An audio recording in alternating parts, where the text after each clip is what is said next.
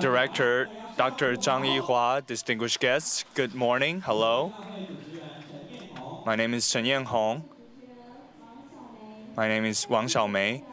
Here on behalf of TTLITDA, welcome to the 2016 Global Technology Leadership and Instructional Technology Summit.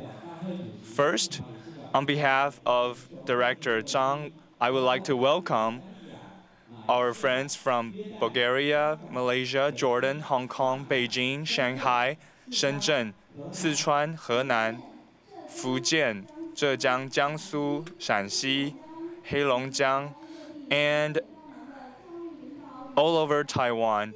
Our guests from all these places welcome you and thank you for coming to today's summit. At the same time, I would like to introduce some of our guests. The first is 111 Education Association Director, Mr. Wu Qingsan, Mr. Power Wu, Ms. Wu from Taoyuan's Education Department, Mr. Du Jiangbo, Ms. Wang from Sichuan,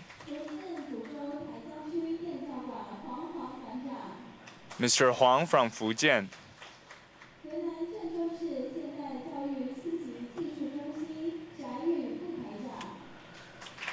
Ms. Zhai from Fujian, and from Henan, Ms. Guo. And I apologize to the guests that I was not able to introduce, but I'm sure that in today's summit we will all get to meet each other and introduce ourselves to each other. We can see that there's a huge banner on the back of the room.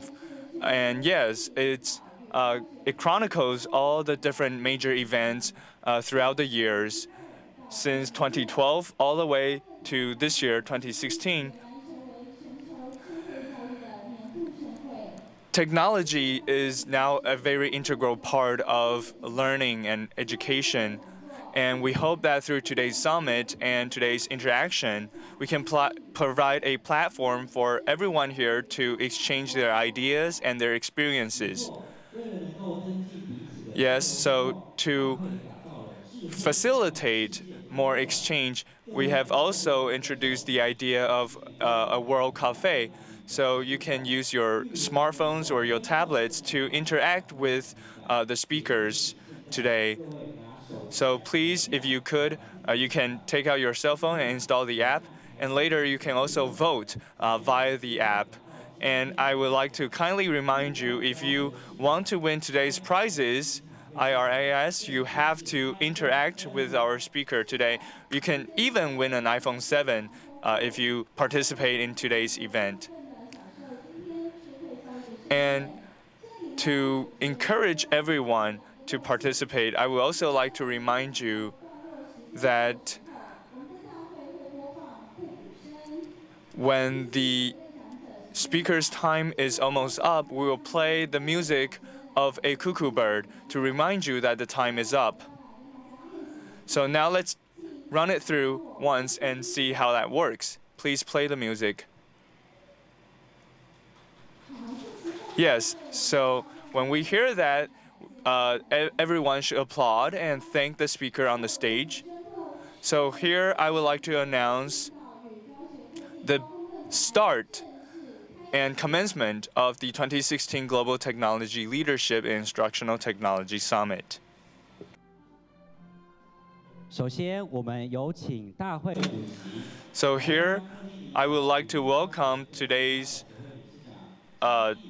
first speaker, Dr. Zhang Yihua, Director of TTLITDA. He's going to give us the opening remark of today. Dr. Zhang is a lecturer at NCCU and also the proposer of the three scaffolding theory.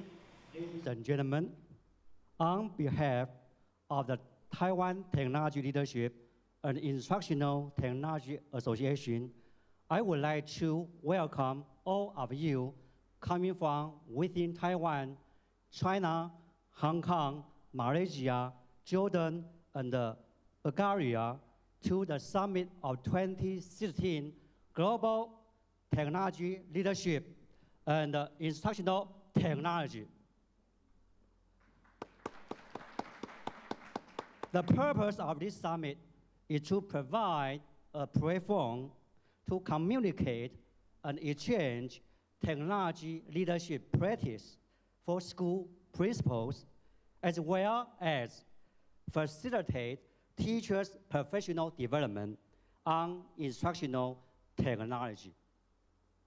The theme of this year, Accelerating Teachers' Professional Development, aims to unite the voices of key speakers on the cutting-edge topics of technology leadership and instructional technology to further drive global competence in smarter education system to prepare the next generation for tomorrow's economy. 协会今年是举办第5届的高峰论坛。举办高峰论坛的目的在于促进科技领导的实务。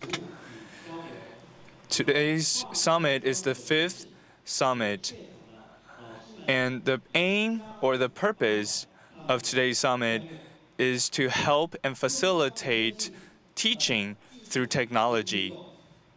Through technology application, we can help teachers innovate in their teaching. If we look at the results, we can share these experiences and enhance the competitiveness of our teaching. So like I said, this year's summit is the 5th summit since 2012. And our theme is to help teachers facilitate their teaching and to promote technology leadership. So today we have gathered experts from all related fields and provide a platform for them to exchange their ideas and their concepts and experiences so that we can realize smart teaching across the strait and also across the world. So again, on behalf of TTLITDA, I would like to thank our co-organizers. The first is 111 Education Association. I would like to thank the director, Mr. Wu Qingsan, and also the education department from Taoyuan City, Ms. Wu, and also the Department of Education from Hsinchu City, Ponglai Elementary School, Jingshou High School, and Smart Teaching Association. And special thanks to our sponsors, Habook, Mr. Power Wu. And I will again like to wish today's summit every success and wish all the participants today health, and we can continue to promote the idea. Thank you. Thank you for your opening remark. Next, we would like to welcome other guests for their opening remarks. The first is the director of 111 Education Association, Mr. Wu Qingsan. Mr. Wu Qingsan is a pioneer in Taiwan's education. He has held many important offices in the past as well.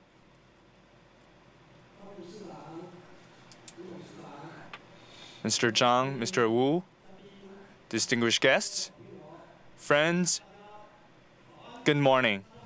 Hello.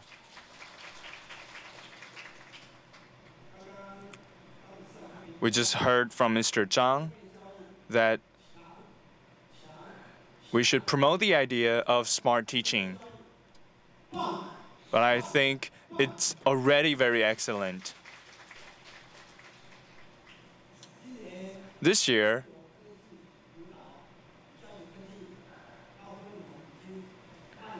is the 5th year of GTLITS. I have participated in all the summits in the past few years, and I could see the development and progress in the past few years. Every year, it's growing a little bit.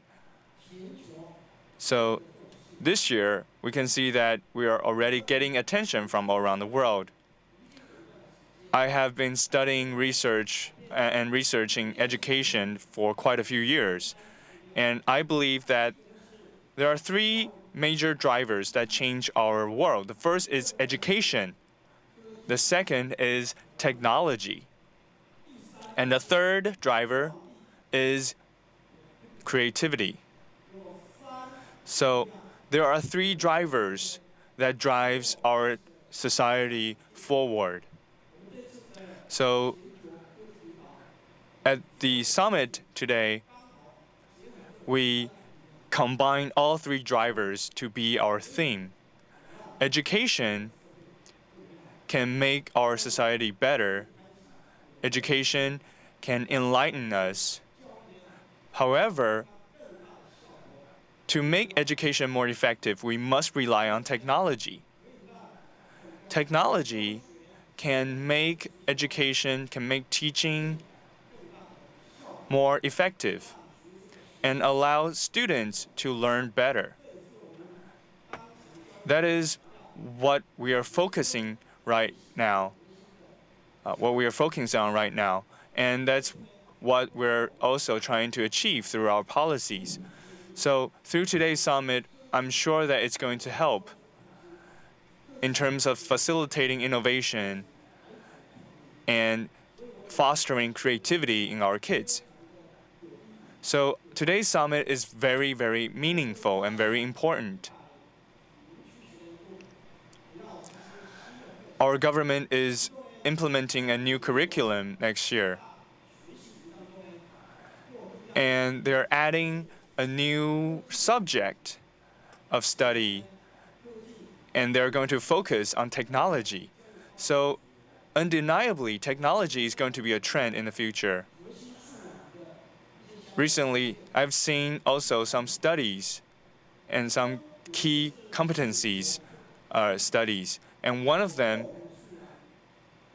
is that everyone around the world is agreeing upon the competency when it comes to digital and technology subjects. So when we have this platform that we share together and we can exchange our ideas together, I really believe that it's going to impact our education in a helpful and meaningful way. So again, I would like to thank Mr. Zhang and Mr. Wu for today's event. I think it's very valuable. I also believe that through all of your support and your participation, we are going to get a lot of fruitful outcomes from today's summit. Again, I would like today's summit every success, and thank you for participating. Thank you. And Mr. Wu for your remarks, and thanks for your contributions to our education in Taiwan. Now we would like to invite our next distinguished guest from Jordan. Let's welcome the General Director of Islamic Cultural Society, Mrs. Dana, and also Dr. Jumana to be on the stage, and we also invite our Professor Huang as their translator. Let's welcome Mrs. Dana and Jumana.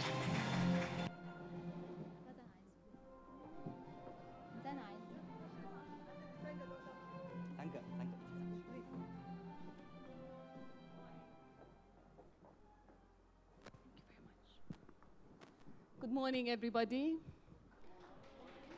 Sorry, I don't speak Chinese, but my English, that's okay. Excellencies, distinguished delegates, ladies and gentlemen, a very good morning to all of you.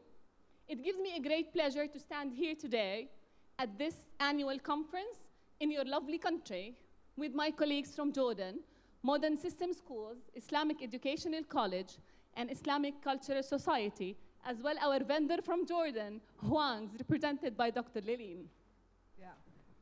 理事长、董事长、各位嘉宾、各位先生、各位女士，今天很荣幸来参加1年1度的这个高峰盛会。我们来自约旦呢，有现代系统学校、伊斯兰教育学院、伊斯兰文化协会。我们在皇室企业黄教授的领导之下呢，来参加这个1年1度的盛会。In our evolving world, we have seen emergence of technology in all aspects of our lives. Our role as leaders, and here today we are gathering to show that the instructional technologies should be integrated in classrooms to enhance the teaching and learning process. Because when the technology is used appropriately, we will have a positive impact on students' achievement and improve the learning.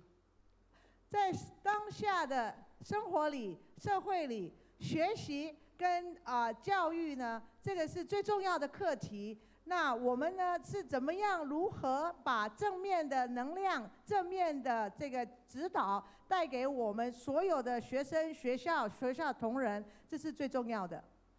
One of the enduring difficulties about technology and education, according to Dr. Mark Stone, co-director of Educational Technology Center of Harvard Graduate School of Education, is that a lot of people think about the technology first and education later.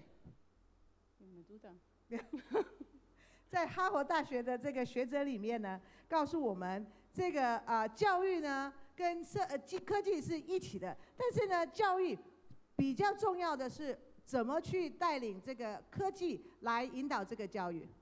As Martin Luther King said, the ultimate measure of man is not where he stands at time of comfort, but where he stands at times of challenge and controversy. Now is the time to decide. Now is the time to act. Are we eager to empower our students? Are we eager to have more into the teaching and learning process? I think this is why we are gathered here at this annual conference. With the best blessing, I wish this conference a great success, and would like to call up to the stage my colleague, Dr. Jumana Abu Hijle. Thank you. 现在最重要的，在这个世纪里面呢，怎么样带领我们最重要的这个科技带进入到这个教育，才是最重要的课题。现在呢，由我们伊斯兰教育学院的校长来为大家说几句话。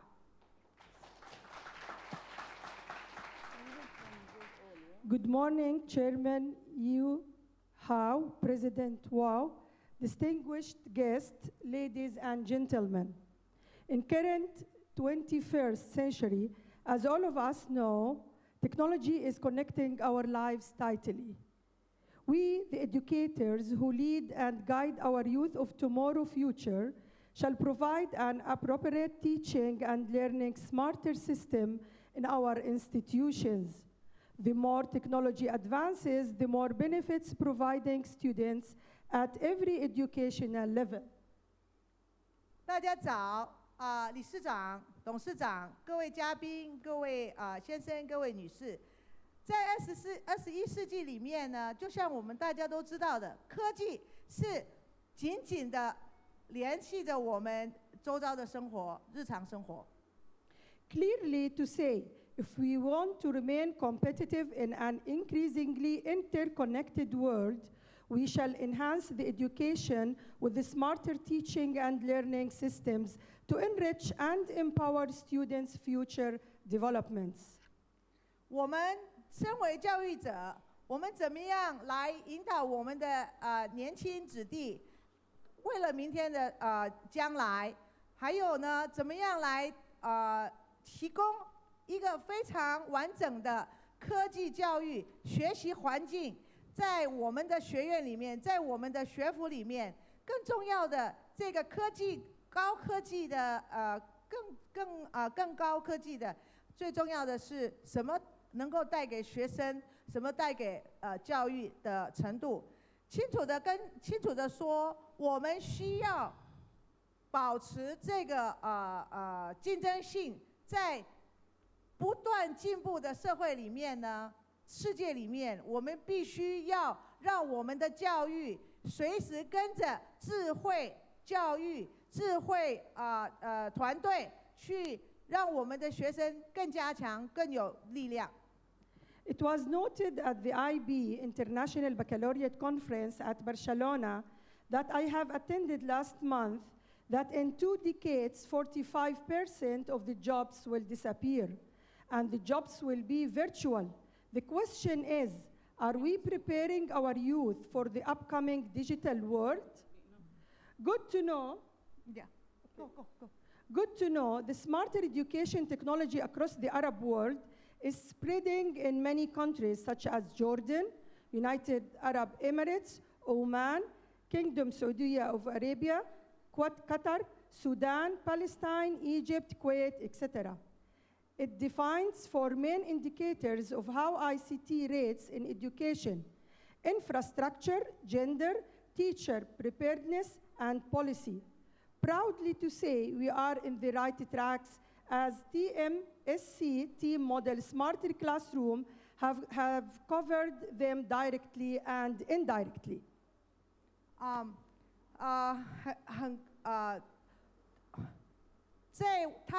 在我上个月前参加在巴塞隆纳的一个论坛里面呢，很清楚的可以了解，20年内45%的人工工作机会可能就会消失了。那我们是不是带领着我们的学生、我们的学子进到这个程度呢？进到这个竞争的这个程度呢？这个数位教育呢？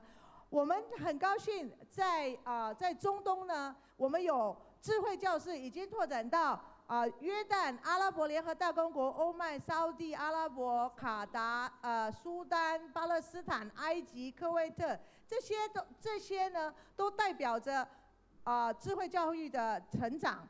那这个 ICT 这个科技的教育呢，有4个比较重要的程度。那我们呢所代表的，我们所引进的这个智慧教育科技，网易智慧教育科技呢，已经涵盖所有的这个层面。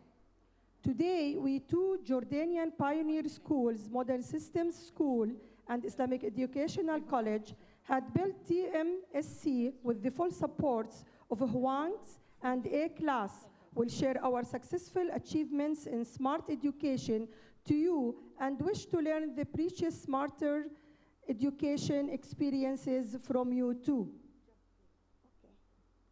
Today, with a quotation from Her Majesty Queen Rania Abdullah, youth constitute 70% of our population, but more importantly that they are 100% of our future. Let's hold our hands together and pray to build and shape smarter education in our youth to create a better world. With my best regards and wish you have a joyful life. Thank you.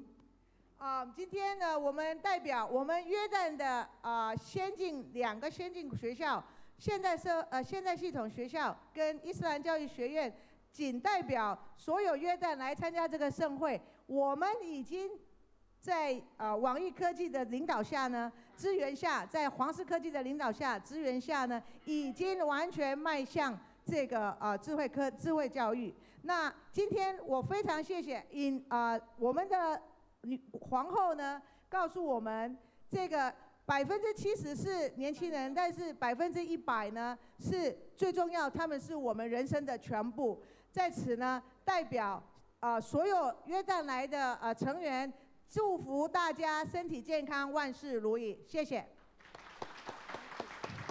谢谢。I would like to thank Stana and Dr. Jomanas for your remarks. Today we have participants from around the world in the educational fields. We hope to inspire a better possibility for the future. Well, have you been to different parts of the world at different times? But I think that it will be a very unusual occasion because later on we will have a remote education and experience here later on the stage. So now with the help of modern technologies, we enable this kind of remote education. So besides sounds and visuals, what else can we provide with modern technology? Even if teachers or instructors are not on site, they can still interact, engage, and share the works together. So we can bridge the gap between city and rural areas to allocate resources more evenly. With this kind of modern technologies, children in remote areas can also obtain and appreciate the better quality of education and also inspire a better mind. So now we would like to invite Mr. Xu Dawei to give us the demonstration. Mr. Xu comes from Beixin Primary School in Taiwan. He also received a lot of recognitions and awards in Taiwan and China.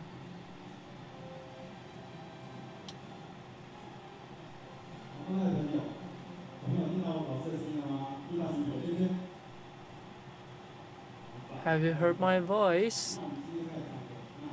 Okay, we'll start our class today.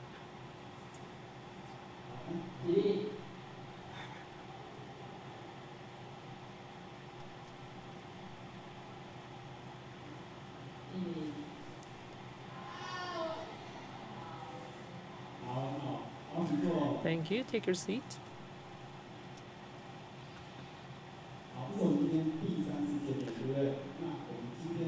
This is the third time that we meet together online.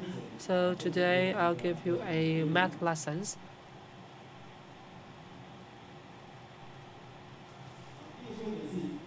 I have a few rules for you. Today we will use IRS and tablet. So later on, if I ask you questions, take a few seconds to think about your answers. If I call your name, please pick up your microphones and answer loudly. Is there any other problems? If there's no problems, please give us a circle. Thank you. Today we also have like team competition. Please discuss with the team members to achieve the task. Before we start the class, I would like to tell you a story. Why do we have to learn about math sequences? Because there are a lot of applications. In the past, there is a mathematician called Gauss, and when he was young, his teacher would like to take a break, so they give them a little test, asking children to plus from 1, plus 2, plus 3 until plus 10, and adds up the numbers. After that, a few seconds, the students come up with the answer, and especially a correct answer, and that's the sequence. And today we're learning from Gauss about how to add up the numbers as a sequence. So what is sequence? Sequence is a series of numbers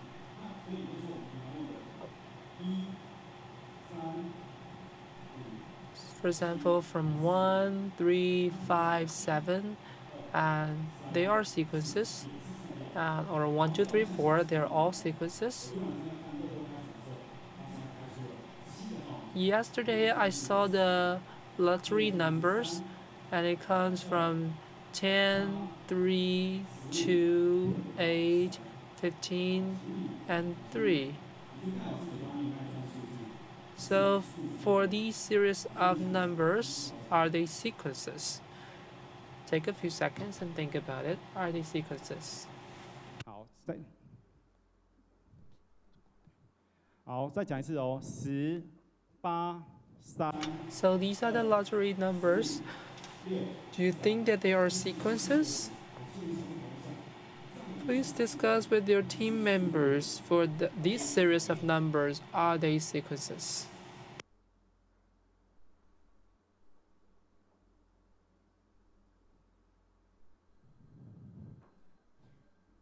好，想好了吗？好，想好有没有同学？ Are there anyone would like to tell us the answer? Are these series of numbers a sequence? Pick up your microphones if you want to answer.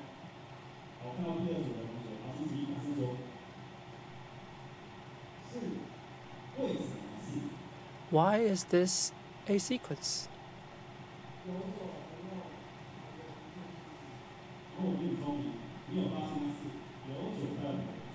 Because it is a whole series of numbers. So, good for you, you have the correct answer. So what is sequence? You can see there are 7 numbers in this sequence.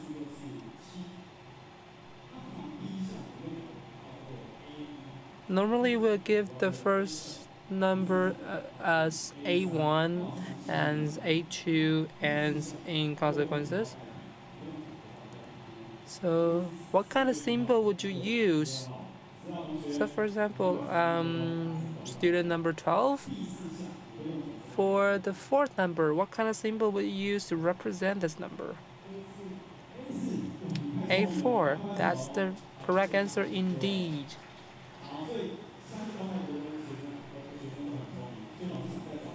I would like to ask another students for the 5th number, 6th numbers, or 7th number, which symbols that you would use to represent them.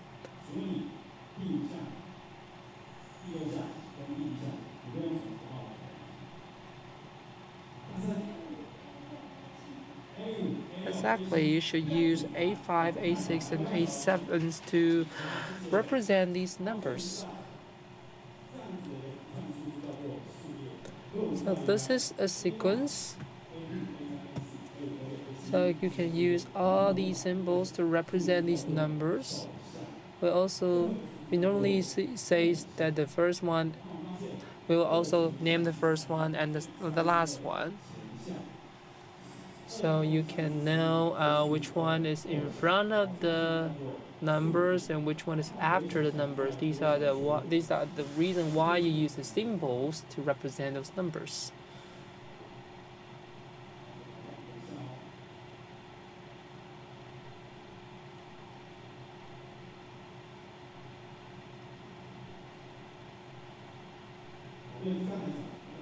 So these are the things that we have talked about a few seconds ago. In the past, when last year we have used matchsticks to compile with all different forms. For example, the first graph would use 3 matches, and the second graph would use 5 matches, and for graph number 4, how many matches did you use?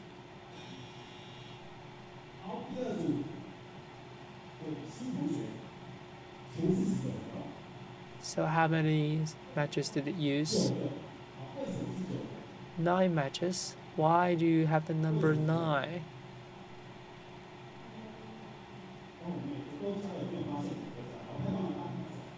Because it's a sequence of 2 interval.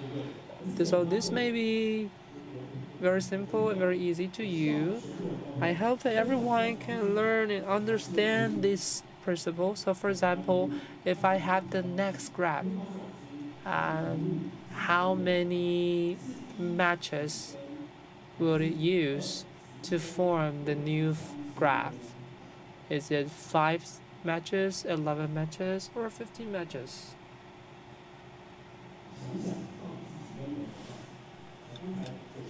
Take a few seconds. Preferably the students have already talked about the sequence and the interval.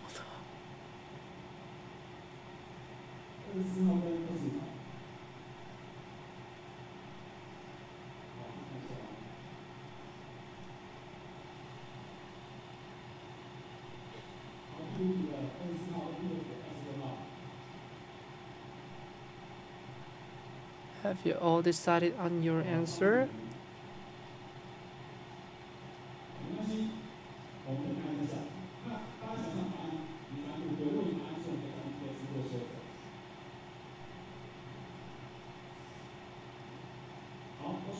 Okay, everyone have their answer already. Okay, everyone except for 2 students are choosing answer 2, but there are 2 people who choose answer 3. So why did you choose answer 3? So tell us why do you think that is answer 3 is 15 matches instead of 11 matches? Maybe for other people, maybe you're nervous and you press the wrong buttons.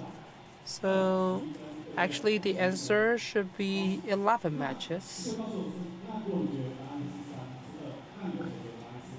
But why do you think that the answer is number 2? Because there's a 2 interval, so that's why we come up with the answer 11.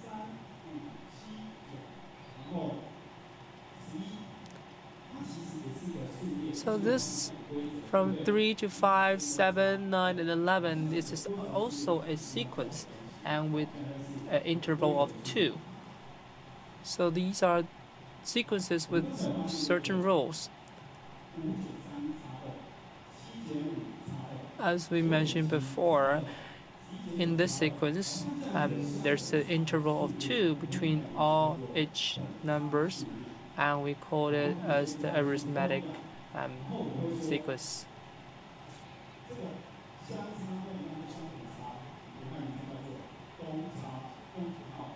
So this is the common interval that you see here. And we use the alphabet D to represent this interval.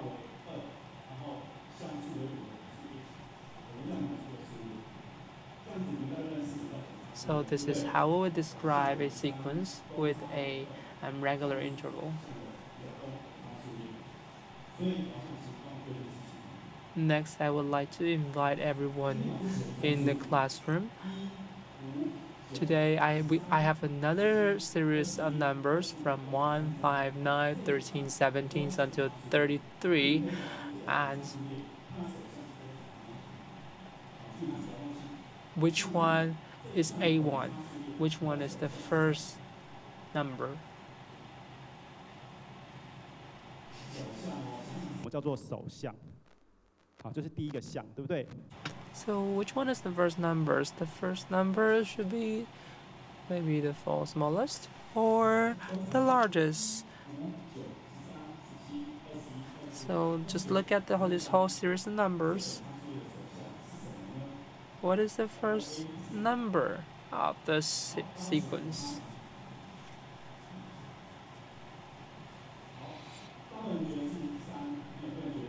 Most people here think it's answer number 3. If you look at the first number of the sequence is 1, so the answer should be the third one. 1 should be the first number. But what is the interval?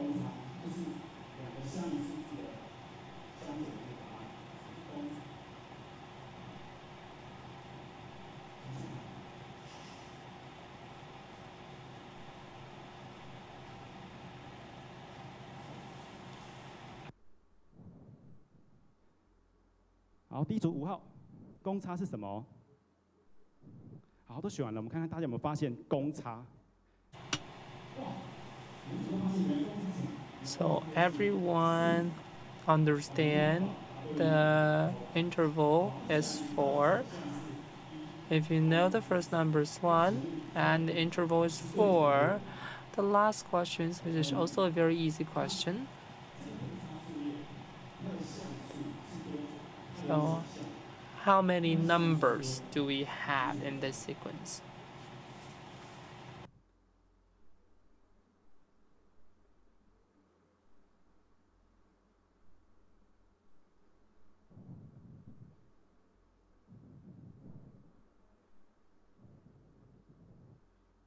哇，已经快完成了。好，第4组加油。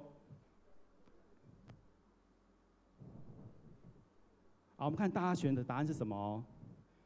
So what are your answer? Obviously, everyone can count that there are in total 9 numbers.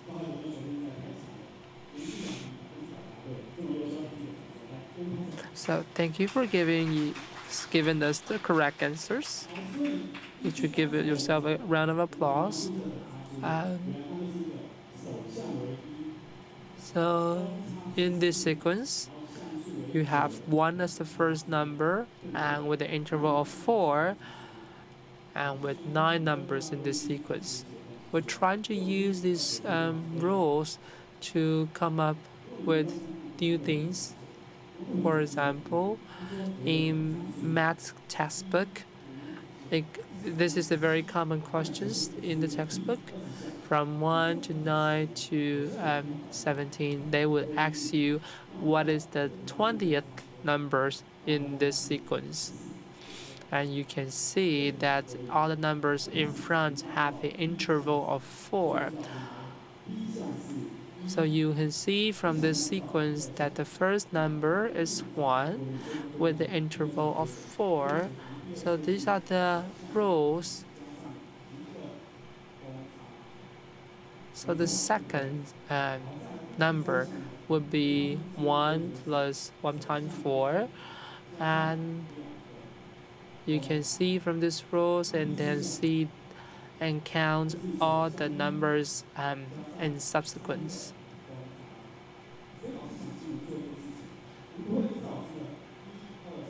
So based on these kind of pattern,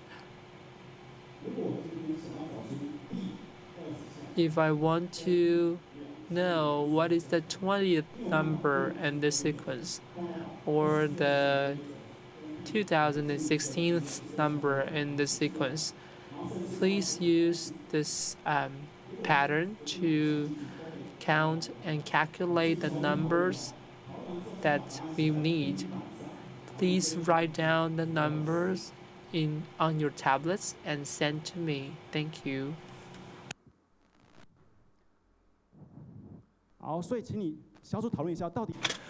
So, please discuss amongst yourselves.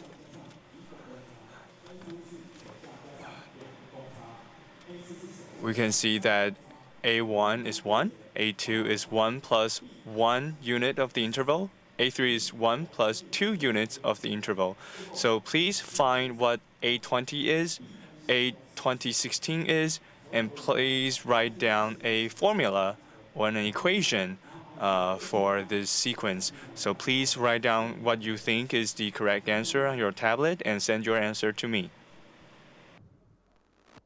哇，高泰的学生真的好认真，每个都很认真在。So I can see that every one of you is very focused on this task. You're all working very hard. But if you can't come up with the answer, you don't have to know it all by yourself. You can also discuss it with your friends and tell them why you're writing down your answer this way. 好，想一想 A1 是这样的规则 ，A So again, let's review the rules. A1 is 1, A2 is 1 plus 1 interval, A3 is 1 plus 2 intervals. So please write down what A20 is, what A2016 is, and what the formula for the sequence is. Okay, I see that group number 6 is already writing down the answers, and you're already discussing. Group number 4 is also discussing. I think that's good. Please do discuss. And when you have the correct answer, please send the answer to me.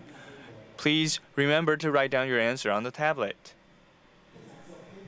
Again, you are allowed to discuss, so please discuss your answers. I can see that group number 2 is discussing very heatedly. That's a good thing. 好，讨论完之后记得把答案写在 Please do remember to write down your answer on the tablet. Okay, I see that group number 4 is already taking their tablet.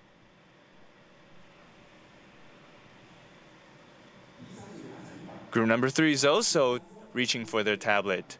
Okay, let's see who's the first to send me their answers.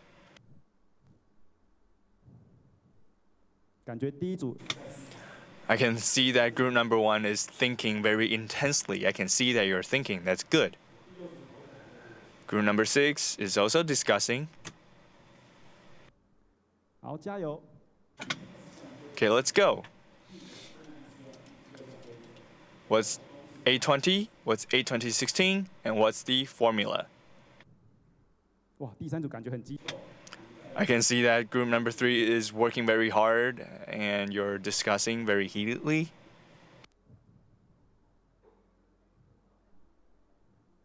哇，老师真的很喜欢第六组讨论的样子，大家。 I really like how group number 6 is discussing and everyone is participating in the discussion. Okay, so once you know what the answer is, you can go ahead and send me the answer. 好，看一下 A1 的规则。 Okay, so let's review again what A1 is, A2, A3, A4, and then we can come up with what the answer is for A20, A2016, and come up with a formula. Once you've written down your answer, we can go ahead and send it to me. Don't be afraid. Don't be shy.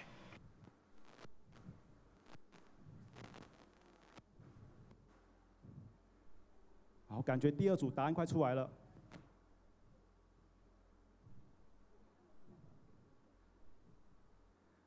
好，加油！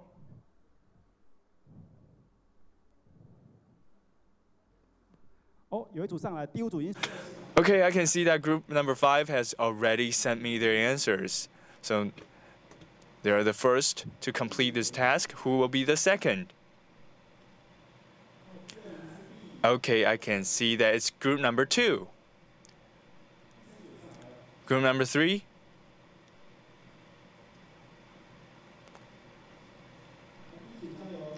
Let's go group number 1. Let's go number 2, number 6.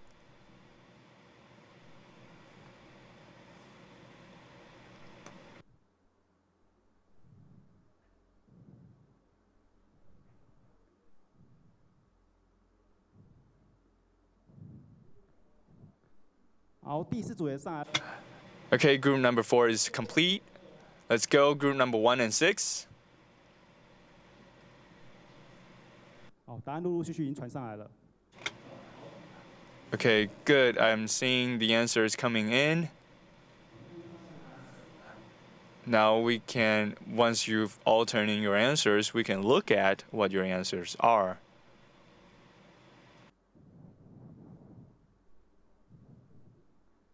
好，那没关系，那没有传上来组别，等一下就帮老师当做。Okay, if you didn't turn your answers, you can still help me review other teams' questions or other teams' answers. Okay, good. I can see that you've all turned in your answers. That's good. So let's take a look. Does any group want to volunteer and talk about their answers first? Okay, I would just go ahead and select group number 2. Can you explain and elaborate to us why you've come up with this answer? Please take up the microphone and explain how you come up with the answer.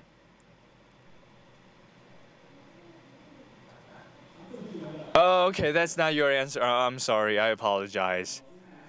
Okay, I'm getting old. My eyesight is not so good right now. You're from group number 2, not number 1. Okay, yeah, I need to take care of my eyes. Okay, so can you tell me what the answer, why you've come up with this answer? 好，为什么你们20项是这样写？ So how did you reach the conclusion? How did you find the answer for A20? What does the 1 in your equation mean? What does that 1 mean? Okay, that's the first number. How about 19? What does that mean? Oh, okay, that's 20 minus 1. How about 4? Oh, that's the interval, yes. So, again, for 2016, that's also the same. 1's the first number. 2015 is 2016 minus 1. So can you tell me what the last formula means? I can't really understand. Okay, so 1 is the first number.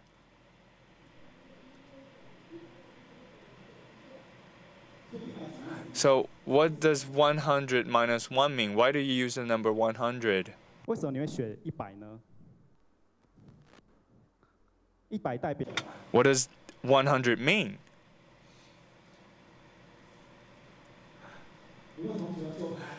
Anybody else want to help out?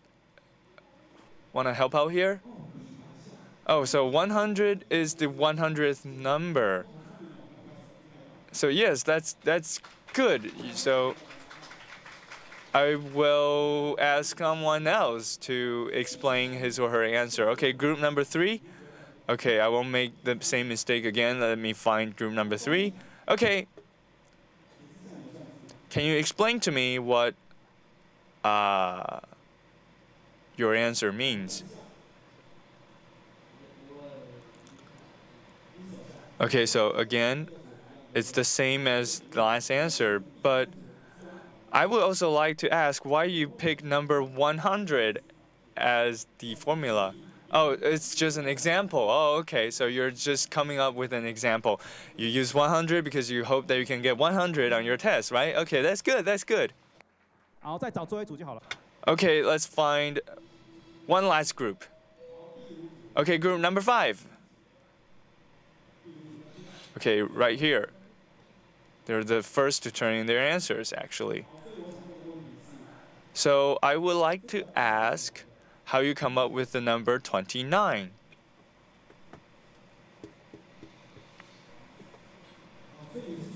So you're using 30 as the example. So 29 is 30 minus 1. That's good. So, okay, I can see that you're all seeing what the rules or what the patterns are. So when you want to calculate a number, you will find the first number and then add that by interval times the total number of items minus 1. But because we're using Chinese characters and only Chinese people or Chinese-speaking people can understand Chinese characters, so we can substitute that Chinese character with the alphabet N so that everyone can understand. So this formula right here allows us to find each and every number in a sequence. So can you all understand? If you understand, please form a circle with your arms. Okay, good. One last question. So now we know there's a sequence. The first number is 4. And the interval is 3. So I would like to ask you to find the 30th number and tell me what the 30th number in this sequence is. Please select the correct answer from the list. Okay, so think back on what the formula was and please tell me what the 30th number is in this sequence. Okay, so do remember once you've completed your calculation, use your remote, use your IRS to tell me what the answer is. Okay, I can see that group number 2, you're very fast. That's good. 好，其他组想一想。 So you can actually see that I've written down what the formula is right on the screen. So if you can remember, you can actually take a look. 好，第一组也好快。 Okay, group 1 is also finished, or almost finished. You're very fast. Good. Let's go, group 6.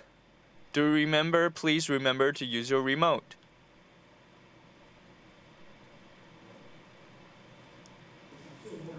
Okay, 4 more people. Think back on the formula. You know the first number, you know the interval. So what the 30th number? Okay, you've all turned in your answers. Let's look at your answers. Okay. Most of you picked the second option, but group 6 has different answers. That's what I would like to see actually. So let's take a look at all the answers and discuss why some of you think it's 90, why something it's 91. So please examine your calculations and your answers and discuss what exactly is the answer. Please discuss amongst yourselves.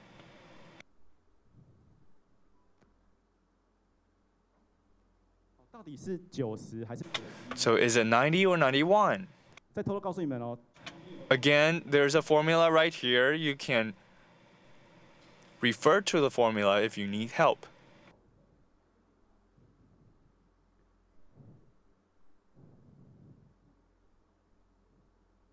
OK 了吗？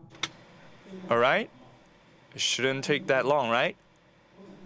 Okay, so can you tell me what the outcome is from your discussion?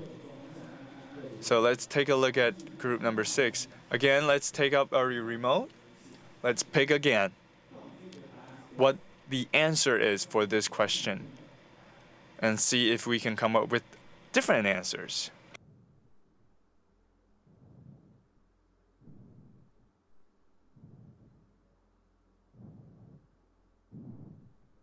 好，讨论完之后应该会更有信心嘛，对不对？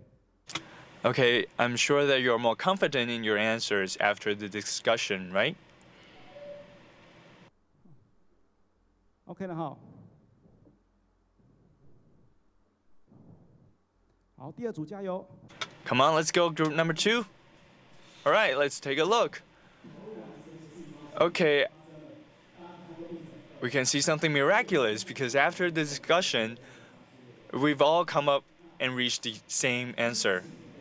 So thank you again for your participation today. That concludes our class today. Thank you. Again, let's thank Mr. Xu from Beijing Elementary School. And we can flip the camera around so that the students can see all of you, all the distinguished guests here today. Let's give them a thumbs up. Thank them for today's class. And Mr. Wu, please stay on stage. We would like you to take a picture with all the students. And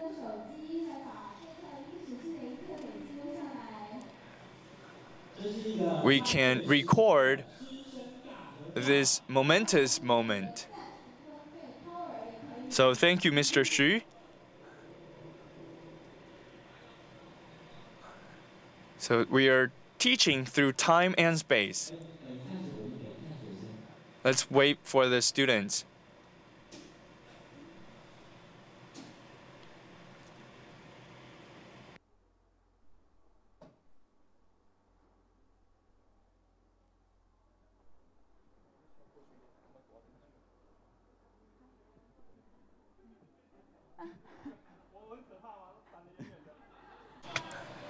You don't have to be afraid of me. Come on, come forward. Step forward. You can move around a bit. Step forward. Yes, come closer to the camera. Good, good. Okay, let's look at the camera. 3, 2, 1. Thank you.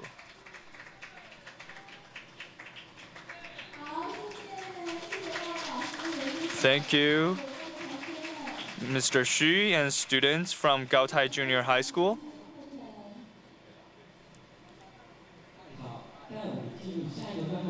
Now, before we start the next session, I would like to ask you to do something. Please take out your cell phone and scan the QR code on your table so that you can reconnect with our summit. And staff members, please help our distinguished guests with the scanning process. 好的，在大 Okay, after the excellent classroom teaching of Mr. Xu, the next session is about big data and classrooms. In addition to allowing students to vote through IRS, big data can also help us analyze how teachers teach and how students learn.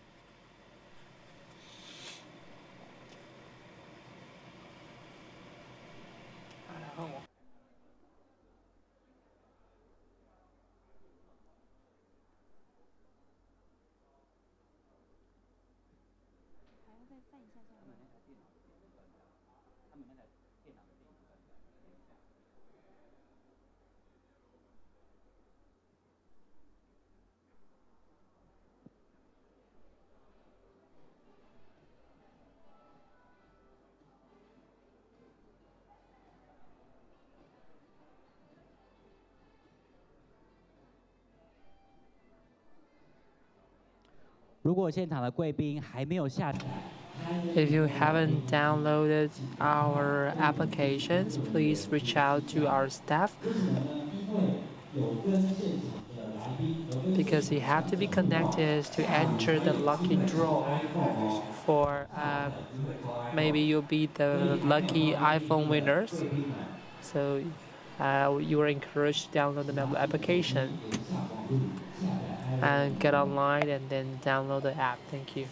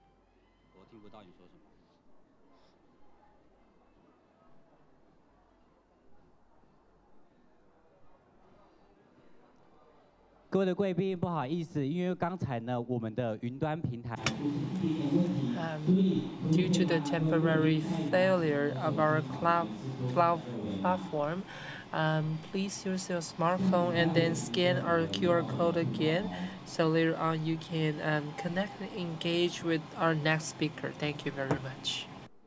哦，不好意思，这边更正一下，各位要扫的二维码是在各位的识别证上面。好， Just to clarify, scan the QR code on your badge instead of the QR code on the table.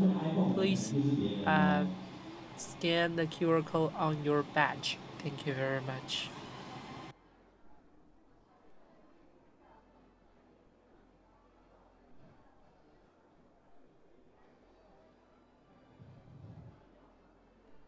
Michael 的简报好了没？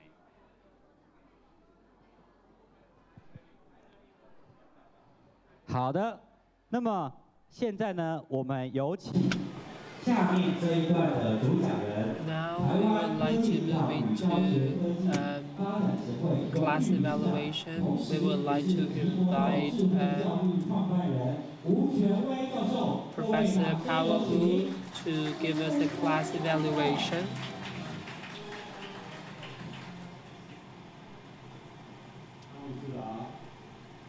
Director General, Director Wu, distinguished guests, and educators from around the world.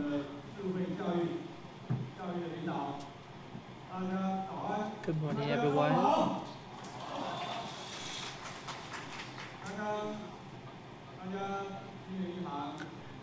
Firstly, we just listened to a smart classroom demonstration. I'm sure that you were impressed by the demonstrations. We can bridge the gap between time and space.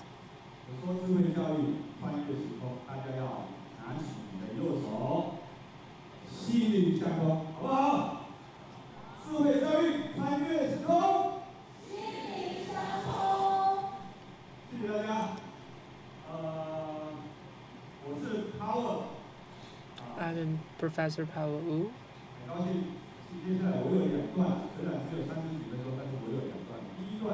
In the next 30 minutes, we will give you a traditional class evaluation. Before we start evaluations, I would like to tell you a short story.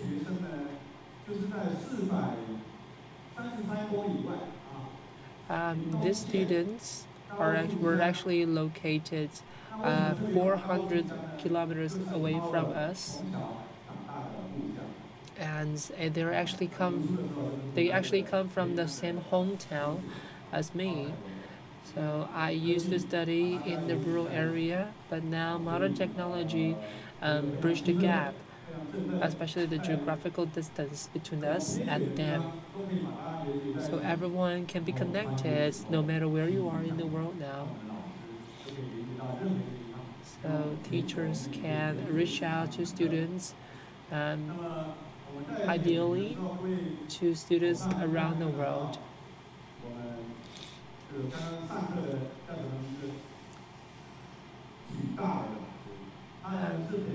Teacher Shi that just demonstrates our smart classrooms come from Beijing Elementary School, and their principal, Ms. Zheng, will also give us a presentation in the afternoon.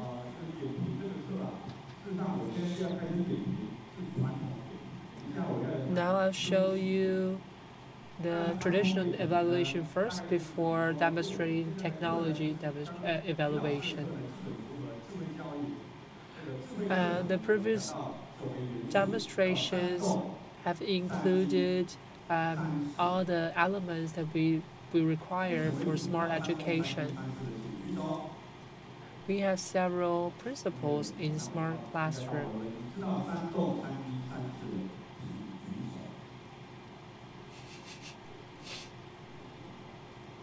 And raise your hand if you know any kind of elements required in the smart education.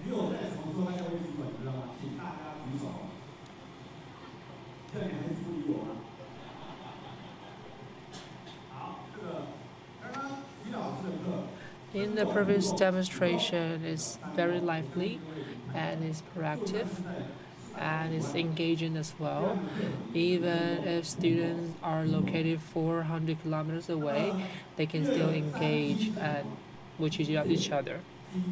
And this education and this process is very sophisticated and advanced. And during the process, you notice that teacher Shi pay attention to students' response and inputs that invite them to participate and also invite them to engage and answer the questions that he proposed.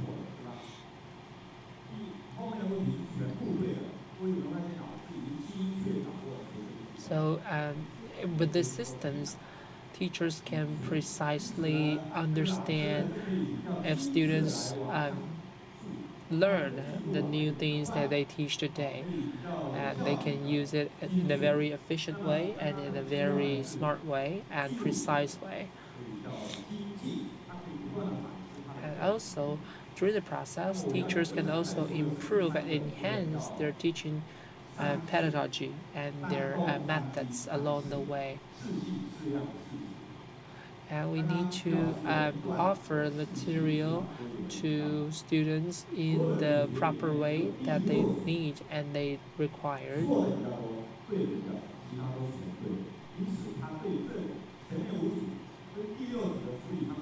So the teachers focus on students who have more difficulties in learning the new lessons.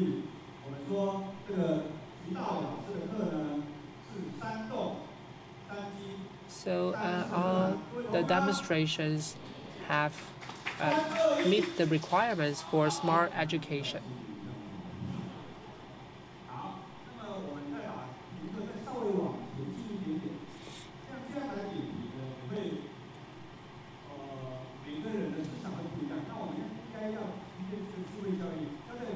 If we want to move smart education forward, can I have my presentation?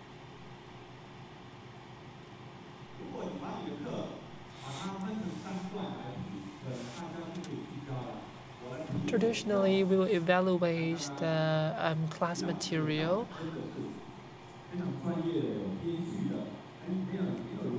For example, in the demonstrations, we see that all the materials are arranged properly. And you also have to think about his pedagogy and also what kind of technologies he has used in the demonstration. So when we evaluate their classes, we will evaluate in their material, technology, and also pedagogy. So what he teaches and how he teaches matter. The students can learn as a team, students can learn individually, and all the informations are available to you.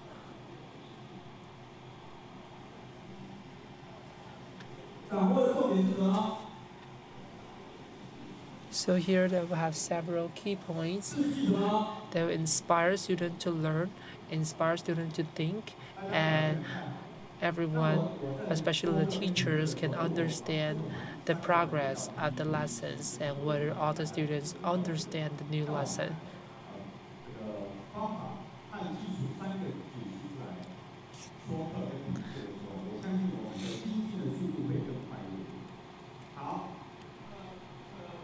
So if you use smart educations, you need to evaluate the classroom and the performance in a different way. We hope that in the near future, the smart education can be effective and engaging, and students should really learn what they need to learn. So that's why students have to engage with teachers. If you want to evaluate the performance, you need to have the effective questions as well as the effective data. With all the data and all the answers and all the materials, you can have an informed decision on your pedagogy. If you have the support from technologies, you need to integrate them and maximize the efficiency of your data.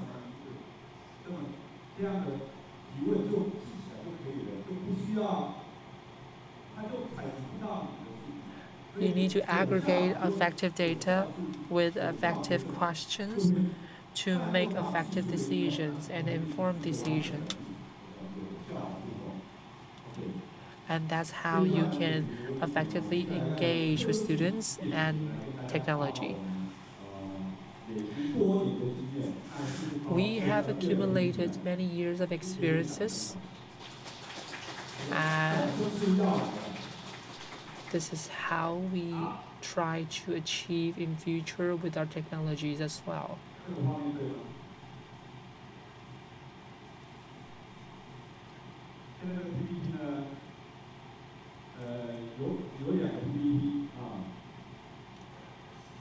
I actually have two presentations. Do we have the right ones on the screen?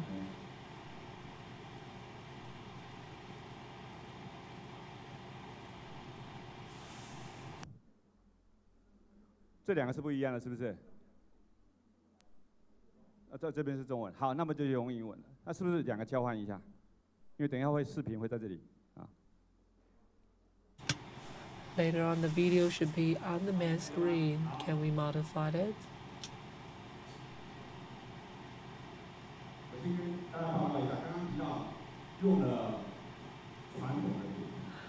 After the traditional evaluations, we can integrate technologies into the evaluation process as well. Today, we are using the team model to evaluate the demonstration as well. Today, big data is very popular. Raise your hand if you heard of big data. If you have used educational big data in your classroom, please raise your hand.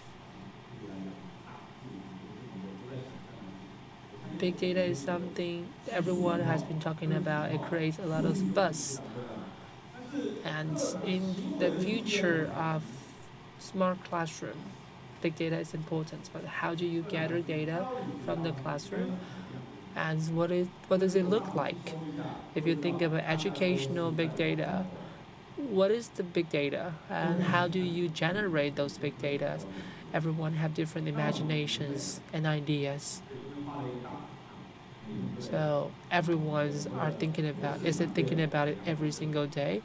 We have a lot of professors and experts and professionals and practitioners who have been thinking about this every single day, and we finally have a preliminary idea. So if we look at the big data of teaching and learning, I know the thesis, even though it's published, we haven't printed it out and handed it to you yet. But here, this thesis is not here yet, but we're going to publish it for everyone to see. But anyway, we can divide teaching and learning big data into 4 different quadrants. The first is teaching behavior. The second is a learning behavior. The third is a learning activity, or we can just shorten it to LA. And then the last one is teaching activity, or we can shorten it to TA. So from our perspective, we divide big data into these 4 categories. So what exactly are these categories? What exactly are teaching behaviors? So here, I'm sure you're all experts, so you can know that teaching behaviors include demonstrations and include asking questions. And in terms of learning behaviors, maybe they will raise their hands, maybe they will discuss, they will answer. So oftentimes in classrooms, we will ask students to raise their hands, like what I did here today. I also asked you to raise your hands to show that you're engaging. And in terms of learning activities, maybe you can vote, you can interact, you can do a lot of things. And in terms of teaching activities, again, you can use e-notes, you can operate different contents, you can jot down scores. All these are teaching activities. And all these behaviors and activities can generate data and you can collect these data. So we can compile these data and divide them into 4 different groups. So today, first, I would like to focus on TB, teaching behavior, and its data. So speaking of TB, we have to first look at the research on this topic. The first researcher that I would like to talk about is Flanders. He did a research on FIAS in 1970. That's over 40 years ago. So if you have heard of Flanders, please raise your hand. Or please stand up. Okay, so only one person in this room is willing to stand up. So this is some extra information for you, right?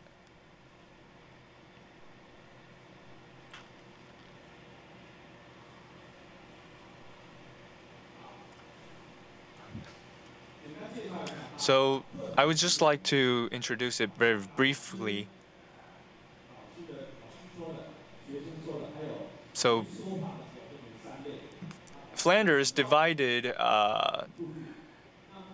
the classroom time into when teachers are talking, when students are talking, and when no one is talking. And then he collected data according to these divisions. And then you can see that he used this graph to observe all the classroom activities. So maybe it's too complex. That's why not a lot of you have heard of it. That's why not a lot of you raise your hands. Now, of course, this is a very good line of thinking, but he lacked in terms of technology and the technical support. However, in 1979, there's a new theory called ST. It is proposed by a Japanese scholar, or by 2 Japanese scholars, actually. They are both professors of IT in Japan. And in this ST model, it's actually easier to understand. We can look at the graphs. I'm sure that you can all understand the graphs. So here, we can look at the graph and know that the teacher is talking, but the students are not really paying attention. And here, the teacher is not talking, but the student is talking a lot. And here, we can see that the teacher and the students are engaging each other, are interacting. And here, it's more of a guiding model. The teacher is guiding the students and encouraging them to talk. And in 1979, the 2 scholars proposed this model. Now, some people use linear graphs. Some people use like a triangle on the right-hand side. So there are different types of teachers. Some teachers are more like lecturers. Some are more like engagers. So this is a study that was published in 1979, and there are schools that are trying to implement this theory into their classrooms. And then in 2012, I don't know if you have heard of this new theory. It's called the COP system. It is a system proposed by a Chinese scholar from Beijing, Mr. Wang. And if you participated in the Cross-Strait Summit, I'm sure that you've all seen this COP system. So Professor Wang used a more intuitive method to show classroom activities and classroom behaviors. So they compared over 1,000 students in Zhejiang province. So there are 5 experts analyzing all these different classroom behaviors. So it was very effective, but you need a lot of human resources to achieve that. So based on the past or the previous three studies, we've come up with the team model support system. Please applaud. So I'm sure that you're all very interested in seeing this new method. When we talk about education, of course, tradition and convention is very important. We shouldn't innovate for the sake of innovation. We have to pass down past experiences. That's also very important. So we have to connect the past with the future. So this system automatically compiles and collects big data on teaching and learning. So you can see that here, team model is the abbreviation of TEAM. And when we translate that into Chinese, 题目豆, and also we can interpret it as teaching and modeling and spreading seeds of hope. So when we talk about data collection, of course we need a structure, right? So what does a structure look like? I know it looks maybe a bit complex, but you can go ahead and take a photo. And I know this photo or this structure right here is actually a result of discussion and research by a half dozen of doctors and their studies.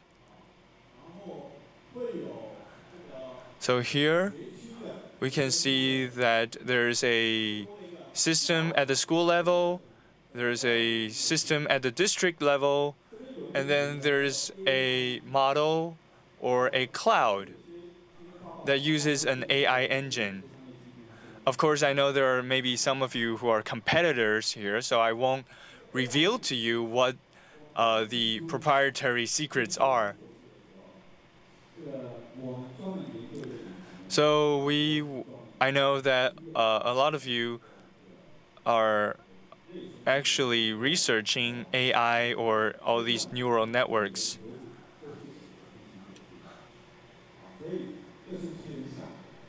So all these are in the cloud.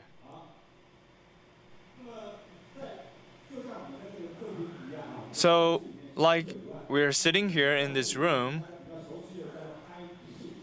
maybe you're familiar with the high teach concept.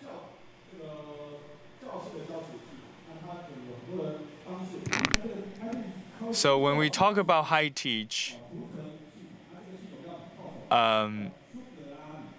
it is a core that collects data. So once you activate high teach, it collects data automatically for you. 当我在议课的时候，它会有苏格拉底。And you will have analytics panels, dashboard, and also a application. If you have two screen or monitors, you can actually monitor the performance of the demonstrations. So all the evaluator can monitor the situation in the classroom and also aggregate all the data required to conduct evaluations.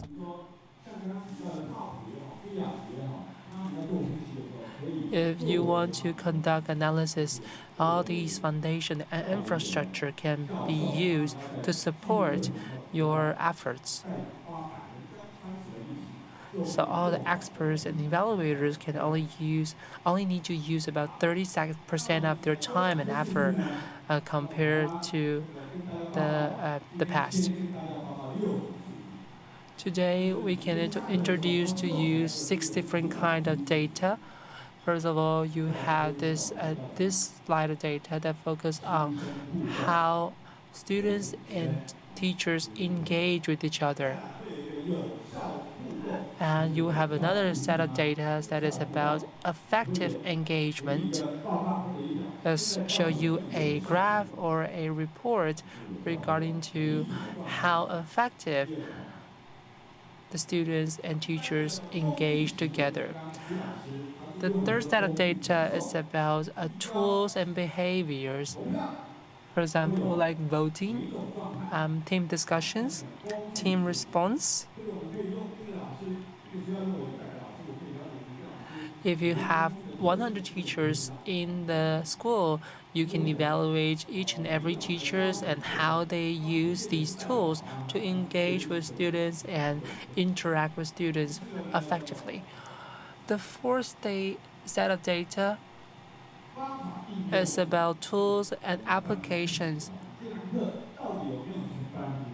For example, did you engage with each student? Do you have team learning? Do you have individual learning? Do you have pub quiz for all the students? So these are the data that can be generated from our systems for analytics. And the fifth set of data is about evaluating the questions that teachers gave to students. What kind of questions the teachers give to the students, and how engaging it is to interact with students. So professors or experts can evaluate the situation based on these data. The last set of data is about response, how students respond to teachers and how teachers respond to students. So these are the data that can be generated from our systems, so all the teachers can understand their classroom and their performance better.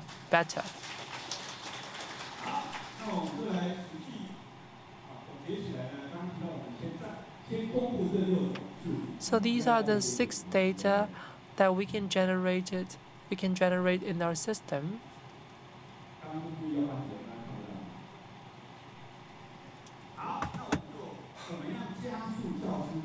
So how do we accelerate professional development?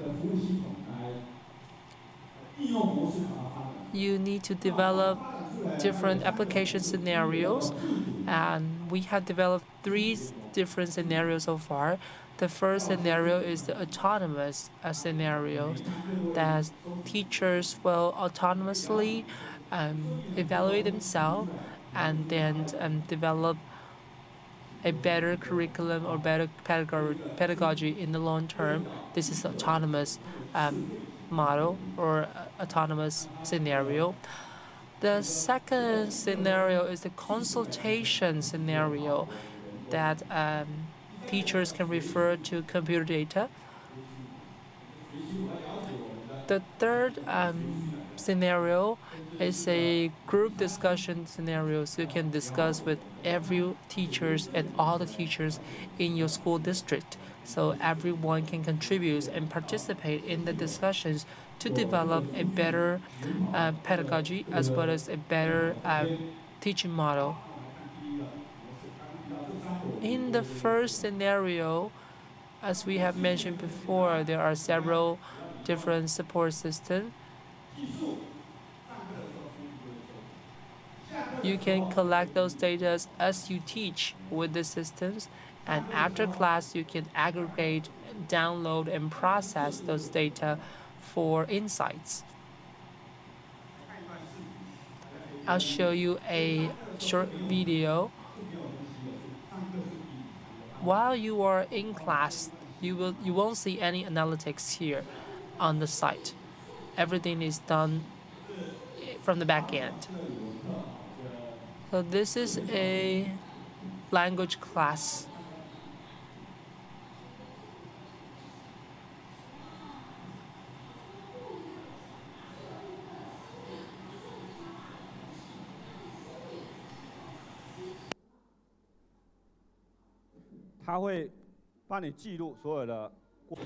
So the system will record all the process for you for future analytics.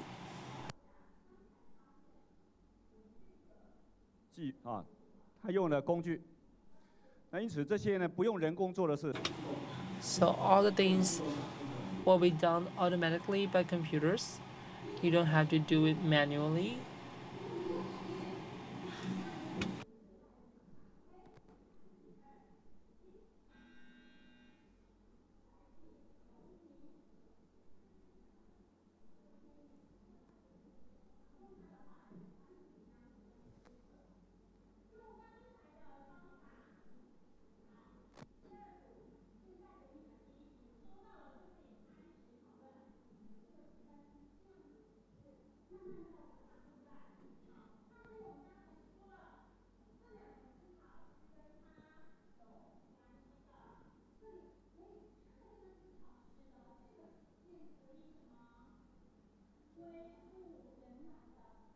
好，这个课很长。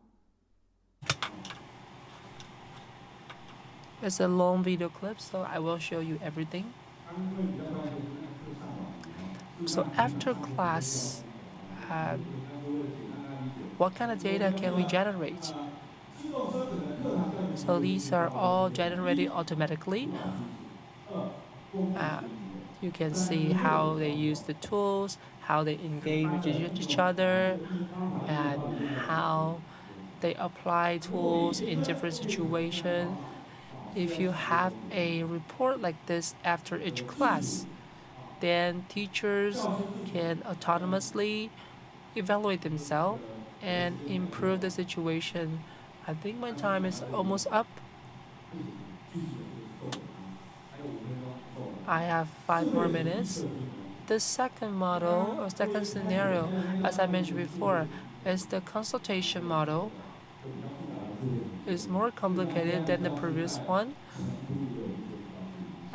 There's a pilot school in Chengdu in China.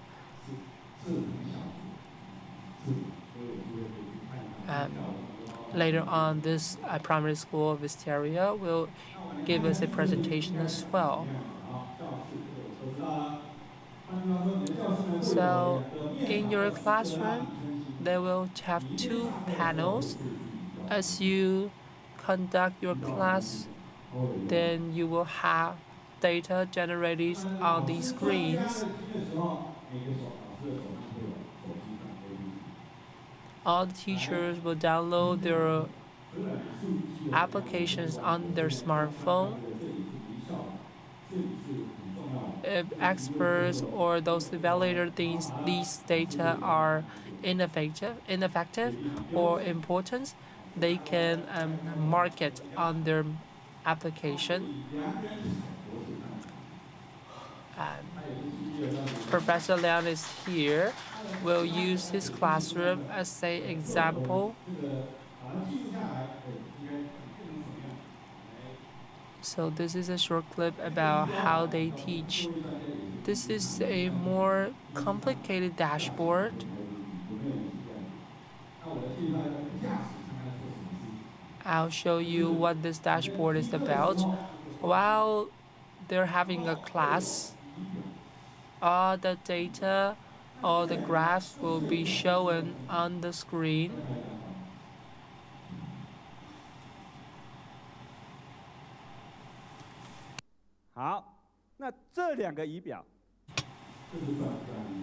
You should look at those graphs in the bottom and the lower half, and these graph or these dashboards belongs to the evaluator.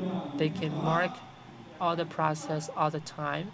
So now we show you the clip and show you how the graphs are generated and how the class is evaluated.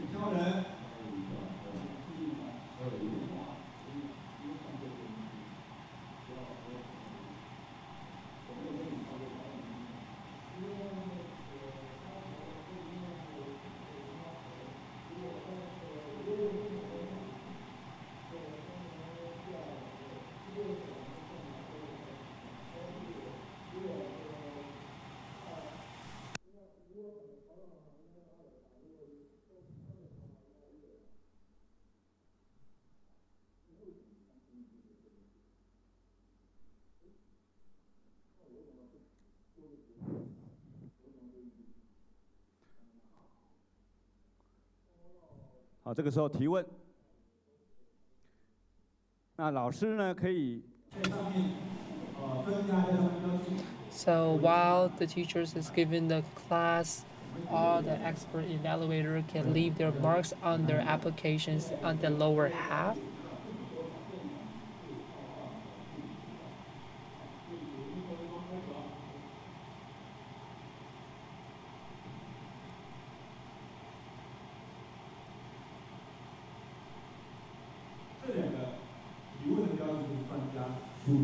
So these are the marks input from evaluators.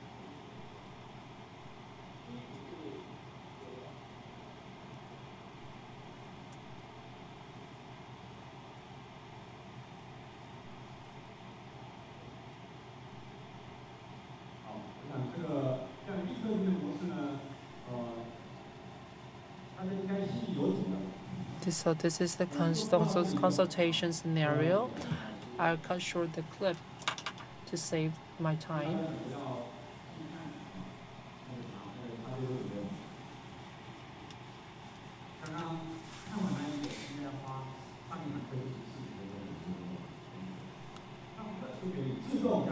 So after the class, you will have a whole data analytics report generated automatically for you. And on the right hand side, these are inputs from evaluators. 这个时候我都非常振奋，发展成这个样子。好，再来就是学区。The third scenario, as I mentioned before, is the school district scenario. I'm sure that you can imagine yourself. You can learn different schemes and different models. You can design new educational policies.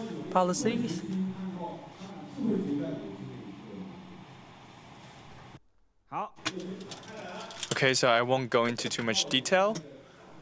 You can see me right here.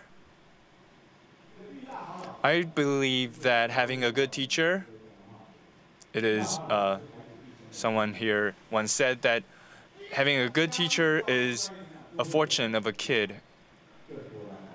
And if we can use this system, we can have more good teachers. And together we can transform the world. Use smart education to transform the world. Let's try it again. Smart education can transcend time and space and transform the world. Thank you. Thank you, Mr. Power Wu, for giving us a glimpse into the future of education. Through more breakthroughs, we can make education better and more fair to everyone. And also, thank you for bringing education to the remote areas. On your tables, you can see there are 10 pamphlets that encourage us to donate to this cause. In the next 10 minutes, we will have a break time, and we have also provided some refreshments in the outside the room. You may go outside and enjoy the refreshments, and the summit will resume in 10 minutes. Thank you. 大家都知道，一部性能优异的。We all know that we need a good race car in order to make a good driver accomplished. And a good doctor also needs good diagnostic tools. So of course, to have a good teacher, we must assist him or her with a good teaching system. So next up, please give a big hand and let's welcome Dr. Zhang Yihua and Dr. Sam Wang from TTLITDA. They will talk about the development of teacher support system. Let's welcome Dr. Zhang Yihua. The next part of our talk will be given in English.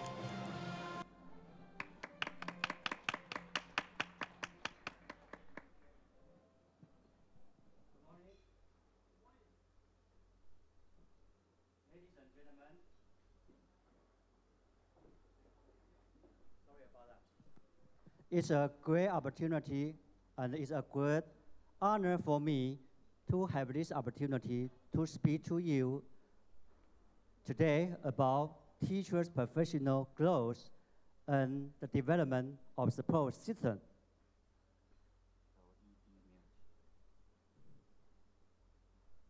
The pointer cannot work. Anyone can help me?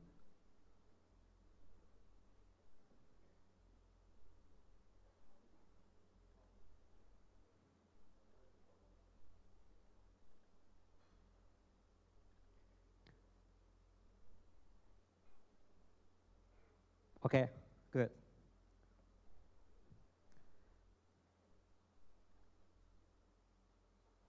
I'm going to concentrate on teachers' professional development in terms of three-level scaffolding framework.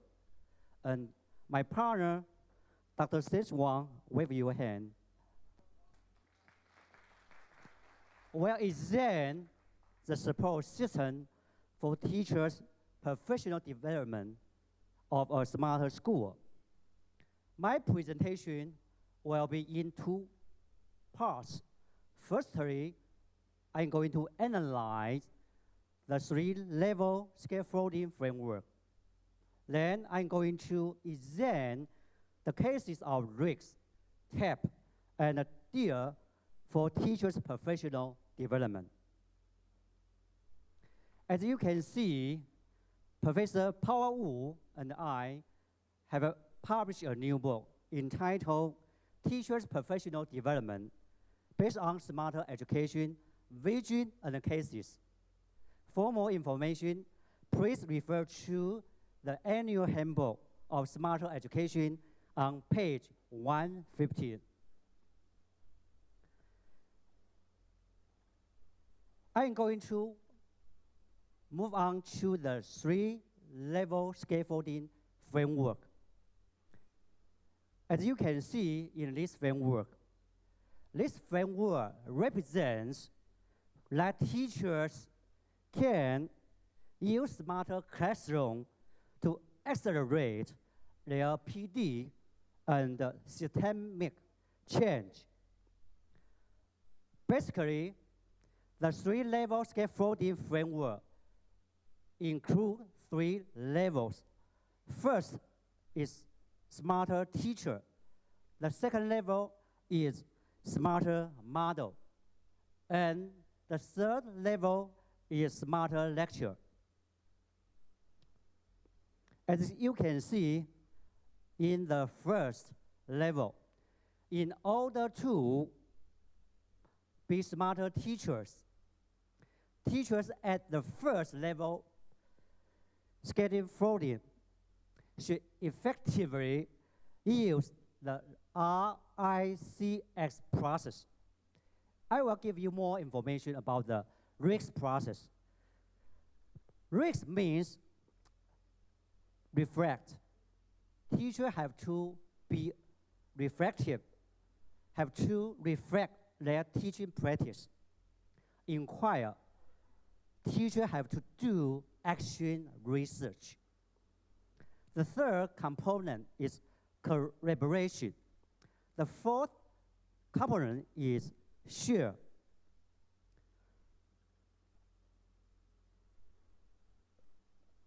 What does reflect mean?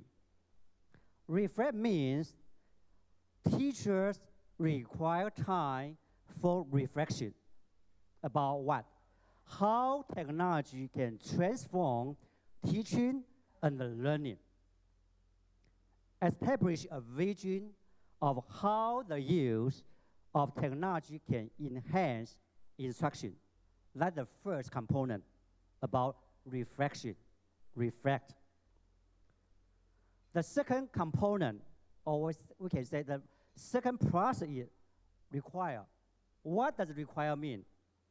Teachers identify questions about their own practice with technology and research, doing action research. Action research is very important during their teaching practice. Action research activities undertaken to answer those questions they met. They have to resolve their question by doing research. The third component is collaborate. What does collaborate mean? It means teachers have to structure time for collaboration, to collaboration with your mentors. The veteran teachers, very important, that you can cooperate with them.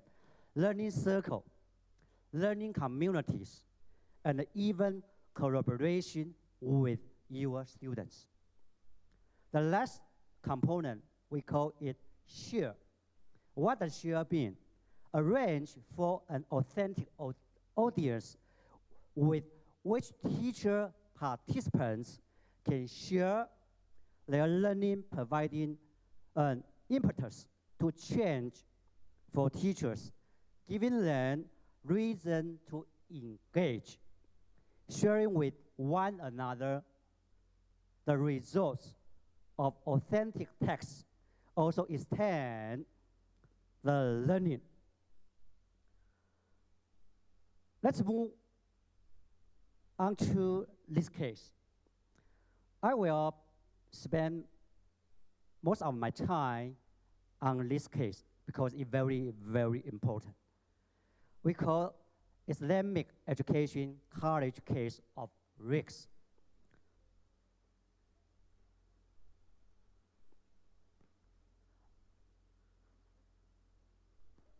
The college is located in Amman, Jordan. Yes? Give a hand, okay? You guys have done an excellent job.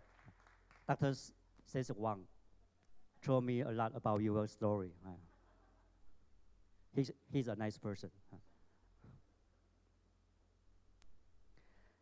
The team-based smarter classroom carnival, we call it carnival, was held on October 27, 2016 in Islamic Education College.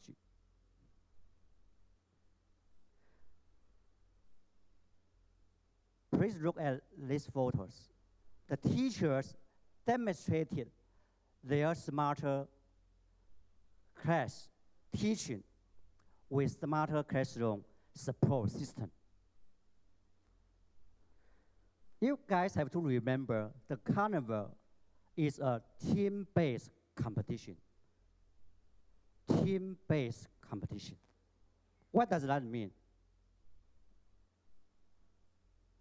Based on the case, and I try to analyze, I found that the team model, smarter classroom, team-based competition is a model for teachers' professional development, which comprises 5 stages. First, team-based cooperation, team-based training, team-based competition, team-based reflection, and team-based growth. So they will follow the process of collaboration, inquire, share, reflect, and to reach the goal of growth. So I mentioned that Carnival, team-based smarter classroom Carnival, is a teacher's professional development model which includes 5 processes: collaboration, inquire, share, reflect, and growth. So you can try to compare the 2 figures. This is the framework that Professor Paul Wu and I create this framework last year at the 2015 summit.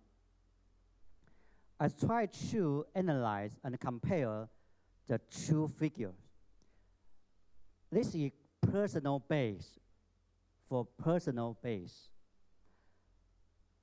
The carnival is a team base. They go through cooperation, inquire, share, reflect to reach the goal of growth.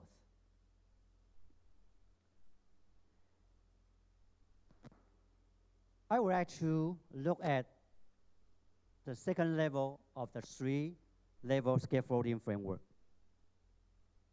What does that mean? Smarter teachers at the second level of the scaffolding effectively adopt the TPC component. Professor Paul Wu mentioned the TPC previous. TPC means technology, pedagogy, and content. This level located at the middle of the scaffolding framework. What does technology mean? Knowledge about certain ways of thinking about and working with technology, tools and resources, and working with technology can apply to technology tools and resources. This includes understanding information technology broadly enough to apply productively at work and in everyday life. The second component of TPC, pedagogy. Pedagogy means teachers' deep knowledge about the process and the practice or methods of teaching and learning. They encompass, among other things, overall education purposes, values, and aims. This form of knowledge applies to understand how students learn, general classroom management skills, lesson planning, and student assessment. What does content mean? Teachers' knowledge about the subject matter to be learned or taught. This knowledge would include knowledge of concepts, theories, ideas, organization frameworks, knowledge of evidence and proof, as well as established practice and approaches toward developing such knowledge. I'm going to give you an example of Dr. Stephen Liang. Dr. Stephen Liang, please raise your hand to our guest. Thank you. You know what? Dr. Stephen Liang is a very famous TBL expert in Taiwan. He's very popular in mainland China. See? He also has many fans, see, in mainland China. Based on my observation, I found that Dr. Liang combines the student tablet smarter classroom, I call it new technology, adopts the team-based learning. The team-based learning, is a new pedagogy and integrates the HTE teaching materials is a new content to create the smarter model of TBL. That's the contribution of Dr. Liang. So I would like to use this figure to describe Dr. Liang's case of TPC. Dr. Liang combined new technology, smarter classroom, new pedagogy, TBL, combine new content, So Dr. Liang creates a new TBL smarter module. That's the case I would like to describe, to talk to you. Okay, I would like to move on to the top of the level scaffolding framework. Smarter teacher at the third level create smarter lectures of demonstration of their teaching, insight of learning, and adaptability of classroom. This teacher, you know why? She also is very famous in Taiwan. At the previous section, her husband demonstrated a very remarkable teaching. Teacher Lin Xinmei, case of DIA. Teacher Lin delivered many speeches at Taiwan and in mainland China.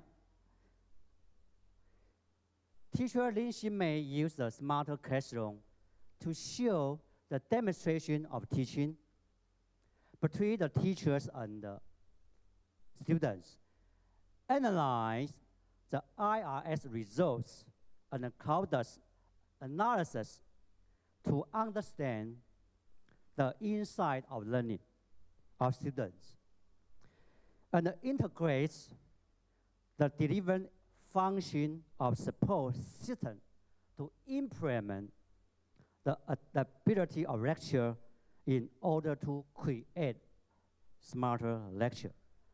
That's the case of teacher Lin Xinmei. In my conclusion, I would like to say that ongoing professional development keeps teachers up to date on new research and how children learn, emerging technology tools for the classroom, new curriculum resources, and more. The best professional development is ongoing, collaborative, and connected to and derived from working with your students and understanding their culture. Thank you for the listening. That's all.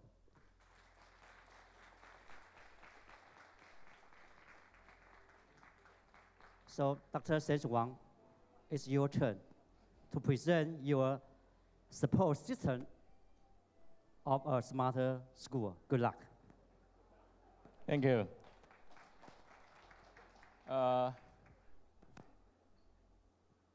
Thank you, our director of our association. The second part of this talk, I would like to talk about how to effectively develop a smarter school. So more practical point of view. Okay. Okay.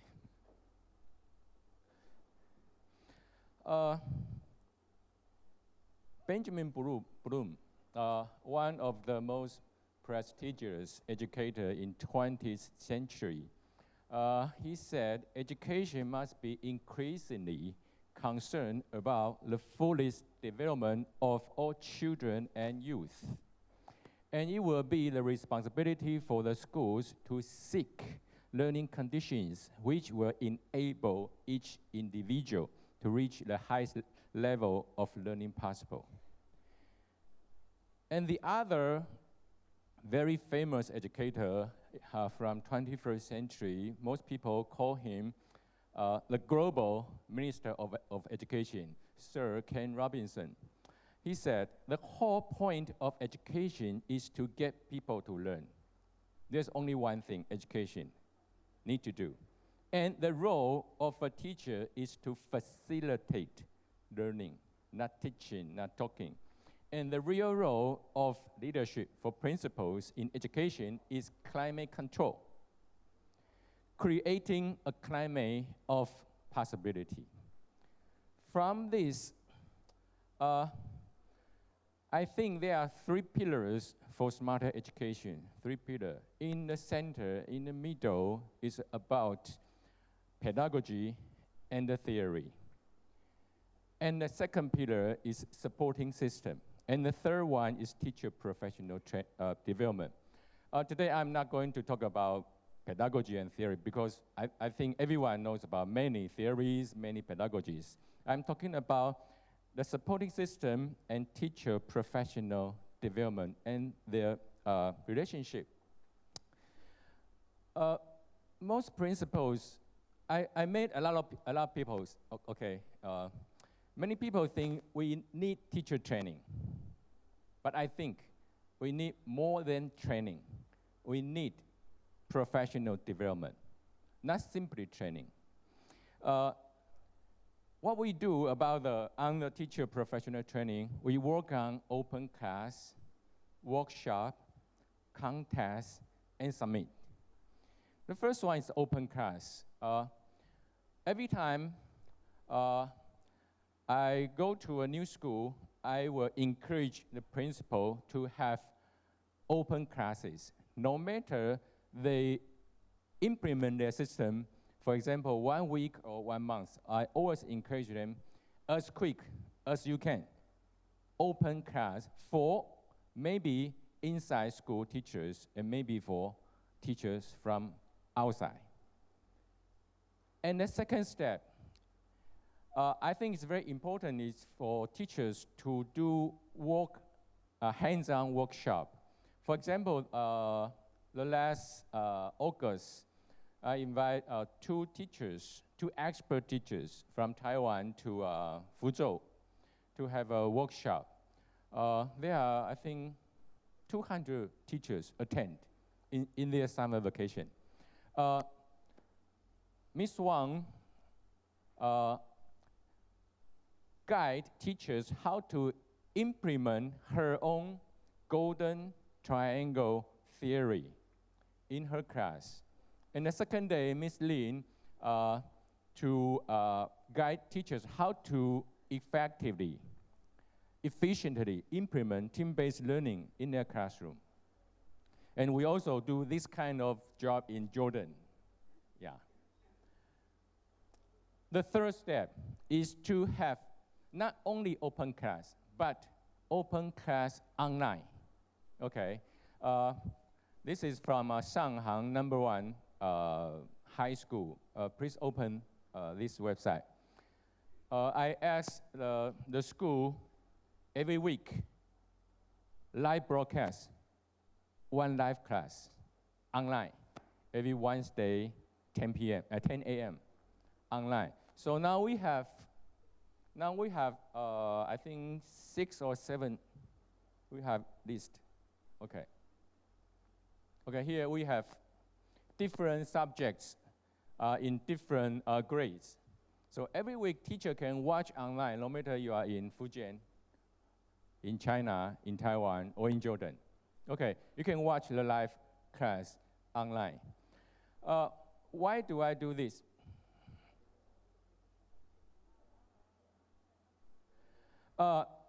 They have their own model called 533, Smarter Model.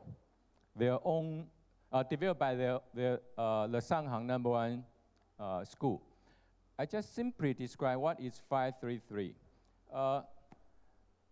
The teachers in Shanghang #1 high school, they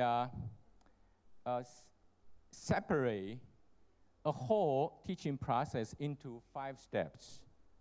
Most people say we have before class, we have in class, and we have after class.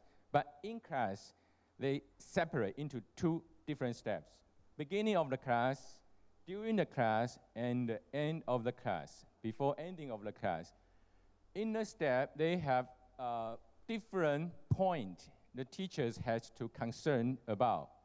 But most important, during class, beginning of the class, during and the end of the class, they ask teachers has to do feedback activities, interactive activities. Okay. Every time teacher asks questions, student will answer, press button to answer to the question. Okay. And the teacher has to decide what kind of approach he has to adopt. Okay, if the passing rate over 80%, just that students peer learning. Actually, teacher don't need to teach anything. Okay, but if the passing rate under 30%, teacher has to teach by him or by herself. Between, ask students to do team learning. This is their 5-3-3 model. Very easy to implement and suitable for any kind of subjects. I watch the lesson every week.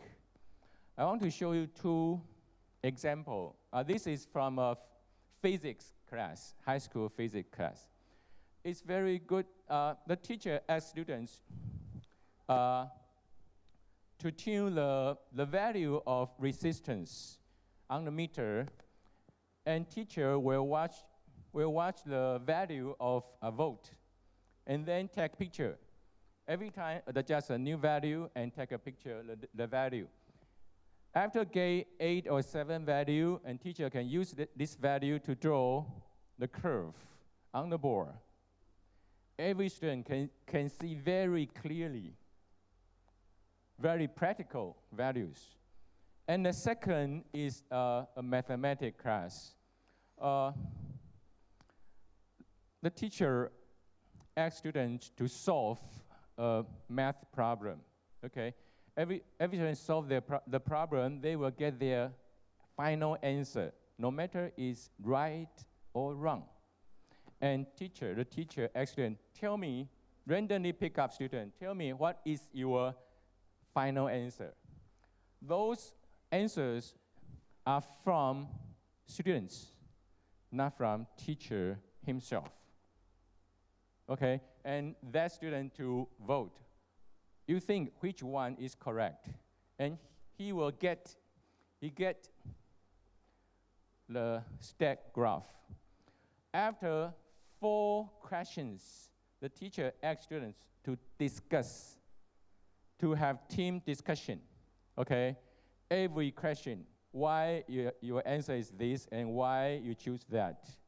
After their discussion, and then ask students to vote again for the 4 questions. As you can see, the bar chart are changing. The changing means students change their mind after their discussion, which means they learned by themselves. So for teacher, it's very easy. The only thing teacher has to do is to design the question. You don't need to think, okay, what is the option number I should put in the question? No, because all the option numbers are from students. Maybe you can map the teacher sheet, the live class here. I think one of the questions he can try this kind of methods. All these are from the live lesson in the net. Okay, so I think most people can learn something from that. And the third step, we have smarter lecture contest. This is in Chinese, but in Jordan we call it carnival, because they are all my very good friends. As I know, Islamic people they love peace. They are peace people, so they don't like contest. They don't like competition. So we give it a new name called carnival. But actually something like contest. But we don't compare. This is rank 1, rank 2, rank 3. No. But everyone very enjoy. I think we can open this website. Okay, we have this website. Just scroll. We have there are 3 groups in a carnival, and these are all the teachers, and we have photos. Okay, but I would like to invite who in charge of this event, Ms. Lama from IEC American Program. Good morning, everybody. I'm so glad to be here today, sharing this experience with you. It's been a pleasure working with everybody, Thank you, Mr. Sam. Thank you, Ms. Lillian. Thank you, Mr. Edward. We had this carnival. We were preparing for it. The main aim for this carnival was for collaboration, to teachers to be learning from each others in learning communities and teaching communities. So there's a shared experience, especially that many of them had never been exposed to technology before. So when we had teachers who were advanced and others who were less advanced, it helped a lot in developing the teachers in our schools. And eventually it developed learning in our school. Through this carnival, development was much faster than regular workshops and regular lectures that we would give teachers. So through the carnival, hands-on discussions. Prior to the carnival with Ms. Lillian, they were around 20 meetings where they had to put their heads together, all their notes together, to be able to come up with ideal classroom using the technology we wanted. Eventually, we had 3 groups that won, and this was the winner, Miss Yusra. Miss Yusra was the biggest resistant. She has resistant to change. She didn't want to change. She said, I was too old. I don't want to use it. And then, bit by bit, with many meetings with Miss Lillian, she was capable of breaking those barriers and getting there and actually win it all. So she had it all. So it was through collaboration and, if I may quote, and inquiry, because they had to inquire a lot. It was through sharing their ideas, sharing all their planning and how to implement it and their pedagogical ideas all together with their, and then doing it with their students and then coming back to reflect, how can I do this better? How can I rectify any of the steps? And then this helped them to grow. And now we have really good nucleus of group of teachers that can spread all this knowledge throughout the school and hopefully throughout our community and our nation. We really need this, and we are stepping forward towards this goal through such carnivals, such interaction between teachers, and I think this is the best way to do it. Thank you very much. Okay, thank you, Ms. Lama. I have a question for you, Ms. Lama. Do you satisfy the result of the event? Do you satisfy? I was really satisfied because I could feel it wasn't easy to introduce, as you know, everybody, we started off as regular teachers standing, lecturing. And so to move on from lecturing to using technology as one step, having the technology and being able to use it and then plan using all this technology is not easy. So, and it was, when we first, I sat with Lillian and it's too much of a hassle. Why would I do this? Let it take time. But then she told me, let's try it. Eventually, they did it. It was very quick, very easy. The meetings and the teachers were willing to do it, and we could see the results on the students. And this is the aim of it all, to see the results on the students, to see that the teaching is going on, learning is going on, and the students are learning, and that was great. Thank you. So you're satisfied. Thank you very much. Okay.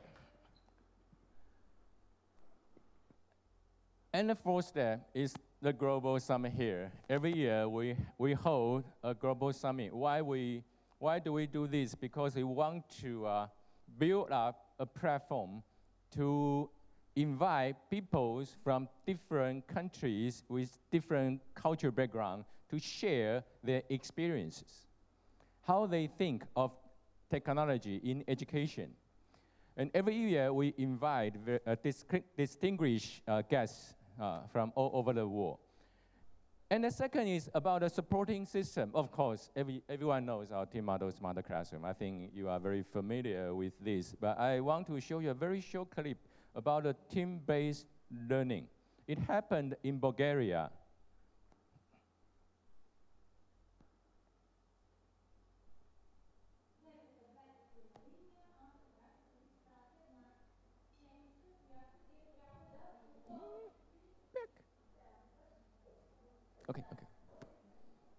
Okay, the teacher push the job to students.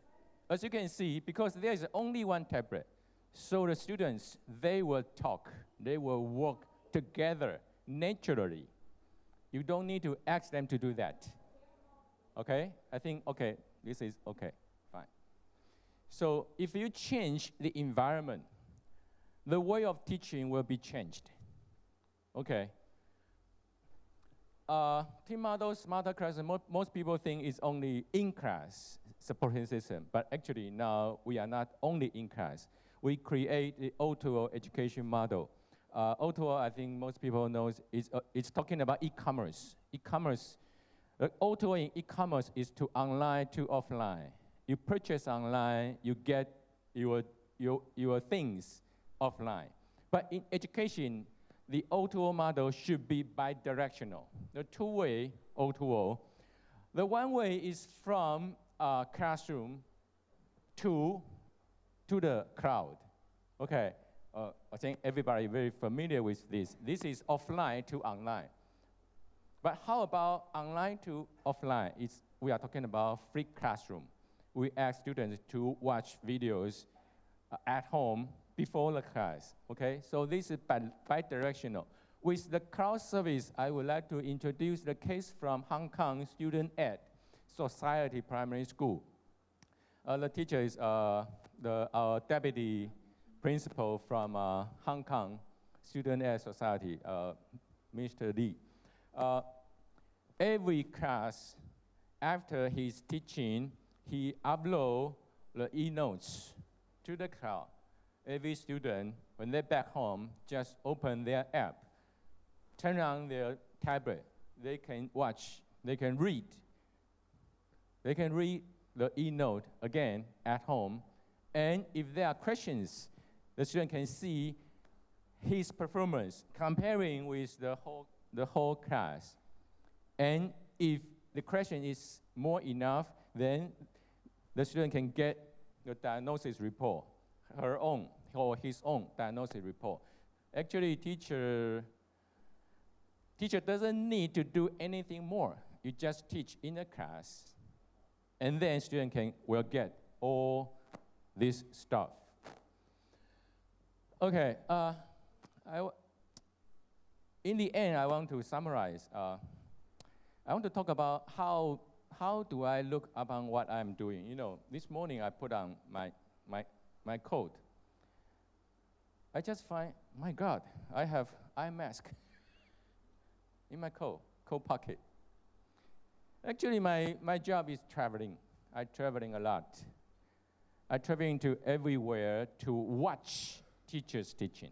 After I watch teachers teaching, I'm talking to teachers. This is a picture I took 3 years ago. At that time, Dr. Lilin drove me to Desi. You know Desi? Desi? You know? Yeah, Desi, you know. She drove me. On the way, oh my God, it's very amazing. You know, for me, for Taiwanese, there are hundreds of ships slowly walk to our car. So we have to stop our car and wait all the ships, they walk by our car. And then we can drive again. And also, on the way, we made shepherds, very kind people, shepherds, invite us to have a tea in his home.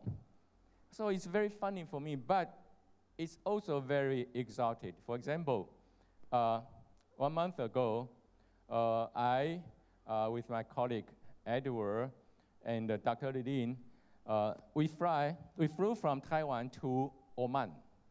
You know, so I fly from Taiwan to Oman. I arrived Oman at 4 a.m. in the morning.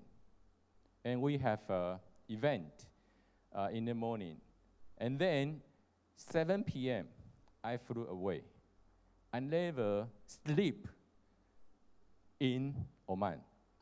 And then we flew to Jordan. So I think I didn't sleep for more than 48 hours. It's very exhausted, very tired. But why? Why do I do this? I think Steve Jobs once said, he said, when you are doing something for yourself or your best friend or family, you are not going to cheat out. If you don't love something, you are not going to go the extra mile, work the extra weekend, challenge the status quo as much. I think he precisely described what I'm thinking of my job. Even it's very tired, very exhausted. But it's also, I learned a lot from this. I learned a lot from teachers. In the end, please, if you are interested, you can visit Islamic, the website, and also the Chinese website from Shanghai Yizhong. Thank you very much. 谢谢两位专家用深入浅出的方式为大家解析了3层式音架的精髓。有了3层式音架，就能加速教师专业成长了。谢谢两位专家开拓了教师专业成长的新道路。谢谢。下一个段落里，我们还要继续来探究教语学的大数据议题。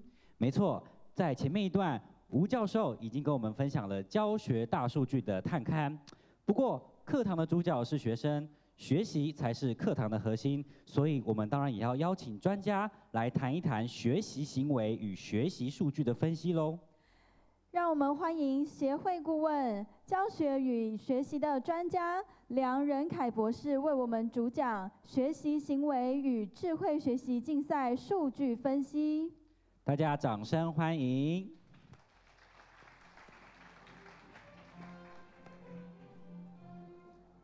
好，这一段我就用中文了。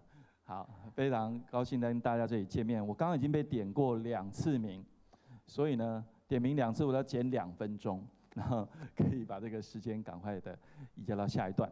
那么这一个大数据我稍微做点修改哈。那我们这是教育学大数据的 Part 2， 不过我们今天把重点放在大家比较容易理解的有关于规模数据的应用。这个规模数据的量很大，但是用起来没有那么难。好，那刚刚前面这个吴教授讲的学问比较多一点啊，要有一些 AI 啊一些东西，我今天把它放低一点。但是为了 Part 1、Part 2有一些连接呢，我们还是要有一些投影片呢，稍微把这2段连起来。那么这刚刚讲的就是有4种类型的数据。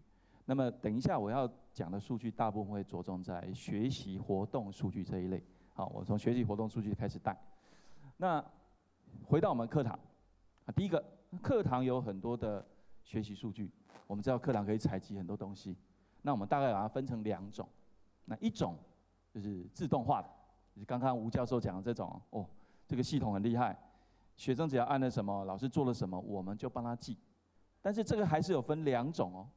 第一种跟学生的表现，我们讲 performance 有关的，比如说，我这个题目呢按的对不对，选了哪一个选项，我的作品教了什么，这些东西是跟他的直接的学习的表现有关的，我们称为活动型的数据。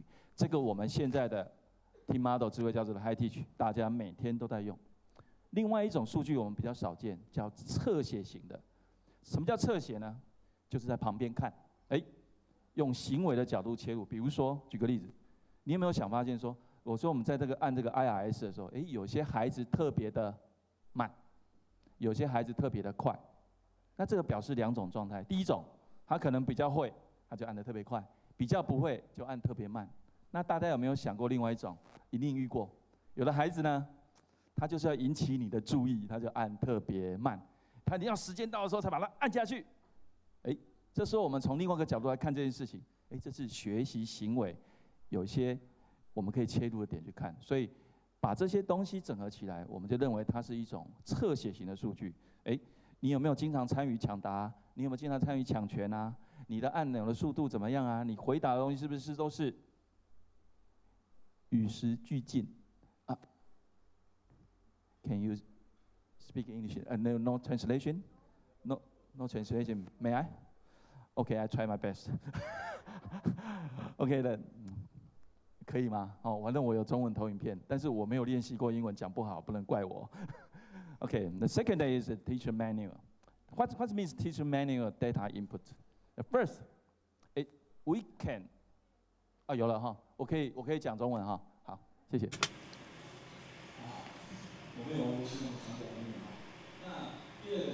So the second is manual by the teachers. So the most frequently used feature is to mark down stars for the different groups. There are many different kinds of stars. So maybe you perform well, I will give you a star. But maybe you work well with your teammates or your group mates and achieved your goal, then I will give you also a star. So there are different kinds of stars. So these are very active and very subjective. We will allow the teachers to input that manually. There are also other certificates or honors. So maybe they won a race, then we can record that. And there are some markings that are semi-automatic, but all these are recorded in the system. And there are some characteristics when it comes to the data. Most of them, of course, there are some exceptions, but most of the activities are specially designed. You have a certain goal in your mind, you have a certain objective in mind. However, there are also some activities that we will give the students initiative to design or to decide what they want to do. So again, we have individual statistics. However, most of the data are from a collective stage. So for example, I ask a question, everyone has to answer. That's collective. Or I give out an assignment and everyone has to do the assignment. That's also collective. So we can get collective data in that way. Also, the progression of the classroom is in sync, or it's controlled by the teacher. So we still have a syllabus, we have a curriculum, so that we can control the material and make sure that everyone is on the same page. Now, all that is controlled by the teacher. And oftentimes, the data has to do with comparing different students in the same classroom. But there are also data that has nothing to do with other students. So data like this is not something that we'll handle in our system. So, or it was not, but then we came up with another model, a scaled up model of data. So we take this in the know competition, for example. We started it way back in the past when I was still studying in grad school, when we're still just developing the system.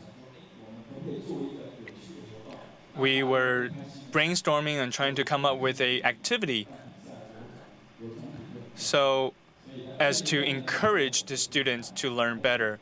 So from 2002, we started to hold a competition, an English speaking competition.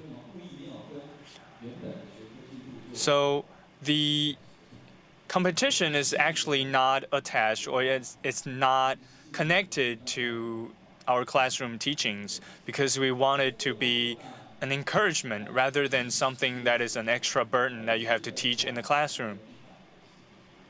There are over 100 elementary schools in Taipei, and at the time, over 70 elementary schools decided to participate in this competition. So at the time, we encouraged them by asking them to use the RS system. And then in 2015, we started to expand the competition from just in Taipei, just in Taiwan, to cross-strait, and also from just English speaking to also reading. So the competition's aim is actually quite simple. We think that if we can give the students an objective, a goal, then they will try to strive and achieve that goal. We're not pushing them or threatening them with scores, but ask them to voluntarily sign up for the competitions on their own. So when they participate in the competition, they actually represent not just themselves, but their class or even their schools, so that they will get this sense of honor, this sense of accomplishment, and they will be more proactive in their learning. They will go online and look at the different materials on their own. So in the end, it doesn't really matter who won, but the process, the fact that students are learning on their own for this competition is what matters the most. So this year, 2016, we actually just held the competition. So like I said, this is the 15th year of the competition, and it was a cross-strait competition between mainland China and Taiwan. So the competition were held in 3 different locations. The preliminary, or the first stage of the competition, was held in Taiwan and 2 cities, Ningbo and Chengdu, in mainland China. And the subjects include reading and English. And the participants include 4th graders and also 5th and 6th graders. And the most important thing is that you have to sign up with your school. You have to represent your school. And if you sign up, the entire school has to sign up. And the question was designed by the professors at Taipei Education University. So he designed, or they, at the Taipei Education University, designed the reading questions. And the English speaking questions was provided by LTTC, which is the unit or the organization that designed GEPT, the English proficiency test. And we used the assessment measures of PIRLS, PEARLS. So we divided reading into 4 different layers, or 4 different metrics. And during the first round of the competition, of course, in the past, we used a more simple system. But now, because of a increased demand, we could not use IRS. We used pencils and scanners. So the students would fill out their cards in the classrooms, and then we'll collect the cards, the electro-scan cards, to scan their answers. And we provided certain awards based on the results of the first round competition. And then we take the top 10% of the students to advance to the next round. And the final round still was divided into different stages. The first stage, of course, still had a lot of competitors. So they had to read an article for 10 minutes and then answer for 10 minutes. And we take those who got over 70% of the questions right and advance them to the next round. And then for English speaking, that's also, we use IRS, and then we give them 30 seconds to answer all the questions. Again, we take those who are over 70% to the second stage. And the second stage is a elimination round. Have you all participated in a competition that is elimination? Now, of course, that can be kind of scary.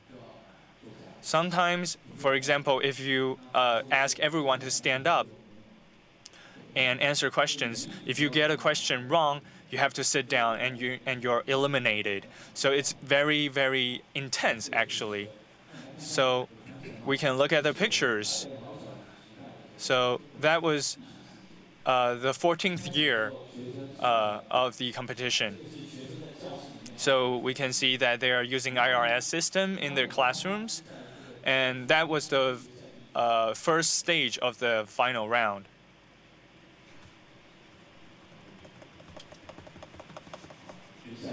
So that's the first stage. And then the second stage, we will take them to an auditorium of a university, and then they will compete in the auditorium. So they are sitting actually on stage and competing. So Professor Zhang, are you here? Please wave your hand. He was the moderator for the competition. He's a really good moderator. If you need any events moderated, you can ask him. So here you can see the students sitting. They're all eliminated from the competition. And of course, you cannot hint other students. You cannot try to sneak in an answer to the competitors. So in the end, of course, we gave out awards. Now these pictures are from this year. And here we can see one of the districts. So you can look at the IRS screen. It's full of red lights, right? So there are over 200, I think 200 students competing. And here is a district in Taipei. So here it's actually quite unique because it wasn't just held in Taipei. We also connected with Pingdong, which is in southern Taiwan, and competed together. So in Taipei, we actually held a long-distance competition. So here, Mr. Lee is talking about the process, the procedure. We also see the awards giving ceremony. Of course, the competition is quite interesting, and everyone have a good time, and we have the award ceremony. So, what is the meaning to our leadership? Even though it is a competition, people have a good time. But if they say it's a test, then people will resist it. So actually, this competition for us is like a health test or health check to monitor or evaluate how effective the education process is. But of course, we want to integrate the gamification process so everyone can have fun in this competition as well. And this is a diagnosis for each and every student. This is for a whole class. So after a competition, you can receive all these reports regarding to individual students, the whole class, the whole school, and the whole district. So these are all the 4 metrics that we mentioned before, from readings to English learning, understanding. So throughout this report, you can understand what is your strengths and what is your weaknesses. So this is one of the school. You can see from their performance that these tests are challenging to them.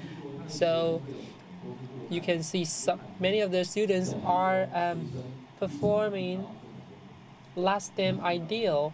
They do not encounter this kind of questions regarding to readings and understanding texts that often.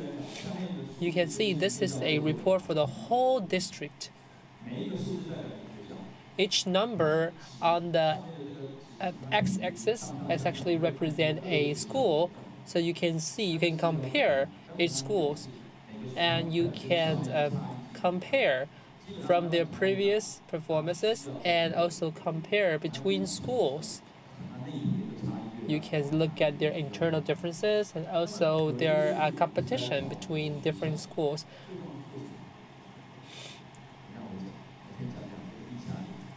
So this is example. We implement the same system in different parts in China. And they originally have a kind of they have an existing evaluation system already. So they invite all 19 schools and over 6,000 students participate in this evaluation process. They conducted for 4 times. If you are interested in their situation and experiences, you can reach out to them. Some of the representatives are here with us today. You can see the variation is huge. And for leaders, you can actually understand the gap of learning experiences and their performances. On the lower left-hand side, you can see how individual school performs compared to the whole district. So you can provide complementary support to them as well. So in our perspective, this kind of competition can enhance our long-term objective, which is to enhance learning performance and learning experiences. And you can have a external evaluation. You can know what is the weaknesses and how to support them and how to enhance them. We want to support each and every school with data instead of punishment. We hope that everyone can focus on how they can improve and where they can improve. These data have to be collected and gathered consistently and annually. If you're interested, you are more than welcome to participate in our competition next year. We hope that you can utilize this educational data properly. Thank you very much. Thank you for your presentation and your insight. And this concludes our session in the morning. We have listened to a lot of data and systems regarding to education and evaluation. All these tools open a new chapter and new horizon for education. I'm sure that you have learned a lot just like me.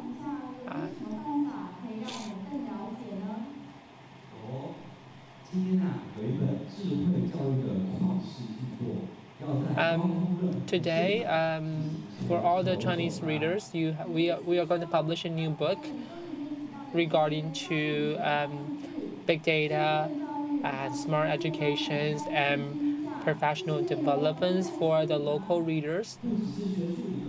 And in this book, we provide theories as well as case studies, as well as a lot of tools for you. And all of these proceeds, if you buy the book today, all the proceeds will be donated for remote areas in Taiwan. So this is also a charitable event for everyone here.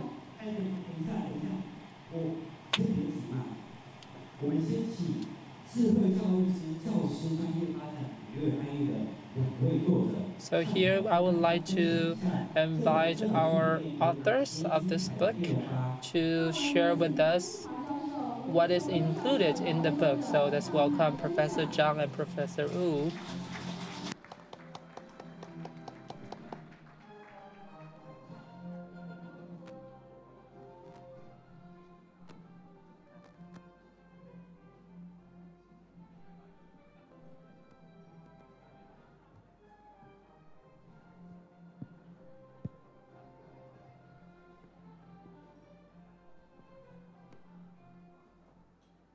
I'm Zhang, I am Wu.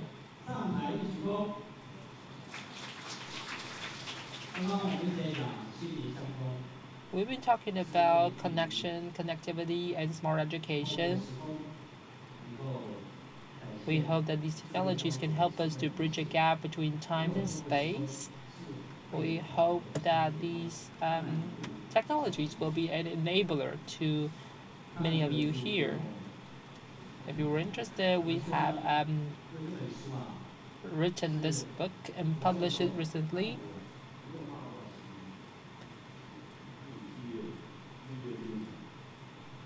We spent a lot of time in this book.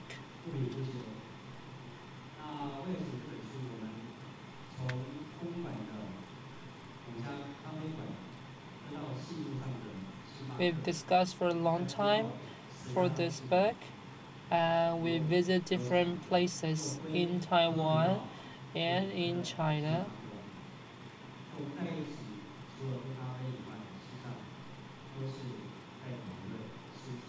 We have been brainstorming about this book.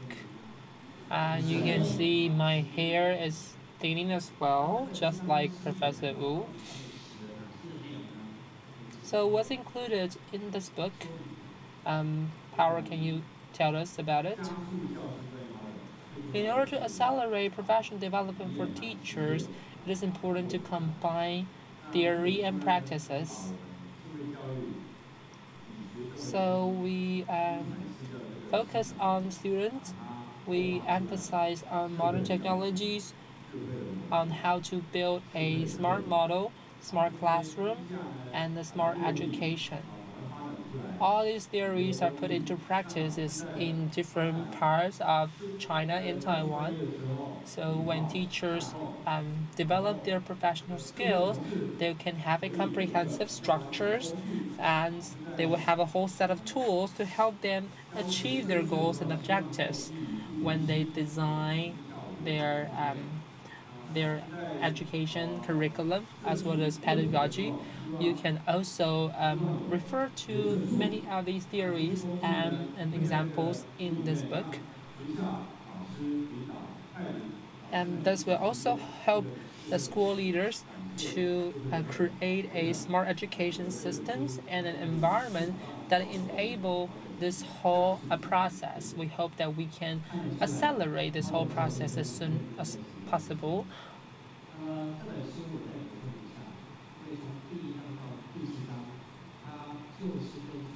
In many of the chapters in this book, we describe the 3 layers of professional development and smart education, and they focus on smart classroom, innovative model, and team-based professional development. Last but not the least, we focus on big data analytics as well, because now if you have the data and you will be empowered. So all different chapters have their all different highlights and different theme for your reference, and this will definitely speed up your professional development process. We published this book today on December 1st is because this is the harvest time, and our efforts after all these seasons will see its fruition here in December. So after spending 2 years on this book, we finally published this one. So we are honored and very glad to share this with you. And of course, in this annual summit, we want to change and revolutionize education and change our world and change our classrooms to enhance our quality.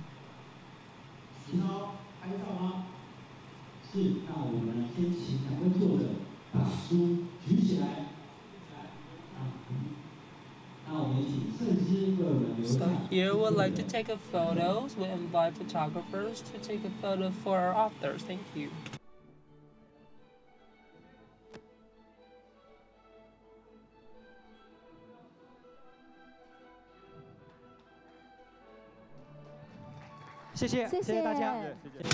Thank you, everyone.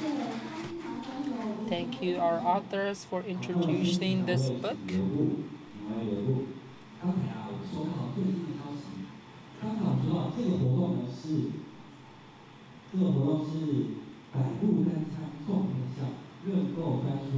As we mentioned before, if our local readers buy this book today, all the proceeds will be donated to remote area.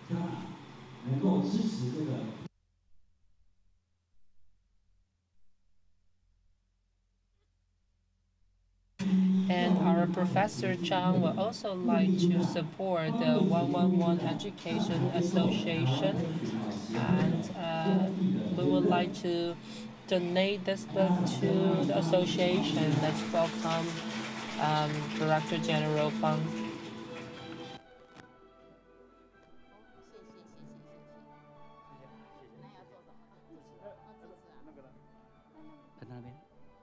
各位与会的来宾我们吴理事长就是教育发展协进会 Distinguished guests, our Director General went back to school for the classes in the afternoon. So on behalf of the association and the Director General, we would like to express our gratitude to everyone here because after we initiate the charity event, we have received a lot of support. We want to support all children and their potential.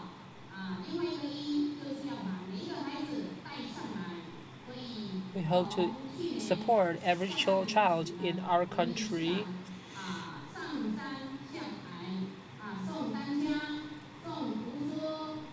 So over the past year, our association has delivered a lot of educational goods and tools to many schools in remote areas in Taiwan.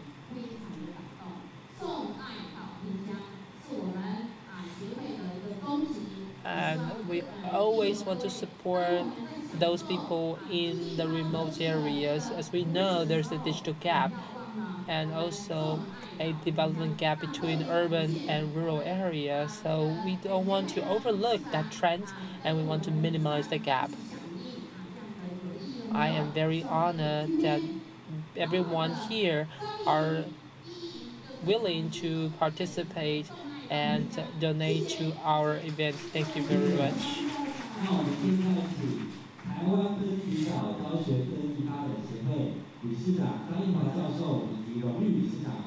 So we would like to have them have another photo to donate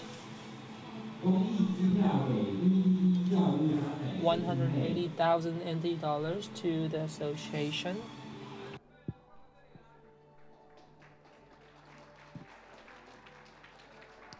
Oh.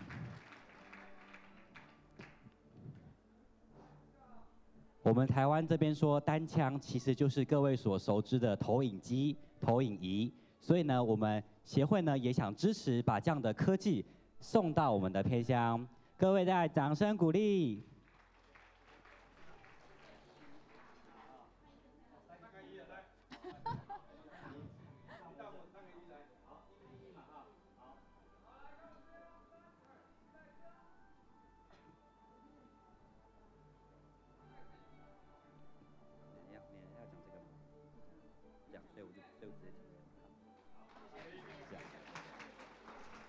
谢谢大会。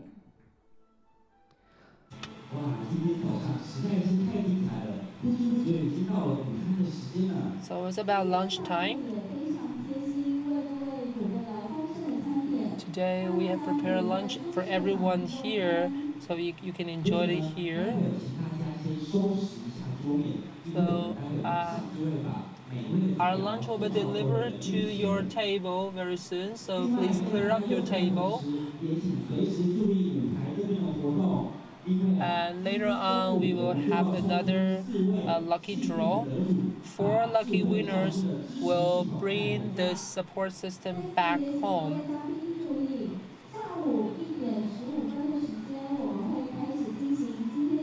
Our afternoon sessions and the lucky draw will start at 1:15 in the afternoon. We wish you a great lunch. Thank you.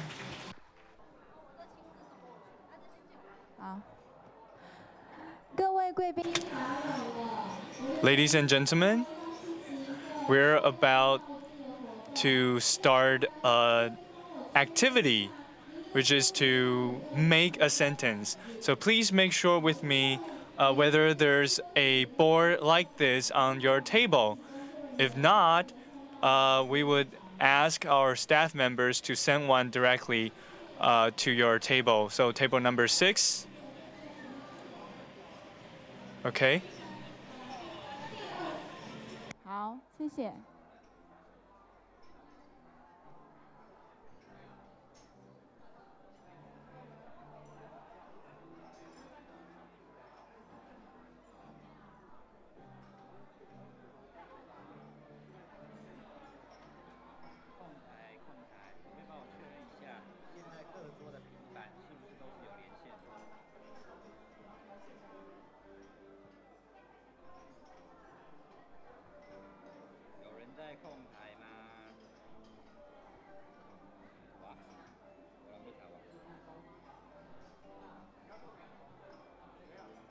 要知道现在平板是不是都有连线？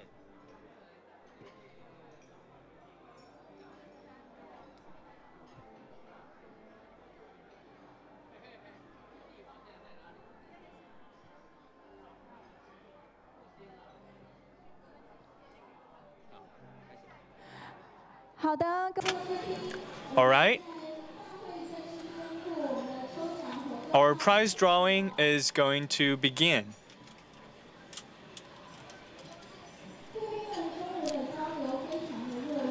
We've seen a lot of discussion and exchange during the luncheon, so I'm sure the afternoon session will be even more interesting. We are going to draw out 2 different prizes. The first is High Teach Mobile.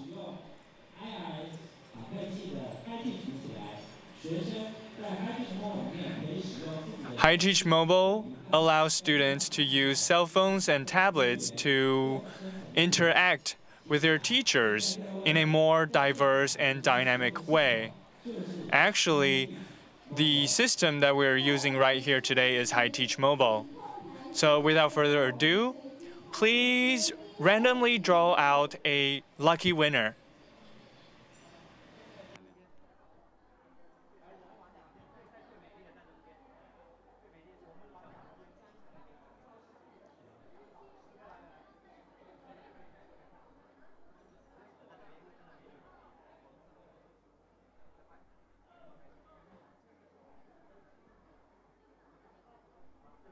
没问题。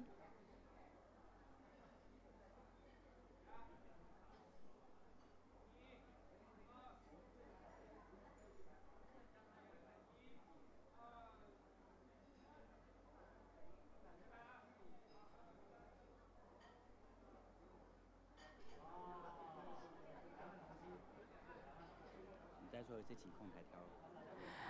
好的。All right. Please draw out a random lucky winner.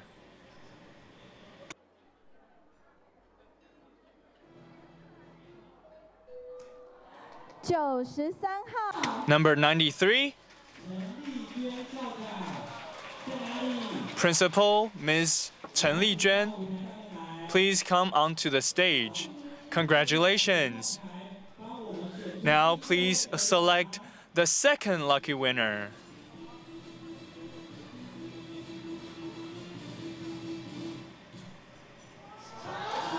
Number 86. Ms. Xing Xiaoping, please welcome to the stage. Congratulations. Congratulations to both of you.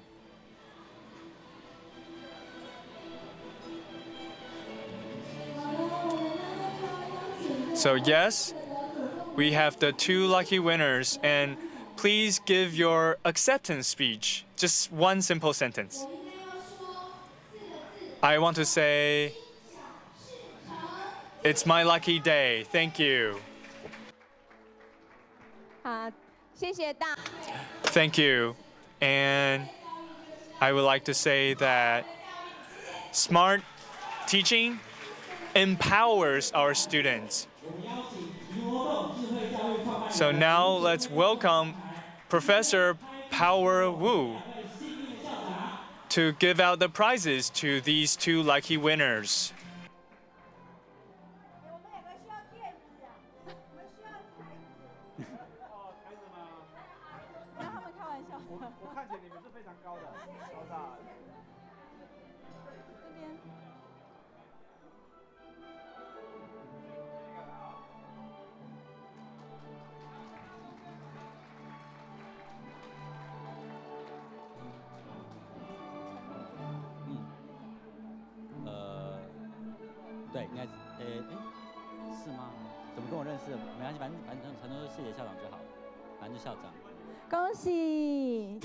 Congratulations.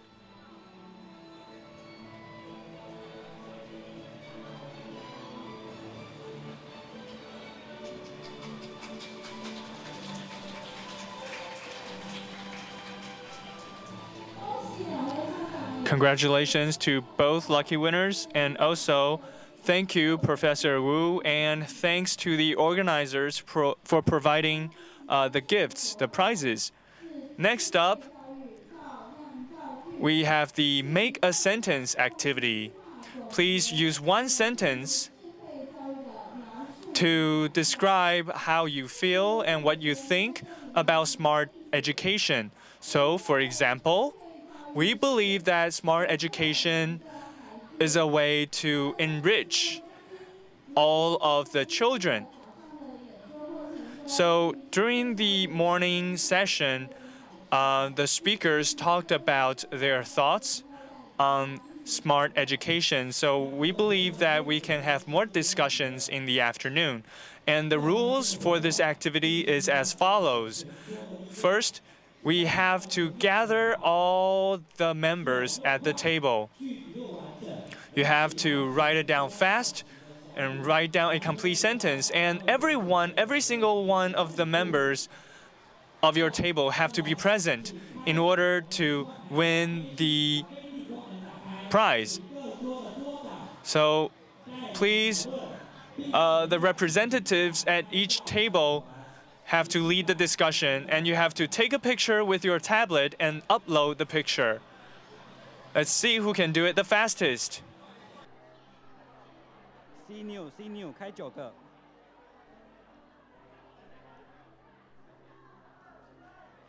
C new 开9个，开9格。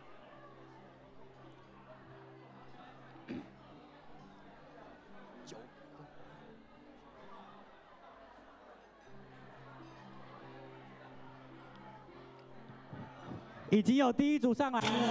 So we are seeing that the first table has completed their sentence, but don't get discouraged. We still have to check whether they have the picture of everyone. You have to take a picture of everyone in your team at your table, not just the board. 要全桌。So everyone at the table has to be present and have to take a picture together.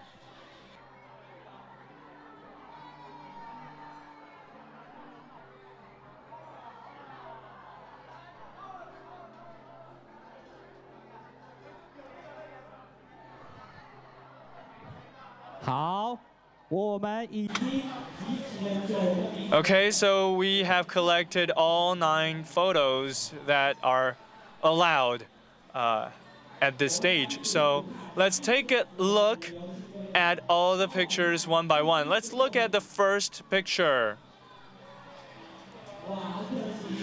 Oh, what a shame. They only have a picture of the board, but not the table, not the members. How about the second one? Okay, so the second one, do you really only have 5 people at the table? Okay, let's look at the third table.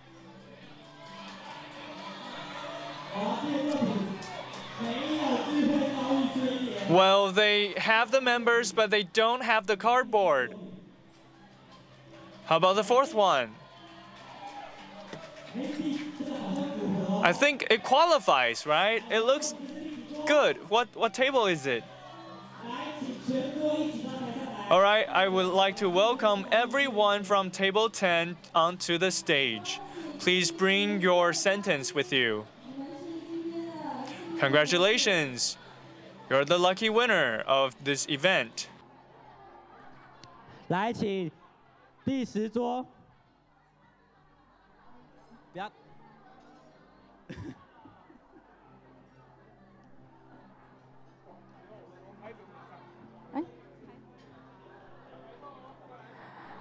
好的，我们要。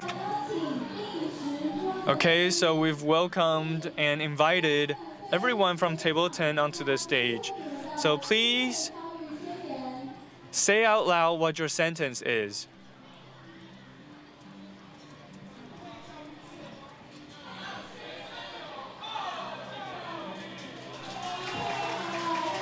Yes, so smart education empowers our students. Thank you.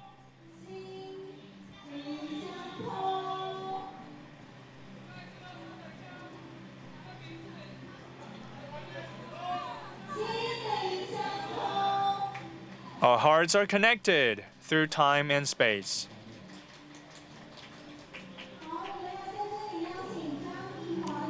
Here we would also like to welcome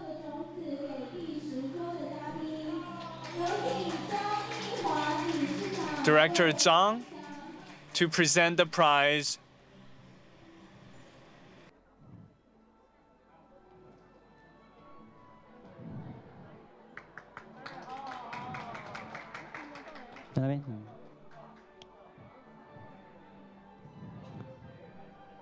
第10周获得是每人一个提魔豆的希望种子。So all members of this table will be awarded with a seed of hope from Team Model.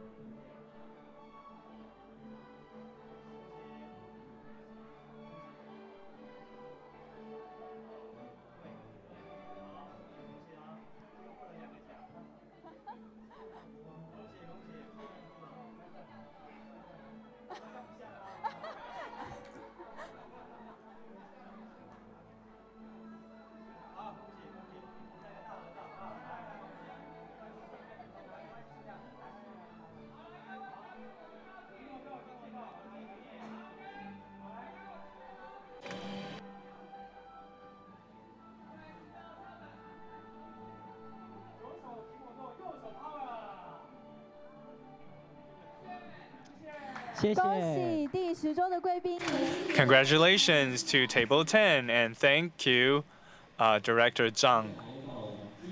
Next up is yet another round of prize draws. If you didn't win last time, don't get discouraged because now we're going to draw out more prizes. It's High Teach TBL and IRS Instant Feedback Systems. It's for 30 students. This system is the best tool for you to realize your goals. So, if you win the prize, you can implement this system in your school. Okay, so without further ado, let's draw out the lucky winner. We need 2 lucky winners. So just pick one by one.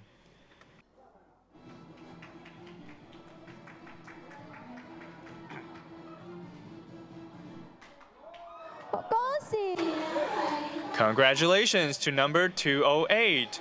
Oh, looks like it's vacant. So we get another try. 好，那我们现在再请控台帮我们再抽。So please draw out yet another number.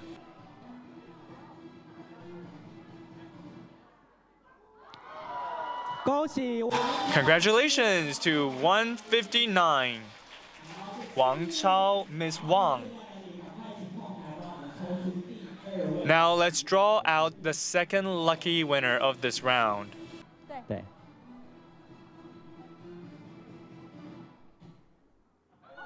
林光美，恭喜 Congratulations. 153, Miss Lin. Please come onto the stage.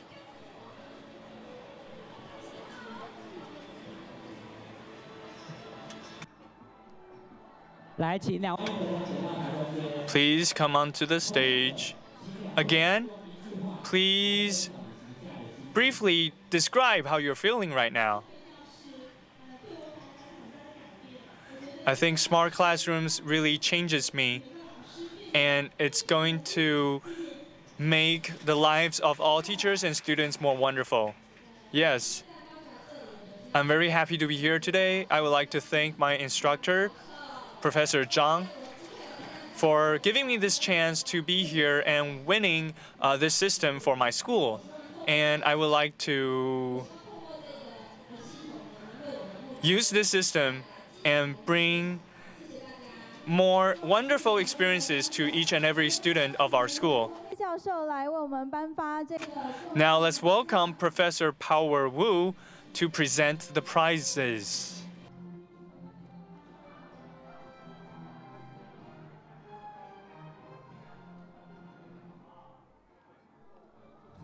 大家看到我们30只 IRS。So we can see there are 30 IRS units.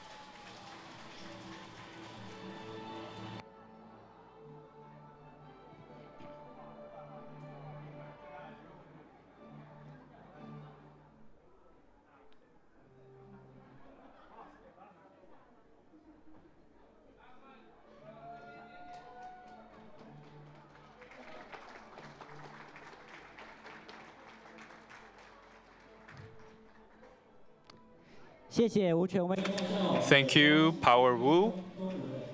And congratulations to the winners. Don't get discouraged, because the biggest prize will be revealed. Our iPhone, the winner will be revealed at the end.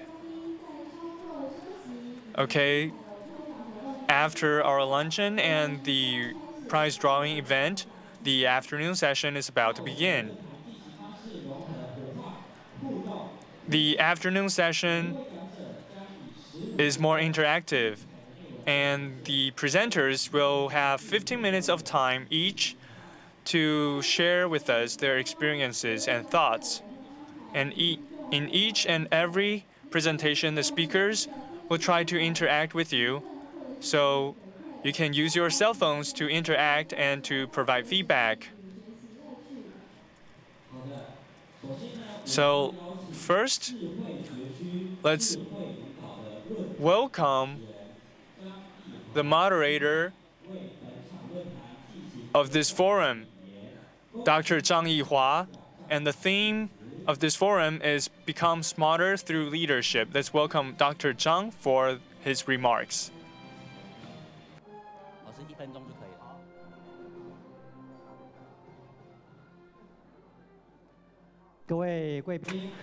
Distinguished guests, experts, scholars, ladies and gentlemen, good afternoon. I only have 50 seconds, so I have to be quick. Smart education has to begin with smart districts. And to have smart districts, we must have smart schools. And before smart schools, we must have smart classrooms. So, a smarter district to reach the goal of smarter education, a school have to build a smarter classroom first, then create smart school to the smarter district to reach the goal of smarter education. 所以，智慧教育的达成 therefore, in addition to having more power, we also need the cooperation and collaboration of all the experts here, right? Yes, so without further ado, I will turn the microphone back to the MCs. Yes, the first speaker of this afternoon is from Jordan, Mrs. Dana Abu Gora, the General Director of Islamic Culture Society. Let's welcome her.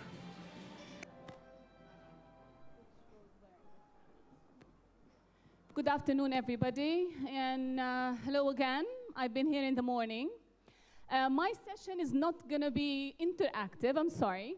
We're going to tell the story in our school in a very short presentation, and we're going to end up with a movie of one of our classes at the school in Jordan. Okay. Now, it was a change. For sure, it was a positive change to our school to use this technology. My name is Dana. I think you know that now. So I'm starting with this movie, please. Not the class, another movie.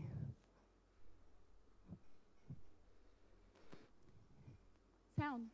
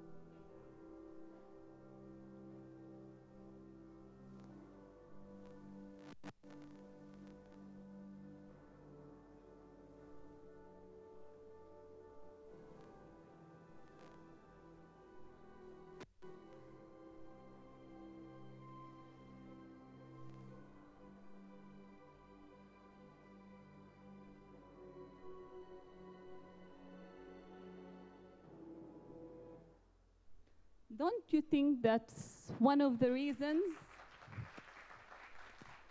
why we are all gathered here in Taiwan, why we all flew for 24 hours to be here? It's you, it's us, it's all leaders and educators around the world that can change the future of our children through integrating technology into education.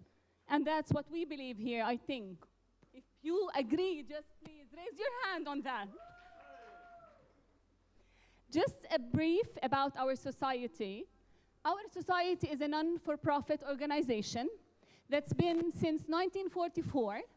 And the aim of that society was to have a very private, non-profitable institute, bilingual learning, moderate atmosphere, and the policies are set by the board of the society. They opened the school in 1947, one venue, 155 students. Nowadays, honorably, they have 2 venues with around 5,500 students. The honor for the school is that late King Hussein, King Abdullah II, many princes, princesses, and distinguished delegates in the country and figures studied at our school. We have around 25,000 graduates till now in our country and abroad. Technology. We're just here for technology. Sure, we'll not replace the teachers. Teachers are the core of the educational process in schools. But again, teachers who use technology will probably replace teachers who do not. It's part of the process. The journey in our school, the implementation of the team model Smarter Classroom, and we like to call it Smart School. We implemented the TMCS at the entire American and British program, as we have the national Jordanian program, American and British as well. That was a welcome change. Ms. Lama earlier discussed about how was that change and how did the teacher accept that, so I'm not gonna go into details in that issue. The deployment of the technology in classes was easy.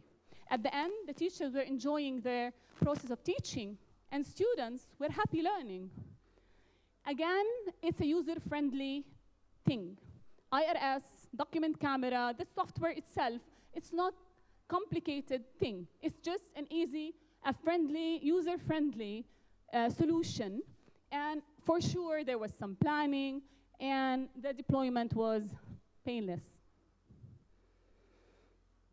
This is a saying by John Dewey. If we teach today as we taught yesterday, we rob our children of tomorrow.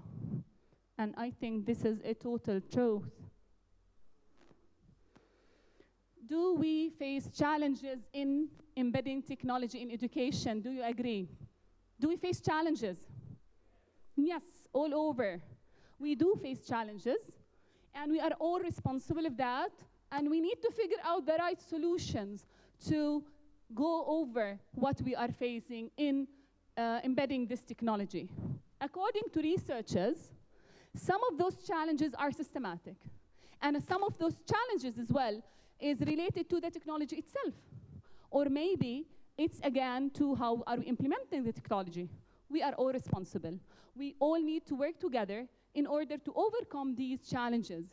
Some of the challenges that's, I think, very common everywhere, and you spoke earlier about yourself about the professional development, and that's very important. The lack of professional development and not the regular training is an important issue. This is required to integrate technology into education. And again, we need to follow up in classes how this professional development is implemented properly. That's the important thing. Resistance to change. If we do cultural analysis for any school, organization, most of the time resistance to change is one of the major issues that we face. And it's one of the hardest parts that we need to work on. What we can say is, I'm comfort with the status quo. I'm comfort here. Don't push me. This is one of the challenges. And again, I'm gonna recall my colleague. She said, the teacher that resisted the technology was the best teacher who got the award at the carnival. So it's not a thing that we cannot do, but we need to work hard to achieve that part. We face challenges? Yes, we did. First of all, resistance to change. We have around 110 teachers in the American program and other like 60 in the British program. Some teachers wouldn't like to deal with technology. I don't want to change my way of teaching. My students get an A star. They are excelling in external exams. Why do I need to use technology? That was one of the most important things that the school worked on. For sure, you need to allocate proper resources, financial, human, IT, all kind of facilitation that's needed to implement the technology in the proper way. As well, again, we have the technology. Are we using the technology effectively? Is it used by students, not by the teacher? Because it's a whole process. So the effective use of technology, again, is a challenge that we overcome. How did we overcome the challenges? It's a whole schoolwork. It's a thing that's built up by teams involved. Everybody was involved in the process, starting from purchasing, to tenders, to implementing, to teachers. Every single person was in charge and part of the whole process. There were corporations with whom we did training, professional development, follow-on classes. We talked about the carnival as well, the competition, follow up by the vendor in Jordan, both on technical issues and as well the use of technology by every single teacher. And we hired 2 people, part of the IT department, specially to be there at the school as a help desk to overcome any obstacles that face the teachers or the technology, and as a link between the vendor and the school. What do we have in our school in Jordan? 3 years ago, we only had 4 of the solution, no tablet. Last school year, we had 28, 60 tablets. This year, we have 36 and 700 tablets. Are we going to implement more of that? Yes, we have a huge school. Back to resources. We have a plan for 3 years. We're going to have 39 for next year, 42 for the year after, and hopefully 60 for the coming 2019-2020. These are some of the pictures in classes. And what did we gain? What's next? What do we have by using this technology? It's a proactive learning environment. It's a joyful learning environment. It enabled the teachers as well not to have team-based in classes, but also innovative teaching and learning in class. And students started to enjoy their school time. We interviewed some students, and one of them said, math classes were boring. Now we enjoy the math class, and they're high schoolers. So they're loving what they are doing. The low achievers are noticed. If we say no child left behind, yes, there's no child left behind. And the high achievers are used to being part of the team. They're not the only ones that they have the answer. That helped a lot in the school. I'm gonna again show you the video of one of our classes, and that's a physics class in English, so that's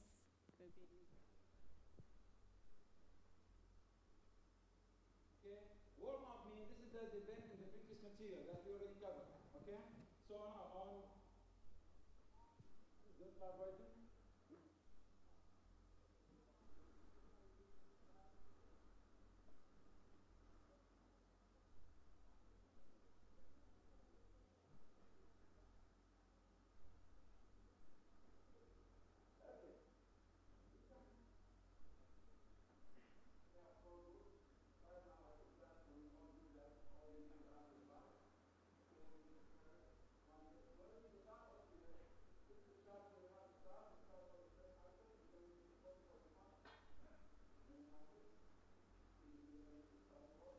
Group 2, this is group 1, group 2, group 3, you see that answer.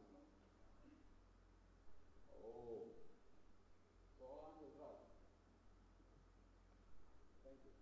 So the answer we have here is right. Okay.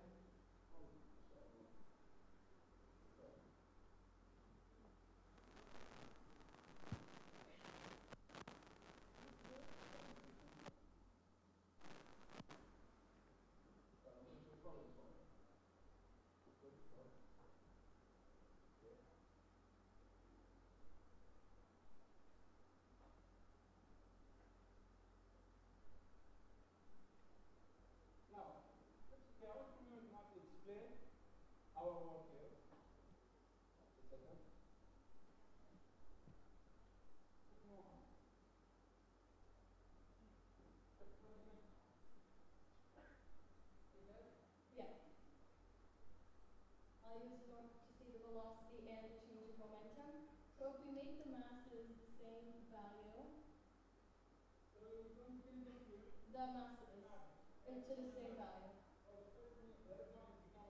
Okay, no, in the beginning, the momentum for the red ball is 1.50, and the momentum for the green one is 0. Now if we play, we can see that the velocity change for the green one, it increased, and the momentum increased as well. Yeah.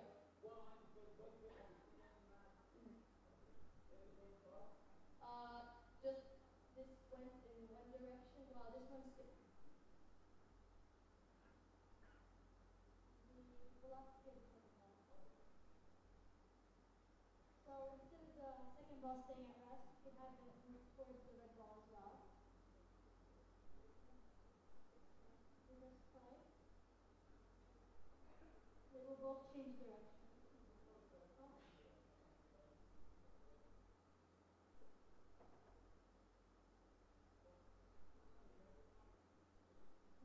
the direction changed.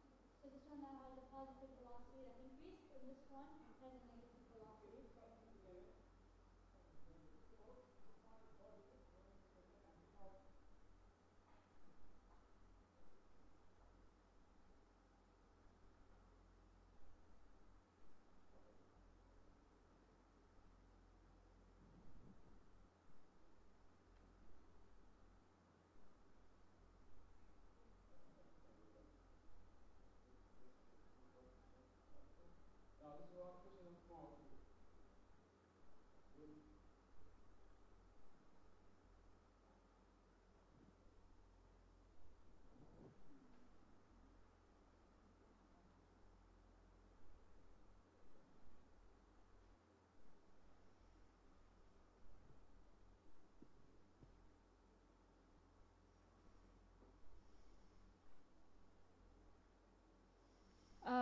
That's all for my presentation, and it's an implementation of this great technology in our country, and I wish this conference a great success and all of you a great afternoon. Thank you. Thank you. 感谢 Miss Donna 远道而来，为我们分享展现智慧教育的杰出成果。Thank you for your presentations. Now we would like to move on to the next presentation.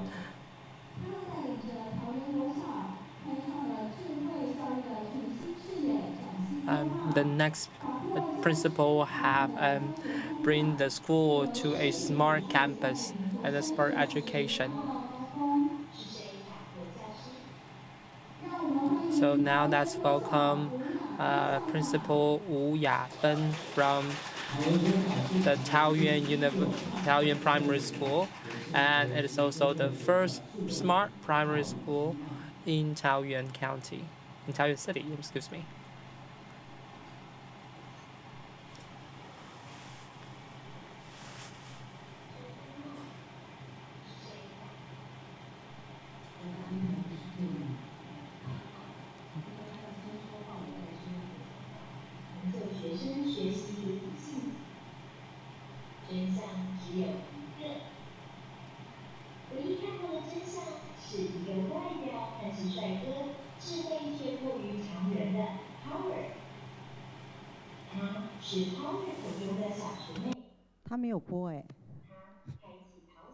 The video is not playing, we only hear the sounds and audio, but not the visual.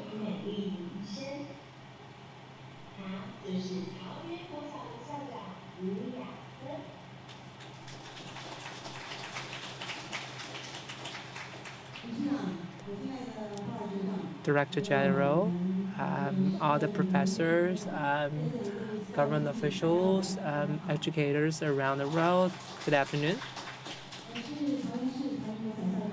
I'm Principal Wu Yafen from Taoyuan Elementary School. I'm very honored to be here with you to share about how we have done and what we have done in our smart campus.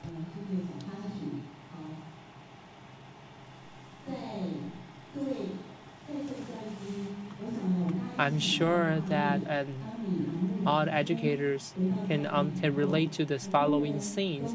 After your busy day at work, A lot of people will sit on their couch and pick up their remote control, stare at TVs. This is a very relaxing and very comfortable position and comfortable feelings.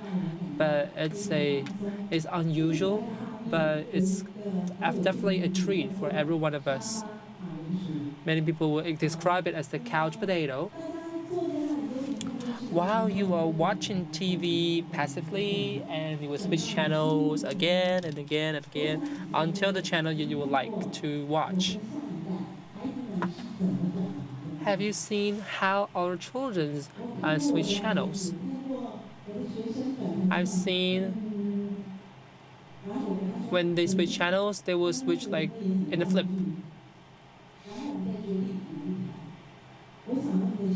So my point is that if our children or our students are always receiving information in a blip or in a flip, how can we enhance their attention and focus without any distractions? How do you avoid mental distraction? A few years ago, a teacher told me that she is shameless and she is very bold, but I'm surprised to hear that this female teacher is shameless. But she emphasized that she's shameless because she's not connected to technology, but she's fine with it because she says it's important to stay offline. But after a few years, I noticed that she picked up a smartphone, and I noticed that a lot of attendants here are using their smartphone to take photos. If technology has become an integral part of our life, how can it be integrated into our classroom? As you can see, all the smartphone and or your tablets is getting portable, lightweight, and powerful. So we need to think about this smart education issue. Our mayor in Taoyuan is a visionary, so he has a flagship programs for smart city. Under the smart city program, smart campus is included as well. I would like to express my gratitude to select several pilot schools in Taoyuan, and one of our officials is here, and she's also a visionary because 18 months ago she brought Professor Wu to my school, and they introduced me to the idea of smart campus and smart school, and that becomes the starting point for our journey to smart campus. We have been working on this for 18 months. I would like to thank Professor Wu to support us along the way. So I would like to express my gratitude to him. This is our school. We are actually located very close to the international airport. We have 36 classes in our elementary school, and we have 12 classes in our kindergarten. So in total, we have about 1,200 students. This is the front gate of our school. It is right in front of the train station. It's very convenient in transportation.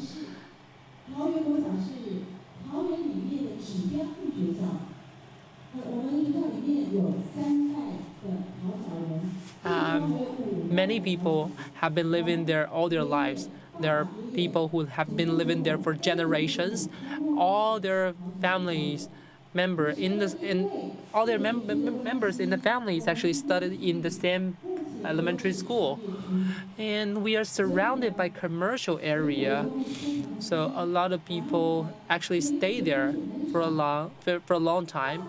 Many of our students actually come from outside the neighborhood. About 65% of our students come from other districts, actually.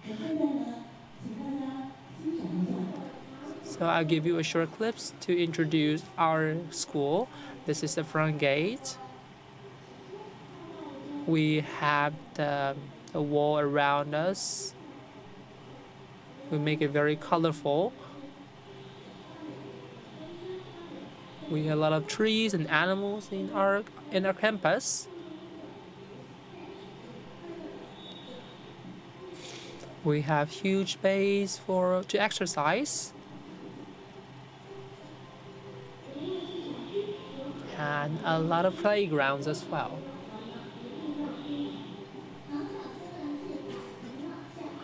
Our school have been established for over 100 years, but we still prosper and continue to learn in our school. Thank you. This is the clip produced by our 4th grades. And this is one of their practices. And this is actually the first time working on videos.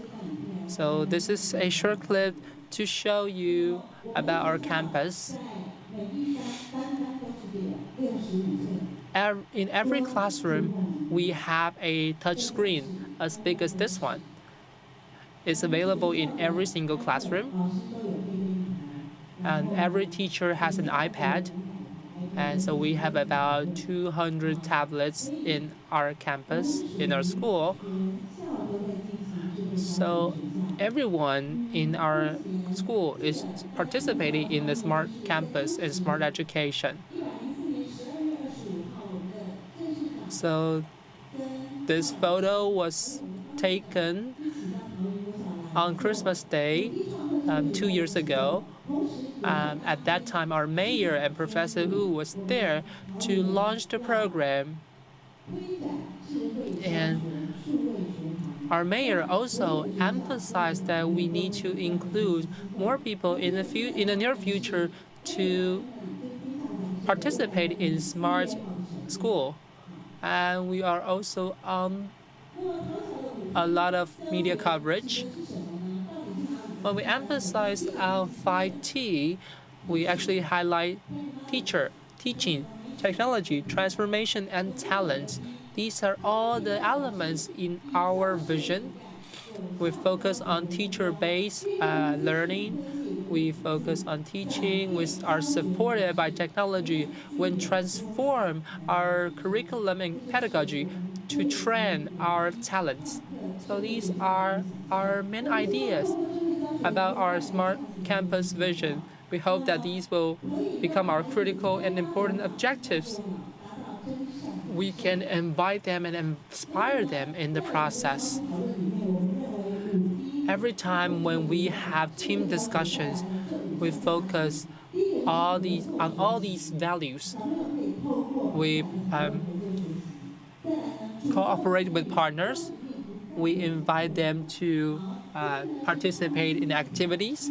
We train them and help them to think creatively. Everyone can have their own imaginations. We also aspire to teach effectively. And hopefully everyone can imagine their future and unleash their potentials. Based on this team model, we can transform and innovate along the way to go from good to great. Of course, in the process, there were a lot of challenges and obstacles. Before we start this program, we had concerns. We were concerned if we should start it with one classroom, or should we do everyone in every classroom? If you want to do every classroom and renovate every classroom, you need financial support. But how do you acquire those financial supports? Fortunately, we got a lot of government supports. A lot of principals here have been asking, where did you get the financial supports? We're lucky that we receive funds and funding from governments. We also got donations from Professor Wu because we were the pilot school. So I got the high teach facilities to start my program. Of course, we had concern at the beginning. After I had the hardware, how do I train for software? How do we do teacher training? But definitely we would like to extend our appreciation to High Book Company, and many of their staff were there to help us along the way. So besides training program, of course we can give it a try, but there's still a gap and there's still a learning curve from how to, you know how to do it and you know how to do it well. And also, how do we keep people enthusiastic about this? These are all my concerns. Sometimes you have to be brave enough just to give it a try and embrace failure if it happens. So we took it one step at a time. The first step is to spread the seeds, and that means to teach the teachers how to teach the students. And then one by one, we can spread the idea throughout the entire campus. So a lot of people ask me, how did you do it? How were you able to succeed? And they were wondering how we were able to use the smart classroom technology and the equipment. And they were wondering if they could come and see how we use it. And when people ask me this, I would tell them that the equipment is actually the easiest part because you only need money to fix it. The hardest part is to have a team of teachers that can actually get the job done. So we want the teachers to form a study group, and we want them to learn on their own. They have to discuss with each other. So for example, if, say, Power is good at this kind of teaching, then we can approach him and say, hey, can you teach us how to do this? So we can go to that teacher's classroom and watch how they teach. Or we can go to other schools and see how they teach. And then after that, after learning how to actually use the system, we will go into the classroom and see the seeds starting to sprout. So, because my teachers will attend a seminar every year, so I told them that, hey, I have a new toy, I have a new tool for you. Maybe you should try it out at the seminar, at the workshop. So they ran some practices, and we also invited experts like Professor Power Wu to come to our school to actually teach our teachers. And of course, we also got a lot of feedback from our students. Of course, that's also very important.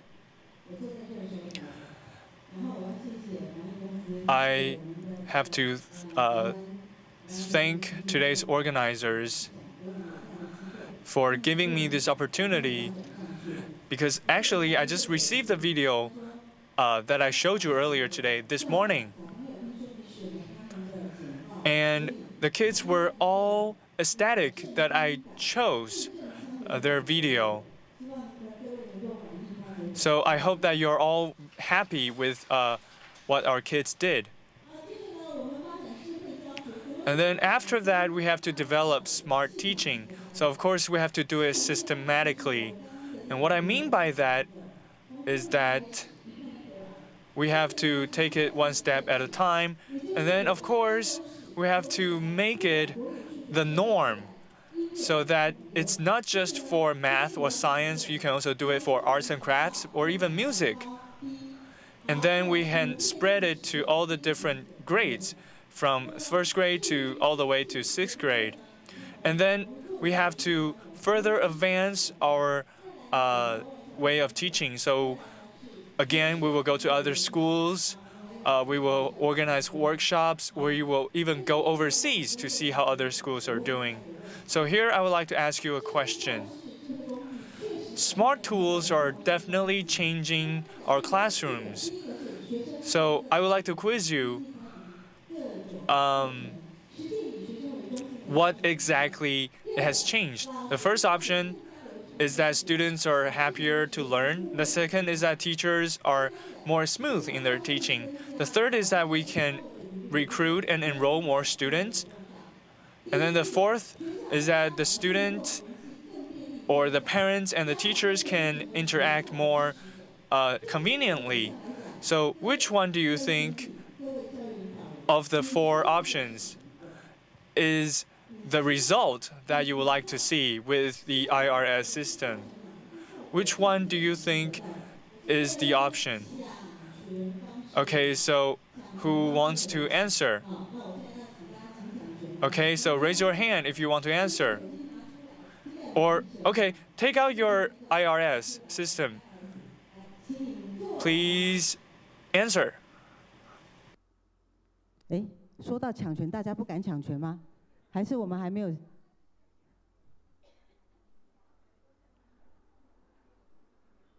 请问工作同仁，我们抢权现在抢到哪一国了？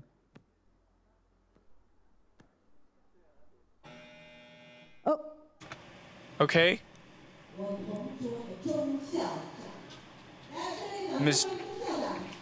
Mr. Zhong from my same table. Let's welcome him. 校长好。Hello. 好，尊敬的各位专家、各位同仁，大家。Good afternoon, everyone. I was trying to get the answer, and I didn't really think that the system would actually pick me. Actually, today we have a team of 14 people here today. We're all here to learn.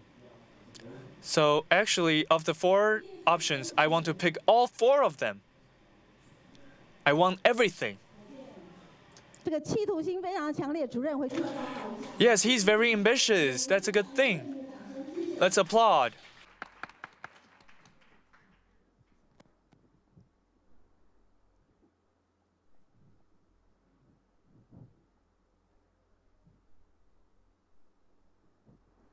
我想让大家 So, I would like you to know what kind of effects these systems have on our classrooms. So here, this is something that one of our teachers actually wrote. She said that the system is just like a sword, but the teacher is the sword master. So we can combine together to get the best effect. And this teacher, if you go onto her Facebook, you can also see that she has archived a lot of stuff, a lot of things from our school. And she said that the system is like a sunshine that shines into our school. And here is a feedback from our student. The student actually wrote a poem talking about how the system has helped everyone learn and become more creative and be more engaging in the classroom, because it is such a good system, it is such a good tool that learning has become a fun process because of it. 教学方法更创新，上课学习好有趣，5T 教学好工具。好。这个是黄博威同学，他在。So, this is a poem written by our third grade student. And here, it's another fourth grade student. he said that studying in the classroom is like playing. It is fun. It is no longer just sitting in the classroom and waiting to fall asleep, because we have so much stuff to talk about and to discuss. And due to time constraints, I can't really go into too much detail, but here, actually, on October 2nd, PETS, the news channel, actually did a news report on our school.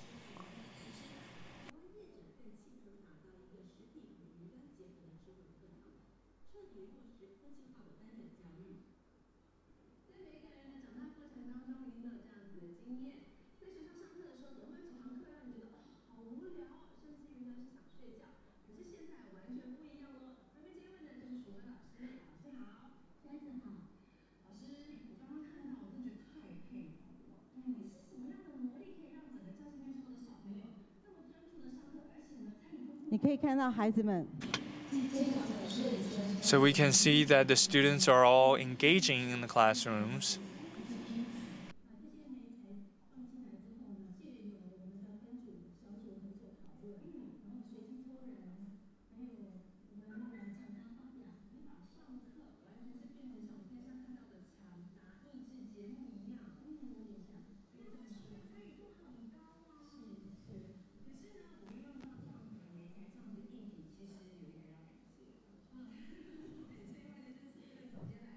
Steven， 你上荧幕。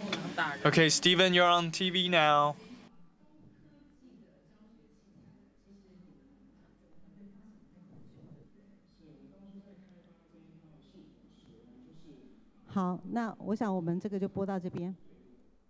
Okay, due to time constraint, I can't show you the entire clip.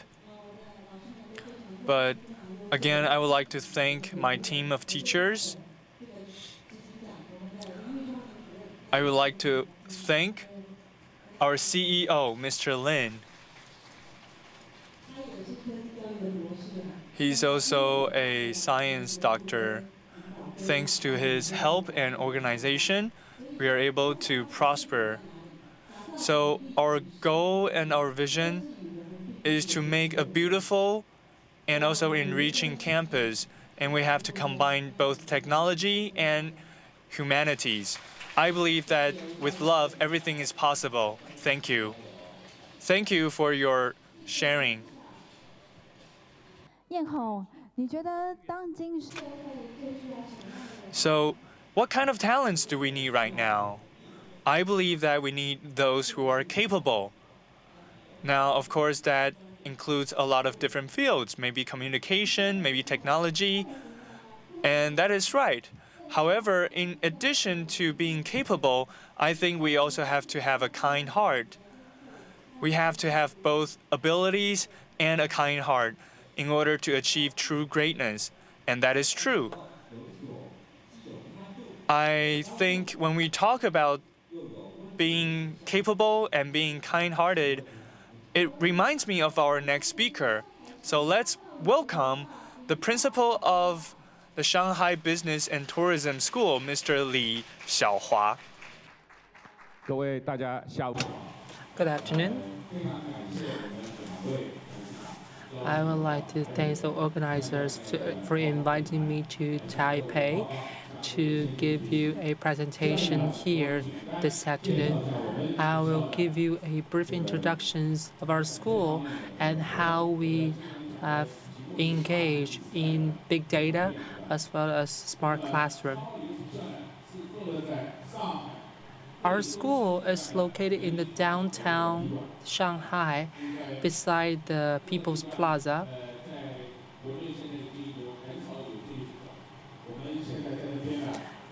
It is a very rare example now in China that you can have a campus in the downtown area.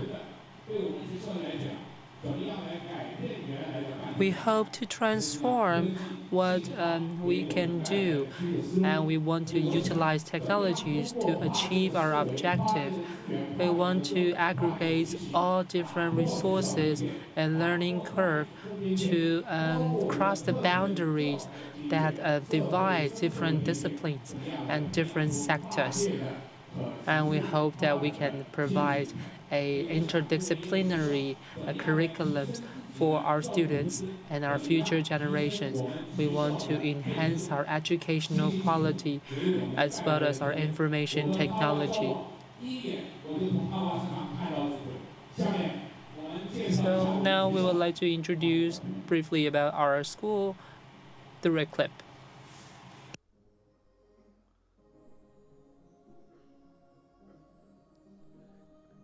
放松一点，因为一天下来。I'm sure that everyone feels a little bit tired here after a whole day. So these are my students. They have achieved a lot. They got a lot of recognitions and awards from around the world.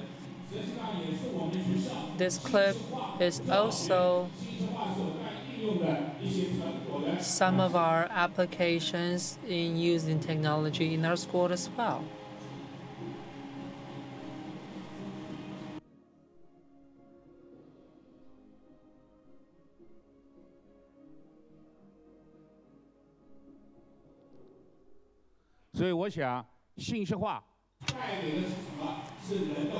Information technologies give us closer distance between human beings. We don't want to broaden the distance because of technology.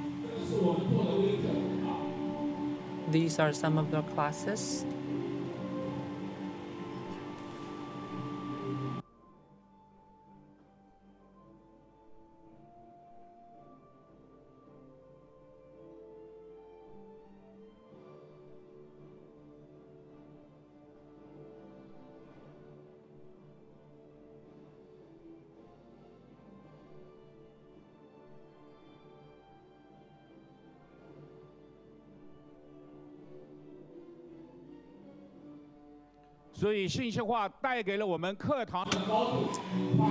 Information technologies give us more options in our curriculum.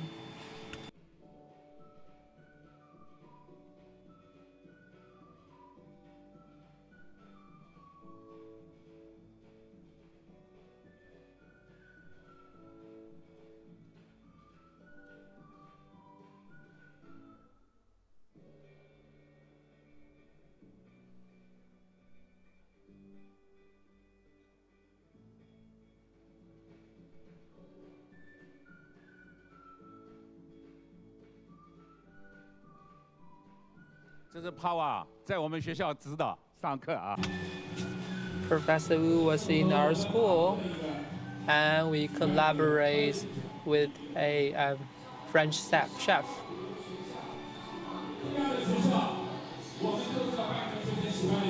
We want our school to become the favorite school to our students, and we also welcome everyone to participate and visit our school.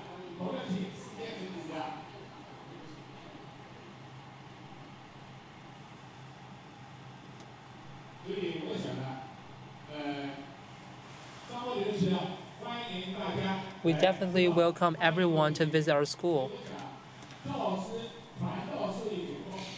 In the past, educators are supposed to communicate knowledge to our students, but now we want to use different spaces, not just offline spaces, but also online space to transmit this kind of information. We want to provide and train their capabilities. In the future, classroom should be a place that everyone can engage together, so people can exchange different cultures and different ideas together in our classroom.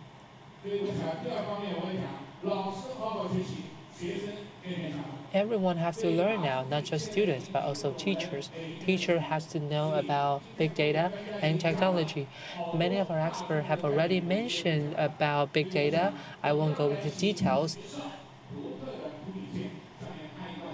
But now I'll show you another clip about how do we work with HiBook and then implement these technologies into our classroom.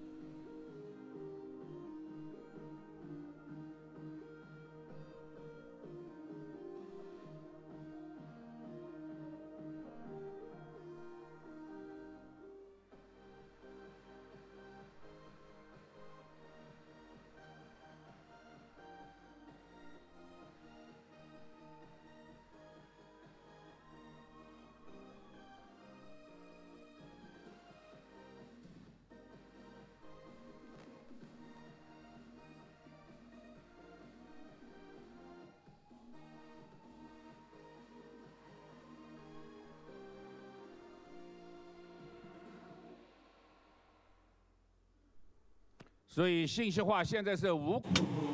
Information is everywhere. It's in every class, in every school, and I would like to extend our gratitude to Power and Professor Wu and everyone in Harburg.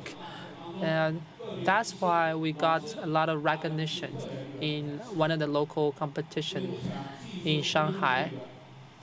Technologies will enable a lot of transformation. Our technology is mostly invested in our classroom, so smart classrooms will help us to change the way we teach and the way how we teach our students. We want to change our methods, our pedagogy, our materials, and also our results. Today we have 4 teachers to be here with us, of course. But later on, you can use your remote control to show your preference about these 4 different options.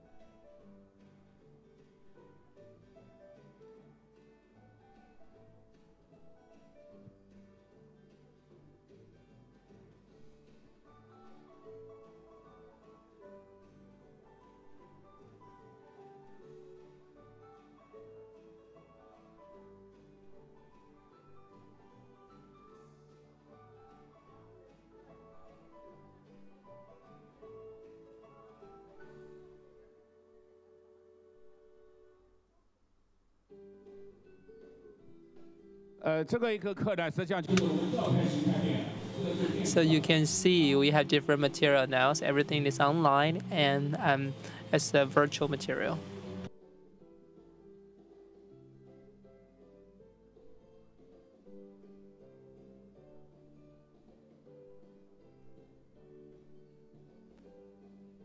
OK。所以我想，智慧教学给我们 Smart teaching and smart learning give us a lot of changes, and learning process become pleasant and pleasurable. So you can see in the process that people, especially our students, are having fun in their learning program. So these technology transform our educational structure. So it's not just about transmitting knowledge and information. People not just learning new things in the program, but they also know how to learn these new things. and it's a very hands-on approach. Everyone can practice along the way. Due to time constraints, we don't have time to go into details, but I just want to emphasize that these technology really help us along the way, and we will expand the whole range of technologies in the futures.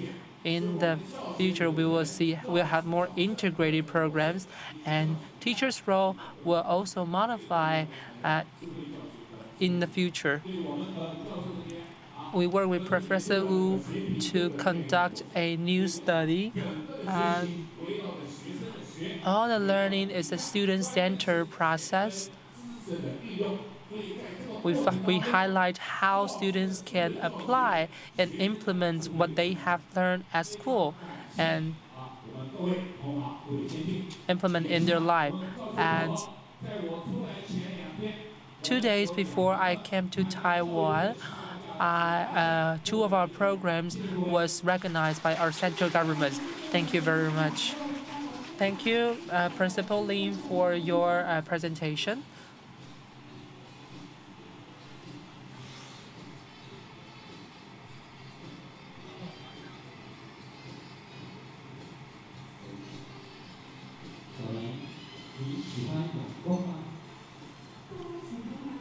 I'm sure everyone loves sunshine, especially in the chilly winter days. Sunshine will definitely warm us up. Sunshine come from Mother Nature, and it gives us a lot of warmth and energy. And the Shandong Primary School in Sichuan province in China are also offering this kind of sunshine and this kind of energy to their children. So now we would like to invite the principals of Shandong Primary School, Zheng Xiaogang, to give us his presentation.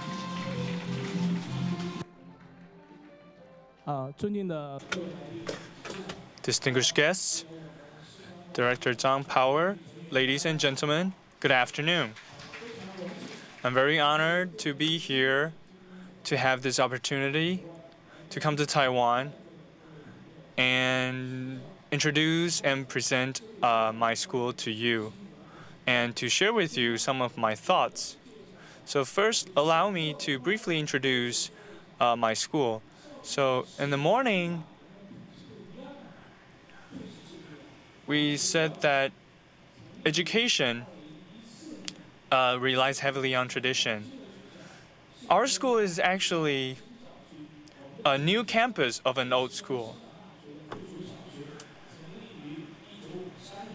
Our other campus was established in 1953. It was the affiliated elementary school of Sichuan Education University. And because we were located in an economic district, because there was a lot of economic development, so the transportation there was also very convenient. Now, because of the nature of our school, we are a private school. We no longer receive funding from the central government, from the public sector. So we need to try to acquire all the fundings on our own. So now we have a boarding system which allows students to live on campus. Now we have over 1,000 students, and about half of them live on campus. So here, we can see the pictures of the kids. The moderator said that sunshine is very important, right? And that is also what our goal of teaching is. We want to shed sunlight on our students and make their lives brighter. Our characteristics is that we focus mostly on technology, but we also pay place an emphasis on humanities. So our students study at our school for 7 years, and the reason is because we also have a pre-K class. So after studying at our school for 7 years, we hope that we can train them to be strong both mentally and physically. Actually, a while ago, a film company came to our school and used our school as a setting for their film. So here are some of the classes, the courses that we provide at our school. So again, we have some pictures. This is the first year of our first grade student after they enrolled in our school. And at the end of the year, every year we have a talent show or a performance which offers the students a chance to come onto stage and perform for their parents.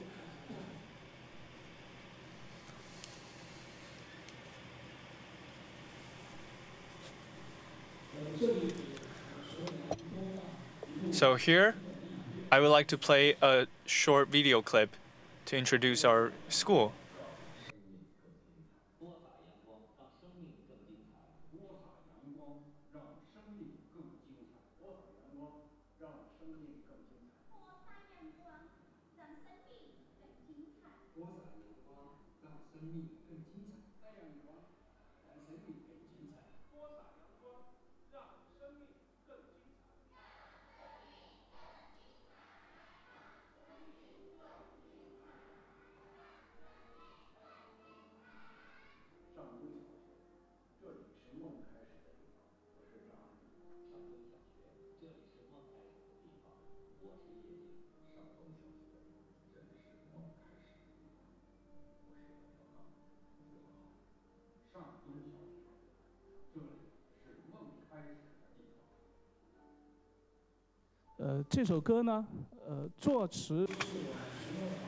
The lyrics of this song and actually the melody of this song are both written by our teachers, and the singer is a student of our school.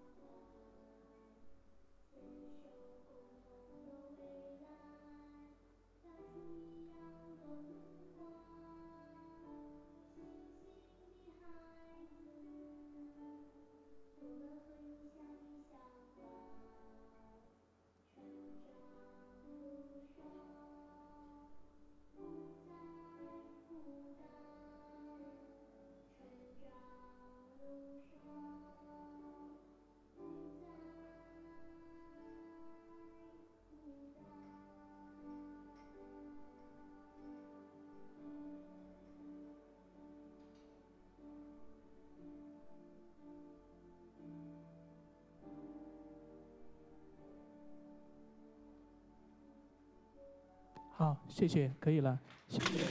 Thank you.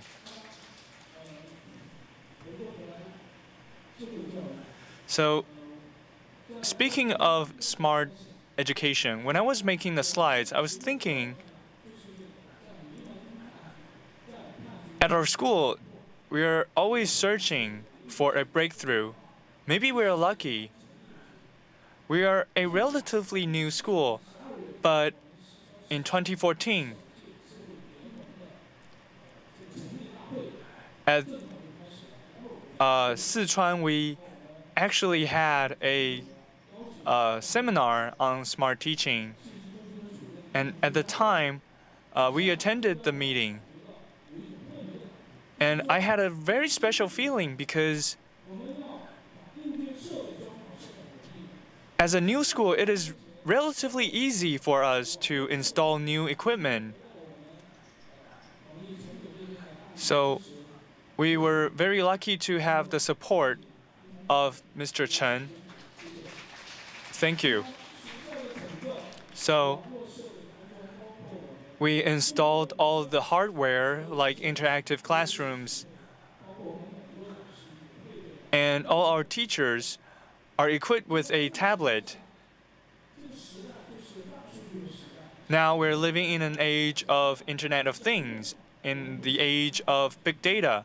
So with these tablets, we're not just showing PowerPoints. We're using it, like Mr. Chen said, he brought actually a team of experts to our school and taught our teachers how to actually utilize these smart classrooms and allowed them to understand the concept of smart teaching. So we had this team of teachers, and I'm sure that the students are all very happy. It is the teachers who are more nervous. The teachers are nervous and the kids are happy because the kids are happy to have all these new toys. They look at the tablets as toys. So the school formed different teams of teachers to help each other out with their teaching. So for example here, if we look at this math problem, I'm sure that these math questions are very easy, very simple. So for example, 100 minus 27, what's the answer? It's very easy, right? You don't have to press the IRS. Now, through conventional systems, we cannot know right away whether the students have a question. Maybe it's a very easy question, but maybe some students still have a hard time answering it. So take the second question, for example. There's a wire that is 70 meters in length. We use 25 meters and then 32 meters. So how many meters did we use in total? Now, the phrasing of this question might be a little bit complicated and convoluted, so the question might be hard to understand for some teachers. And the students might give the wrong answer. So with the smart interactive classroom, we can know right away when there's something wrong with the students and maybe he or she did not understand the question. So now smart classrooms have become a norm at our school. And here we have some programs to show off our ideals. So I think that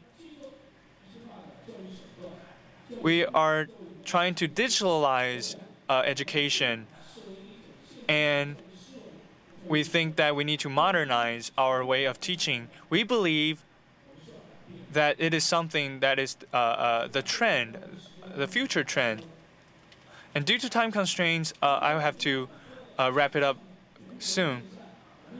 Here, we also use our equipment in some national competitions. It is not just for teaching, but for other activities as well. And to conclude, I would like to share with you this passage.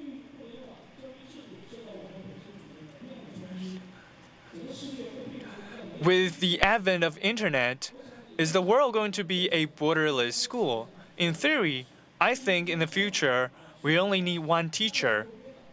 You just need to have one teacher and then broadcast the teacher's lessons to everywhere in the world. So what's going to happen to the rest of the teachers? Are we all going to become jobless? I don't think so. Actually, we are all going to have an equal footing in the world. And with internet, we can all touch the sky. Now, are we all ready to face this future? Of course, classrooms are not going to be gone. Because teaching is so much more than just teaching the subjects. We also have to teach the students how to interact with each other, how to collaborate with each other. So I do think that classrooms will still be around even with the advent of technology. Thank you. Thank you, Mr. Zhen, for your presentation. Now, let's welcome all four speakers onto the stage. And I would also like to remind everyone here that you can use the equipment in your hands to interact with our speakers, and you can provide feedback as well as raise questions. And you can see that there's a board on your table. If you have a red sticker on your seat or in front of you, then you're the leader of that table. And as a leader, you have to compile and collect all the questions and feedbacks from your same table. So please, the leaders of each table use the tablets to provide your feedback and questions from your tables. So let's begin the discussion.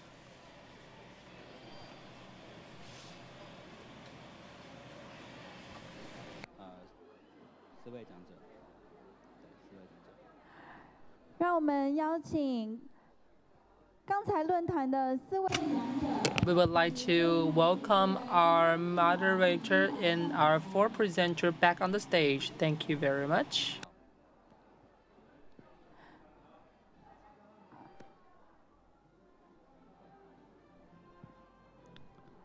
我们掌声欢迎刚才为我们带来精彩演说的4位。Let's welcome our four educators back on stage. And also welcome our moderator, Professor Zhang, back on stage as well.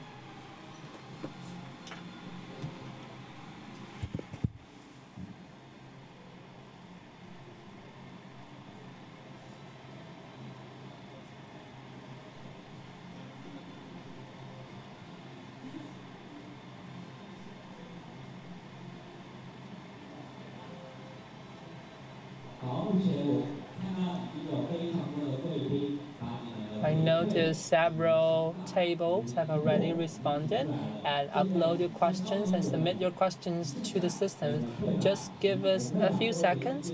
We will definitely compile all the information you provided to your tablets and to our moderators.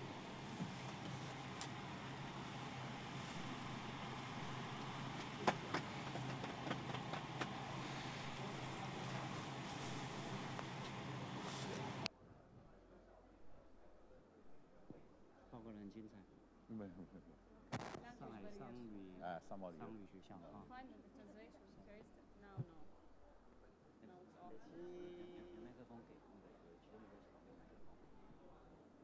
好，我们已经看到。We have compiled some of your questions to our system, and it will be available on your tablets and also on our moderators' tablets. Now we would like to invite our moderator, Professor Zhang, to hold the session. Conclusion for the 5 presenters. The first presenter, Dana Abu Gora. Okay. I was impressed by the presentation of your speech. Teachers can use the team model smarter classroom to create a joyful and a proactive environment. Most importantly, students start to enjoy their school time. The video clip also shows that the interactive environment was created and the students engage their learning. Dana has done an excellent job. The second presenter, Principal Wu. Taoyuan Elementary School is the first school which all the classrooms are integrated team model classroom system. The 5 T's, including teacher, teaching, technology, transform, and talent, is a core concept of smarter teaching. Excuse me. The value of smarter education with 5 touch is a well reference for your school. With the effort of Principal Wu, Taoyuan Elementary School is moving forward to a smarter school. The third presenter, Principal Li. Principal Li introduced the future school, Shanghai Business and Tourism School, which provide multiple programs for your students.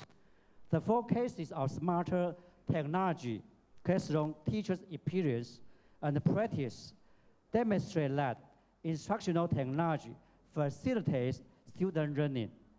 The model of learning, assessment, and doing is a well model for the teachers. The next one, Principal Zheng. I was impressed by the rhythm of your video clip. The kids of the stars enjoy their shining childhood. The smarter teacher team has been established to improve teacher professional development and the quality of teaching. Principal Zheng stressed that the importance of smarter education that makes the world wonderful. 我想这5位的发言。 We have just listened to previous presentations, and they're all very impressive. Some people mentioned about how they allocate their budget, how do they implement the technologies, what kind of challenges they encounter, and what technology they have used to transform their campus. And I'm very impressed by the Taoyuan Primary School and how they enables all the potentials and talents from their students. I also remember the Shanghai Business and Tourism School. They have done a great marketing campaign. It's such a treat to look through your videos, and I totally enjoy how you provide all different very diverse educational methods. I'm sure that many people will also visit Sichuan province in near future and visit their school. I'm very impressed by your school, and I'm sure that many of your students will have a wonderful and enjoyable learning experience. So, as you can see on the screen, we have some questions for each principal.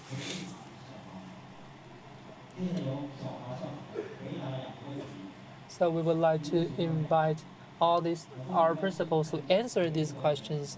So there's one question. So we have. 所以第一个由曾小。So we'll start with Principal Zhen. So you can look at the iPad and answer their questions. Regarding to the first question, you have so many optional classes. How do you coordinate these classes in the smart classroom? I think it's a great question. It is troubling to me because we have about 80 different courses. So people have to make different decisions and choices. Maybe in winter we have less options or fewer options. So similar that we use the IRS system, for example, the parents can also participate to engage with their students and help them to choose what kind of courses that their children and students should choose or select. So you need to prioritize your options. Which one is your first choice? What is the secondary choice? So everyone need to learn about priority. And also in the learning scenarios, how do teachers utilize these smart facilities? First of all, you need to transform their mindset. And it's related to the second question posed to me. Let me give you an example. Now we have different transportation modes. Traditionally, we use manpower.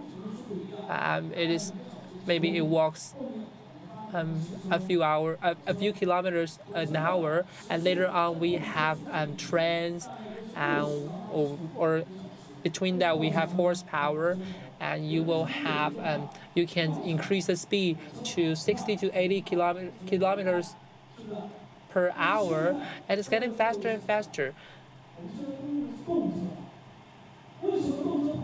Now we are using high-speed rail, or you are using electricity to power your locomotive.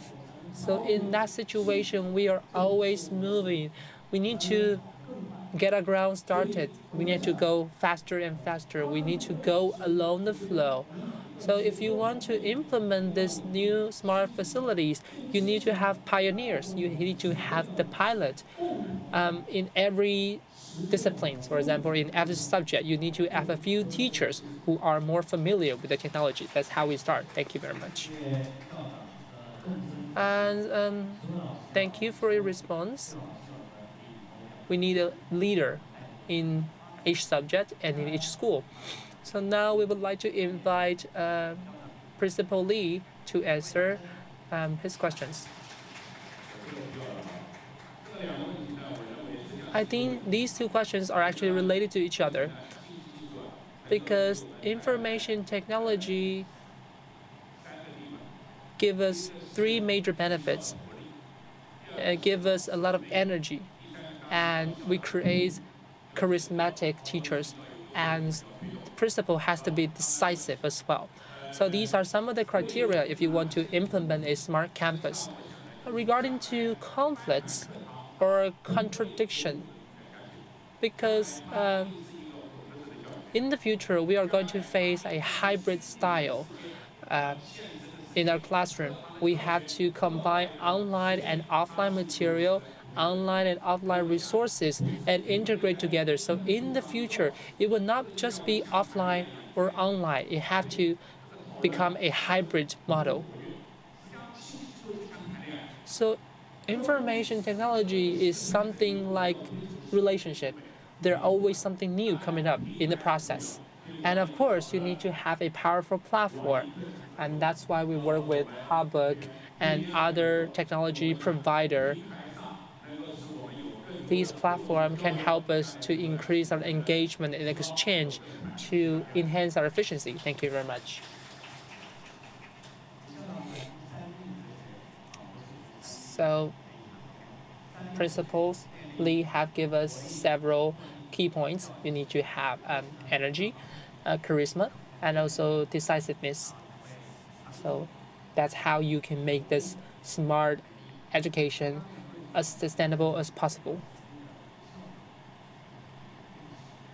What you have said is similar to what Principal Wu have mentioned before. So now we invite Principal Wu to answer her questions.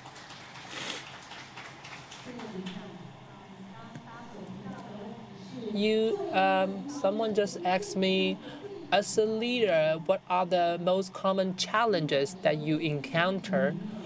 When we manage the whole school, we are always thinking about how to build up a better learning culture and teaching culture. The reason why we build a ship is to use them to drive around the world. So after we implement the facilities, we want to use them. So we need to inspire our teachers' curiosity Just like what we are trying to inspire our children, we need to inspire our teachers as well. We have to persuade them to change, otherwise they will be left behind. We have to make them curious. For example, if you offer them a new smartphone, they'll get curious because they want to use and want to try all different kind of features on their phone.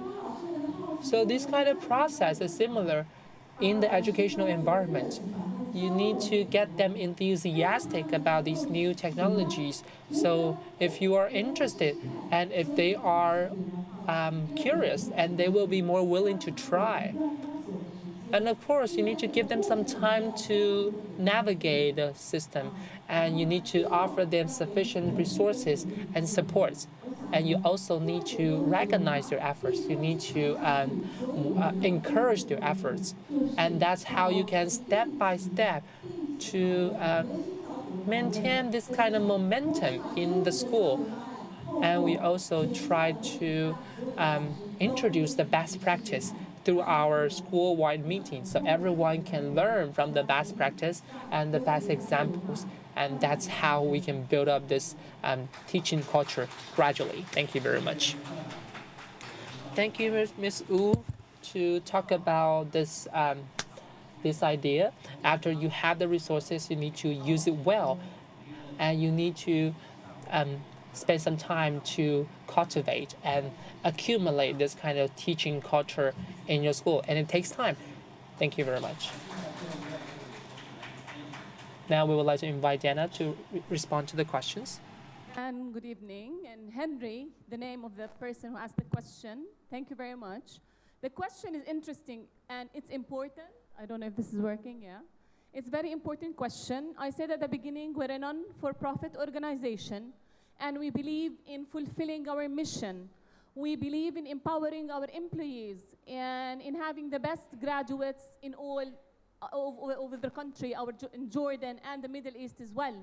So capacity building, as you all know, is one of the best investments, and you can have the best outcomes during this. So we insisted on implementing the best technology in order to have the best outcomes.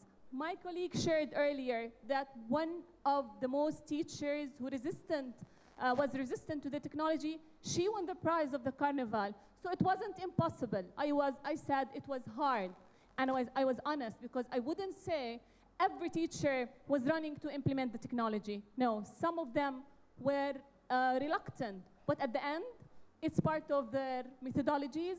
And again, we're non-for-profit, so we believe in what we are doing. It's all about motivation and passion, I think, from everybody, from the board down to the smallest kid in the KG.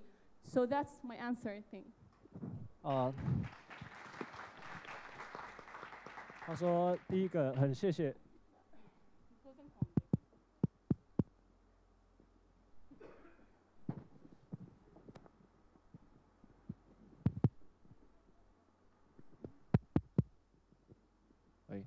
他说第一个有声音吗？很谢谢，就是 Henry 李先生就是提问的问题。那他说 IEC Islamic Educational College 是一个非盈利的一个组织，所以他们的宗旨也就是为了把教育科技把最好的教育给学生。那不只是在中东，也是全世界，他们也希望透过他们的一些活动和目标来达成。那他刚刚有提到说。就是他们有一位比较年长的老师，就是在一开始非常反对，就是使用这个教育科技，但是也是在他们说不断的努力之下，就是鼓励这位老师下，老师最后还是愿意使用，而且还在就是比赛中夺得就是最佳老师的奖。所以他说这个就是为什么要决定导入，就是这个最终还是。要给所有的学生就是最好的教育，那希望透过这样子能够让老师更理解学生他们在课堂中的一些遇到的困难，那这就是他的答案，谢谢。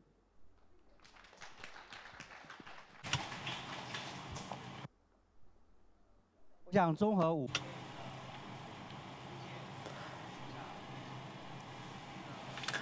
Based on their answers, I would like to suggest a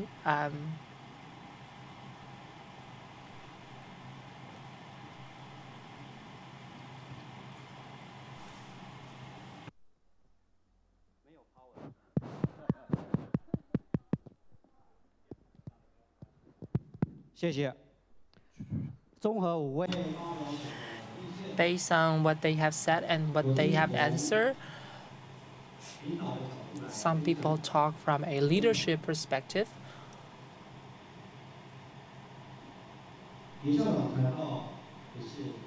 Principal Lee we're also talking about leadership and how a decisive leader will influence and change the school. And Principal Wu talk about how professional developments can cultivate a culture. And Dana mentioned about how you can use technologies to create a enabling environments to students. I would propose an I-Power model.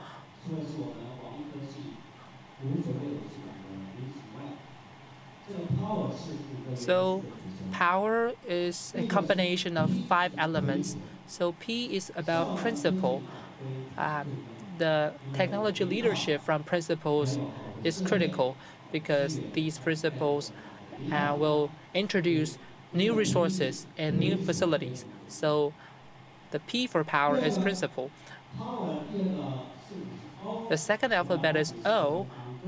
I would describe it as an ongoing professional development. As Principal Wu have mentioned before, you need to inspire their curiosity and continuous practice to optimize educational quality. So you need ongoing professional developments to create the environments, and we also need leaders in our school. It can be principal, it can be certain leaders in different subjects. You need to have a better directions to lead and guide everyone along the way. So that's why you need to have vision. After having good leaders and great visions, you need to have equipment. So that's why the fourth alphabet at E represents equipment. So these are a lot of important elements that we need to create and enable a smart campus. Last but not the least, you need to have resources, and that represents the last alphabet in power. You have to connect, you need to coordinate all different resources to create a better, smarter campus and smarter education. So that concludes our session. Thank you very much, and thank you all our panelists here on the stage. Thank you. Thank you, Professor Chang. Please stay on stage. We would like to deliver and present our token to our presenters here on stage.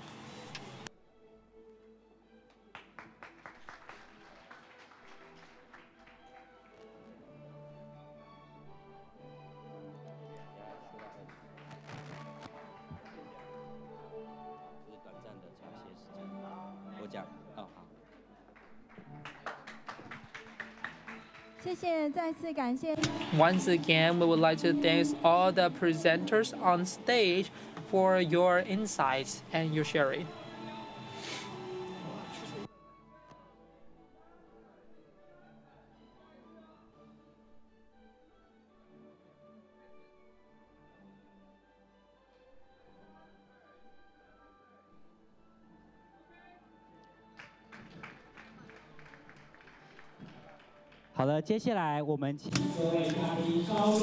Now we will have a short tea break. We have tea, coffee, and refreshment on the side. Our next sessions will start at 3:20, which is 5 minutes away. Thank you. 感谢各位贵宾的配合。 Thank you for your cooperation. We are about to begin the second stage of the afternoon session. Let's welcome Principal Mr. Wu Zongze for the opening remark. Let's give him a big hand, Mr. Wu Zongze.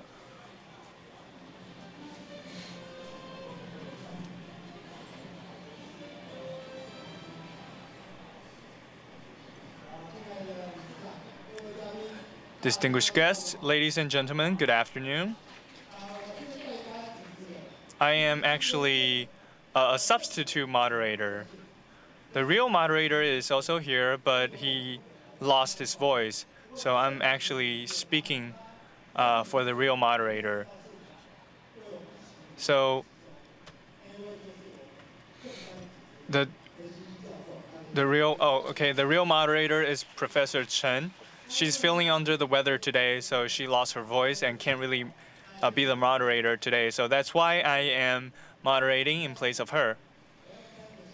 So I would like to tell you 3 stories. And the stories will tie in together with the theme of this forum, which is accelerating teaching professional development. I presented talks at 3 different cities in China. The first is Harbin. I flew from Taipei over there. At the time, Taipei was 30 degrees Celsius, and I thought, okay, it's in the north, so it's a little bit cooler, but it's not going to be that cold, right? But when I got off the plane, it was about 10 degrees below zero. So I was really shocked.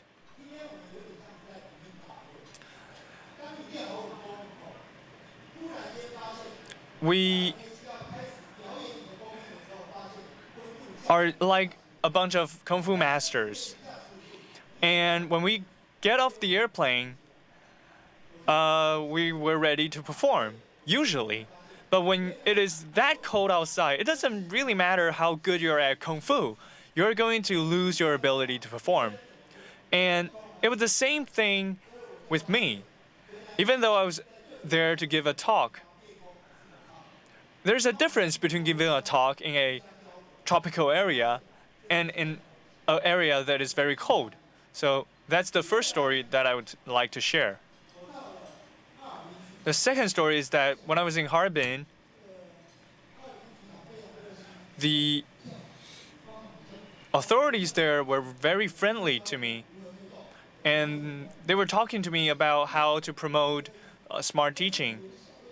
And I was like, yes, I would be happy to do that. But there's a problem because I am running out of time. I don't have that much time. So the people there told me that it's okay. I can gather all the principals from the school district here. So we will begin the talk at 7 o'clock in the morning. But I was wondering, because 7 o'clock in the morning begin the talk, but don't they have to sleep? How early do they have to wake up? So I asked the people there, hey, excuse me, how early do you have to go to work in the morning? Usually in Taipei, we don't go to work that early in the morning. And the answer was 8:30 in the morning. So it was like, why is it 7 o'clock in the morning? Why do we have to begin the talk that early? How is that possible? It is impossible to have that here in Taipei.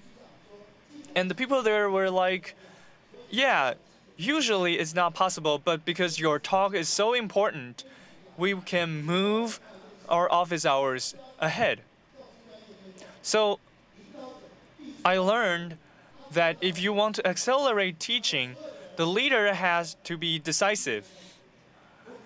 Even though usually you get to work at 8:30, you have to be decisive and tell your employees or tell your subordinates to come to work at 7. And the third story, again, was in Harbin. I was there. It was snowing. And I took a picture of me jumping for joy.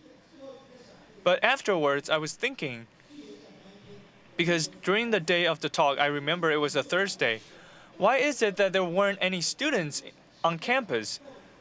So I was like, what was happening? And then in the evening, during a banquet, the mayor told me that because they wanted to provide teacher trainings, all the students can get a day off. So again, this is something that is not possible here in Taiwan. We cannot give the students a day off just because the teachers need a day of training. If you do that, you're going to get a lot of complaints from your parents. So from these three stories, I can tell you that we can always learn from other places. So that's what I would like to tell you. And without further ado, let's welcome the next speakers. We should pay close attention to what they have to say. Thank you. Thank you, Mr. Wu. The first speaker that we'll have onto stage, she is going to talk about modern system school. Her name is Gadir. She is the executive supervisor of the e-learning department at Modern System School. So she is in charge of promoting the use of smart systems among the teachers. So let's welcome Ms. Kadir.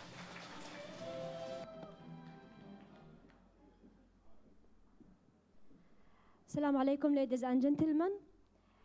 Today we come to introduce the new teaching technology we use in our science lab. But first, allow me to introduce myself and my school.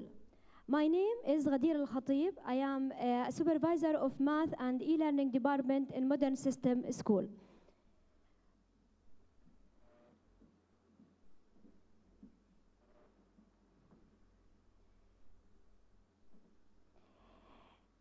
Modern System School, found in 2005, it has three main separated schools for boys, girls, and separated kindergarten.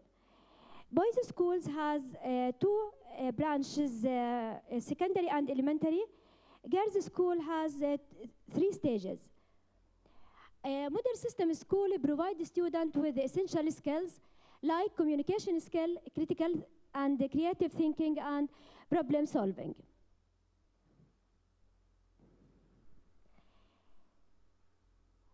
Our school mission: acquire and master 21st century skills. Use 21st century skills independently and interdependently. Raise awareness and take action in protecting and improving surrounding environment. Respect different culture and beliefs. Involve the staff in the development to teaching practice through collaboration project with the partners. Now we're talking about IRS system in MSS Science Lab. It includes teaching, learning, evaluating. The teaching strategy. Our teaching strategy is begin to hold the experiment, to sign a set of a question to be answered by student, to evaluate by the teacher to determine achievement goals. When we're talking about team model smart classroom learning and self-paced examination through science experiment, we talk about 7 steps. Step number 1, lecturing. Lecturing on general concept through TBL. Experiment. Demo the experiment via document camera. Reading. Each student read a question associated with the experiment on the station in front of them. A critical thinking. A student will recall what the teacher taught and think critically in order to respond to the question. Approaching and answering. A student may conduct the experiment in front of them before choosing an answer. Evaluating. Instant evaluating during the answering from each student. Reporting. Teacher get reporting immediately after evaluation.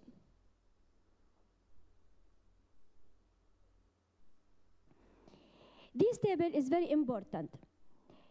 This table is consisted from a horizontal rows.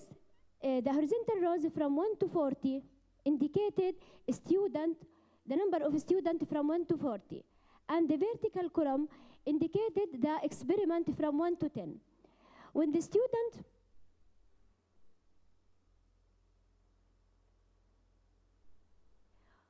student number 1 began with experiment number 1, the student number 10 began the experiment number 10. So when the student finished the experiment number 10, the student number 10 finished the experiment number 1. So all of the students engaged with into experiment, and all of the students finish together.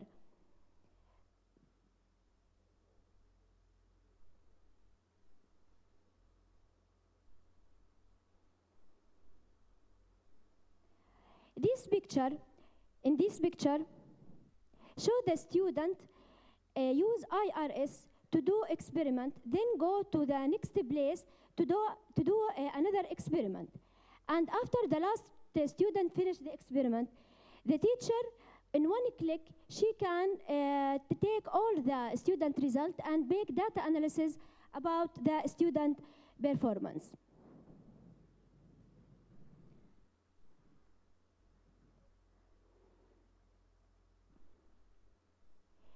In this picture, show that the student can conduct the experiment before answering the question or before choosing the question using IRS.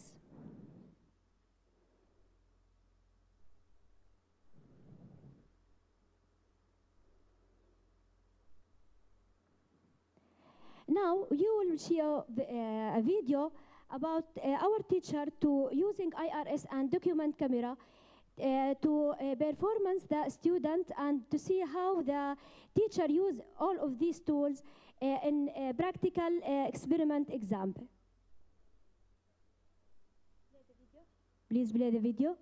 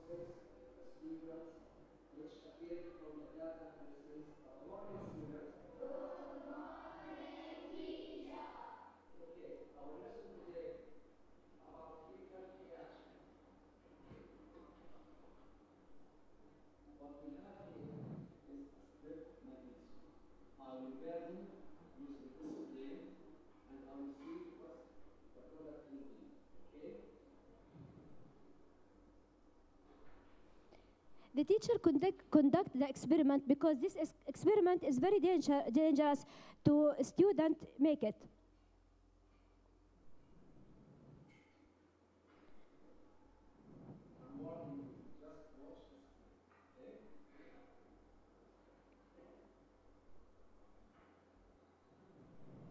You show that the student is exciting and something wrong?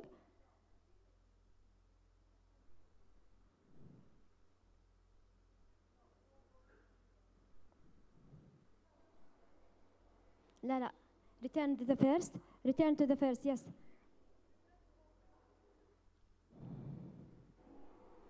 Right there. No, before that. Before.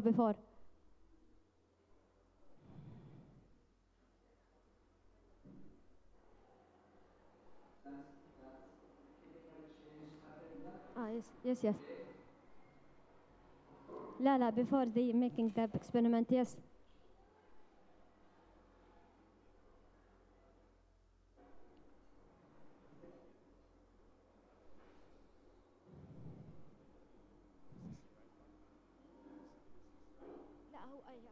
Yes. But we have applied the light plus a huge amount of heat, and we will have another substances we will see it after the reaction this stage. After this experiment, we saw that there is a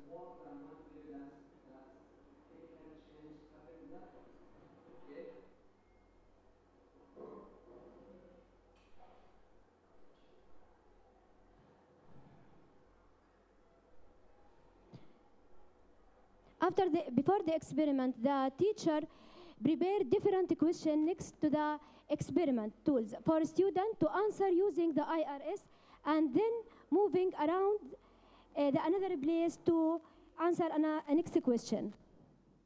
This is in the female school. We make in the first we make this experiment in the male school, then we go to the female school, and all of the schools they can use this new model teaching.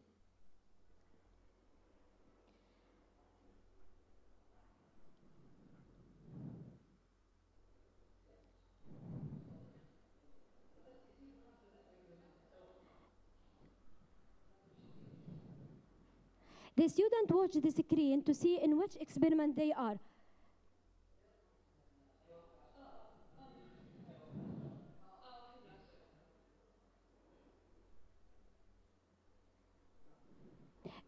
This is student from grade 9.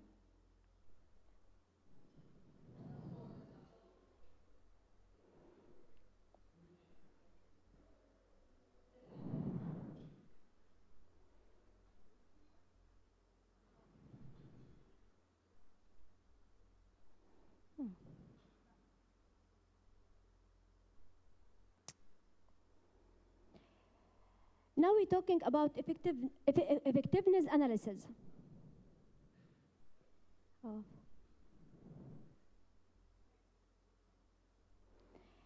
The advantage of using IRS in a practical science exam.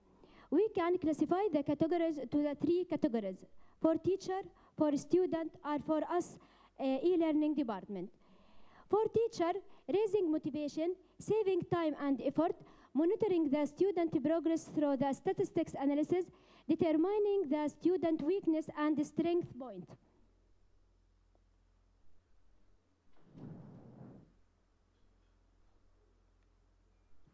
For student, showing willingness and commitment to the experiment in general, showing improvement in performance, and it's very important as a result of being monitored on the screen, raising motivation and encouragement to have a practical exam without fear, raising the spirit of change among the classes.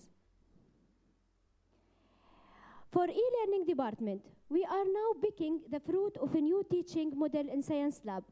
High-teach software with IRS to be available to each science lab. We have 3 science labs in our school.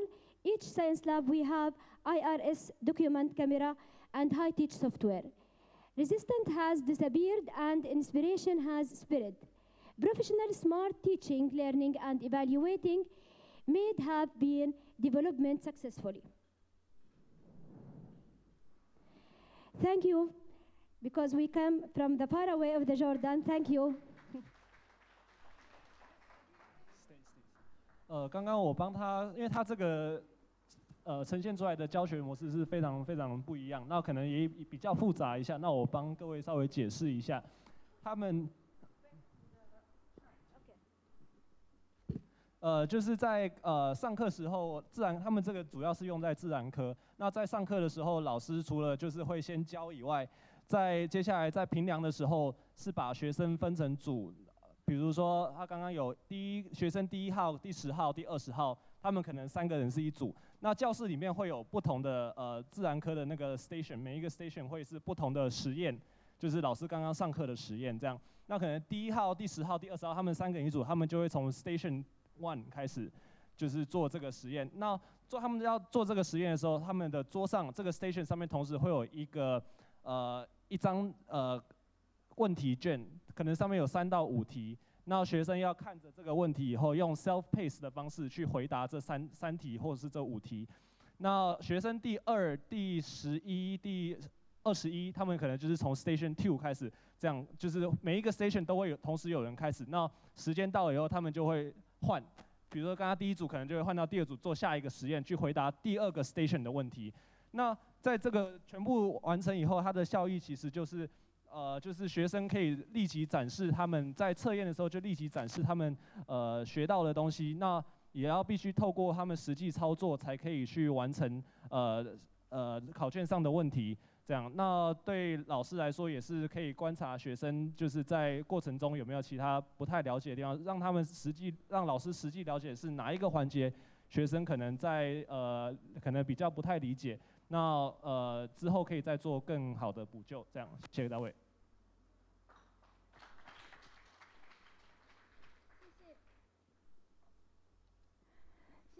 来自约旦的嘎迪尔。Thank you, Ms. Gadir, for your presentation.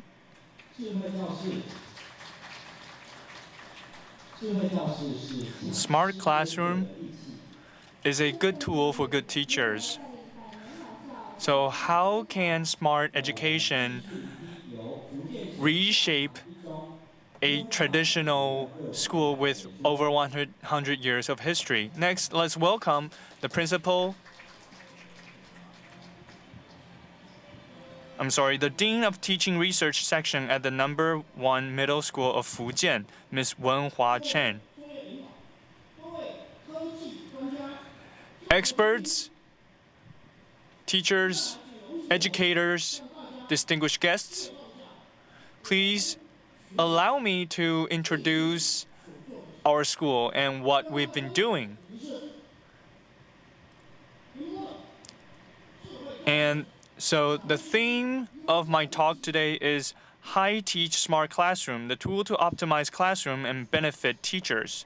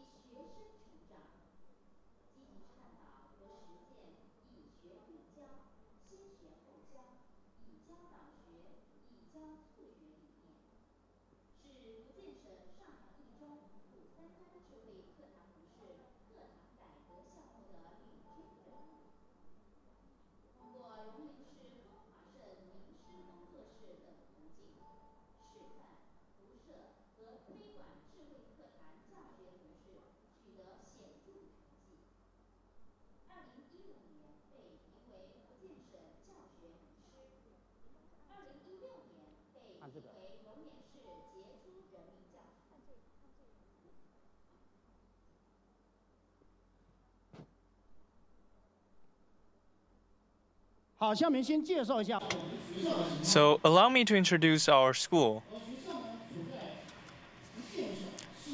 Our school is located in western Fujian.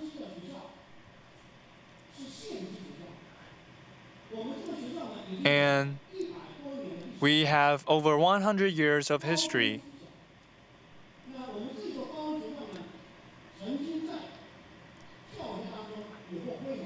So we are actually a high school, not a middle school. And we have produced a lot of #1 students at our school. So people actually call our school the factory of good students.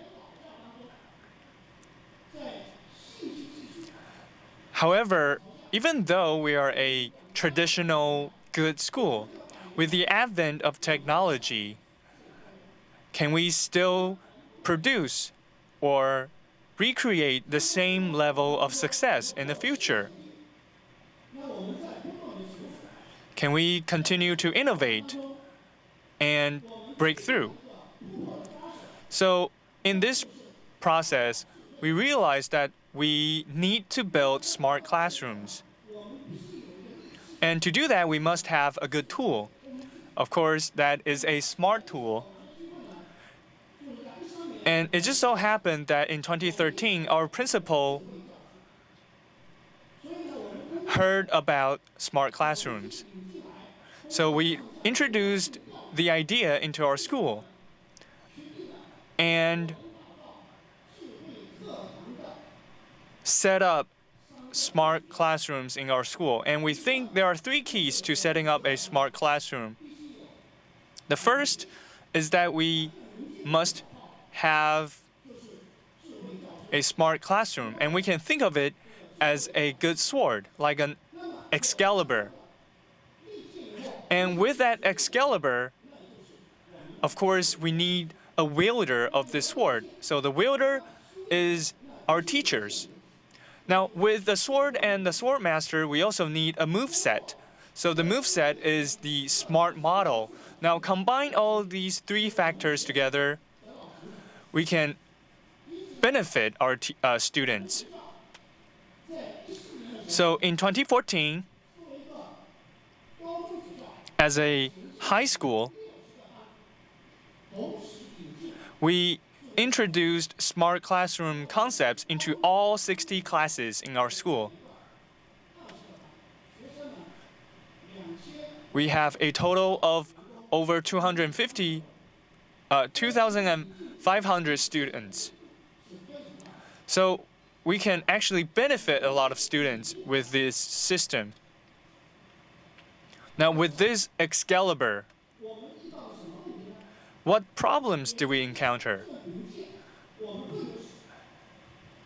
Do we actually know how to use this sword, this Excalibur, this tool? And we analyzed the problems that we had. The first is that some teachers resist change. They think that they are very adept at their old ways of teaching. And they think that we have done this for over 100 years. Do we really need to change? And the second problem is that our parents resist change. Because we introduced new systems, we introduced new models. So the parents are worried about their kids' grades. They are worried that their grades might slip because they are used to the old system and they might not be able to adapt to this change. How do they cope with this change? So the three problems come from our teachers, the parents, and the students. Now, I would like every one of you here to think about which one of the three factors is the one that most impacts our implementation. Do you want to take a vote? So, to recap, the first is teachers, the second is students, and the third is parents. Which one do you think is the key factor that affects our implementation the most? Is it teachers, students, or teachers?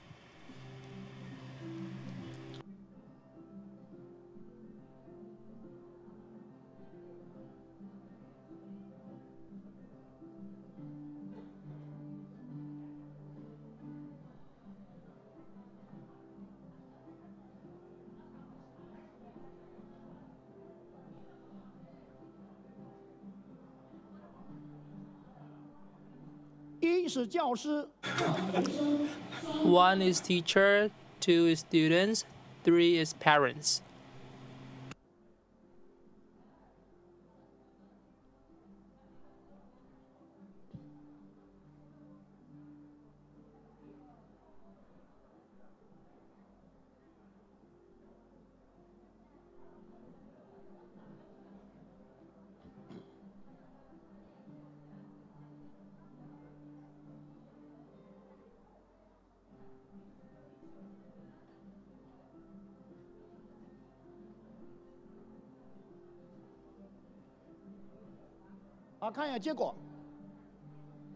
Let's see the results. One teacher, two students, three parents. It seems that most people think teachers is the most influential factor. Our study results actually is the same as what you think. If you want to change the teaching environment and smart education, I think in our exploration, we thought parents should change as well. Parents will interfere into our teacher and they will put pressure on the school. In order to overcome their concerns, we need to perform. so they will be confident in our changes. If you want to change the classroom or curriculum, you cannot expect students to change automatically or autonomously. You have to start with teachers. So teachers becomes the most influential factor in our changes and in our journey. And that's why we conduct training program with our teachers. We took a lot of measures. One of the most important ones is to emphasize on smart classroom. This morning, Professor Wang have talked about this model already. We need to change, and there are several changes. We need to change the curriculum. We need to change the momentum in our classroom and in our school. Teacher and students have to change together, and they have to learn together.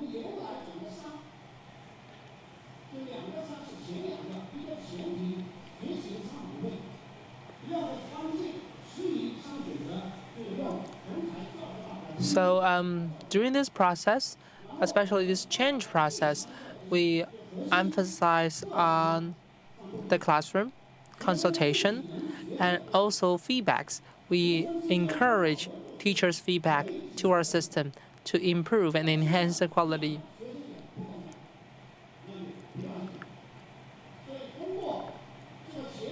So through these kind of changes, so we can improve on our educational quality. As we mentioned before, feedback is very important in the process. We listen to feedbacks from teachers, parents, and students. And we implement and integrate into our training program with teachers. We guide our teachers to discuss all different issues.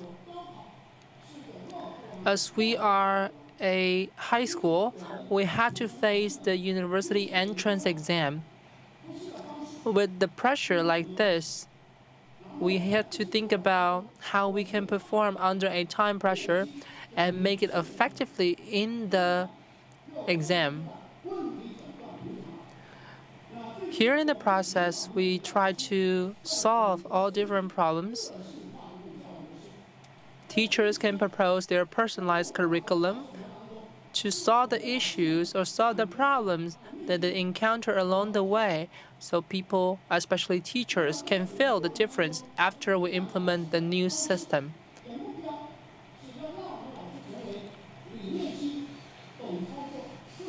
For our teachers, our objectives include new concept, new operation, and new integration. Since we are integrating and introducing new technologies, we have to teach them how to use it, and we have to persuade them to accept this kind of new technology concept. And they have to integrate this technology into the curriculum. In recent years, we have modified some of our training programs to improve the quality and improve the performance.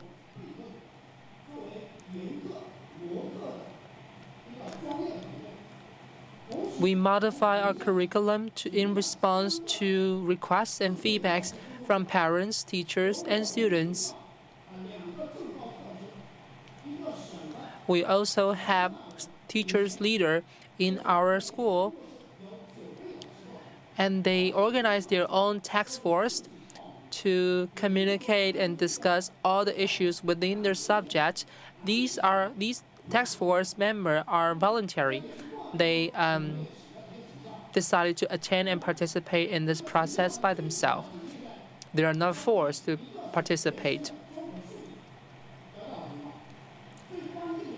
In results, we noticed that academically, students have performed better, and it's not just about the grades. And we also laid a very solid foundation for their future career developments and their life developments. If we look at their academic scores, it actually has improved significantly.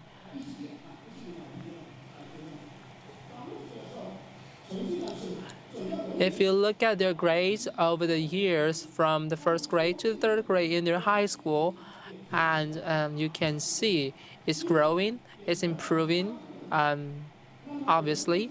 So that's why we got the recognition and the agreements from parents. We also communicate continuously with parent groups. In the process, our teachers also accelerate their professional development. After we launched the Smart Classroom program, he was selected, and he is selected as the first prize in a local competition. And that attract a lot of media attention as well as local society attentions.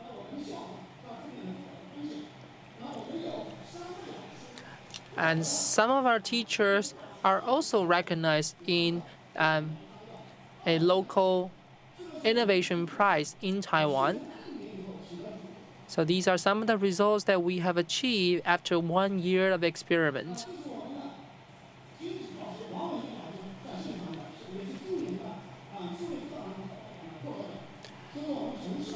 This is some of our winners in the local education competition or the national competition.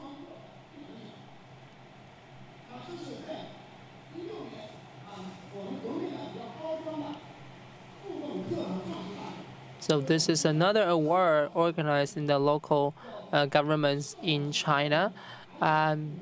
Many of our teachers have received the recognitions and their prizes. These recognitions inform the teachers that these changes are actually effective and influential.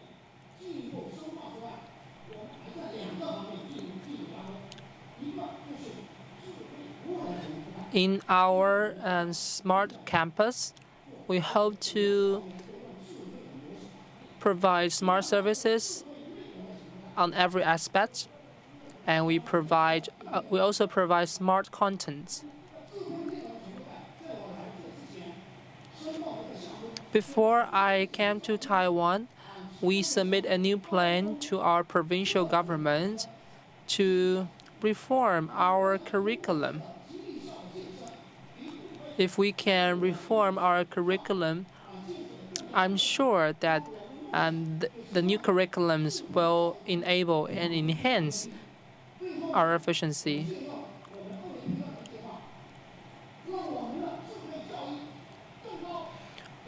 Of course, we will hope that our education will become better, faster, and more powerful. Thank you very much.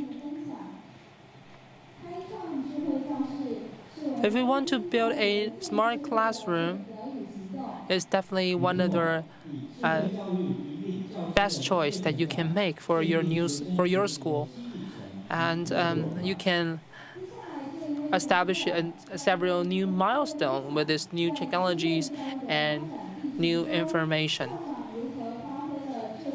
In our next presentations, we'll highlight how principal can enable these changes and how principal can influence several changes along the way among teachers and students. Let's welcome Principal Huang from Chengdu Wisteria Primary School and their director. Distinguished guests, good afternoon.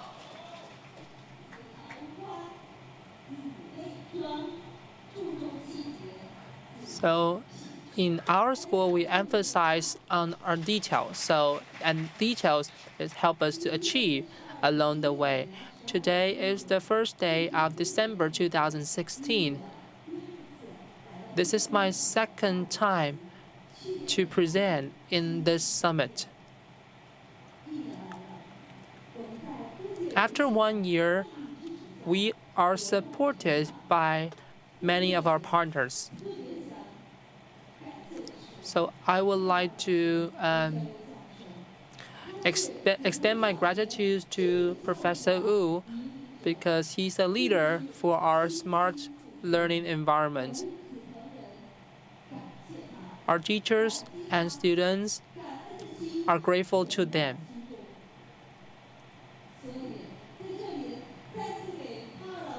So I would like to send my gratitude to Professor Wu once again.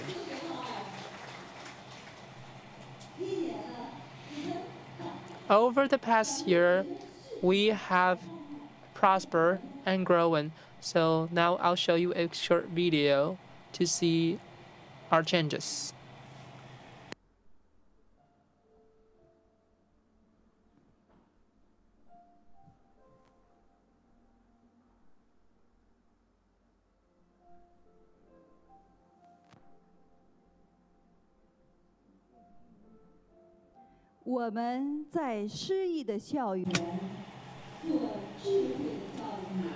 We have a beautiful campus, and we want to make it smarter and more livable.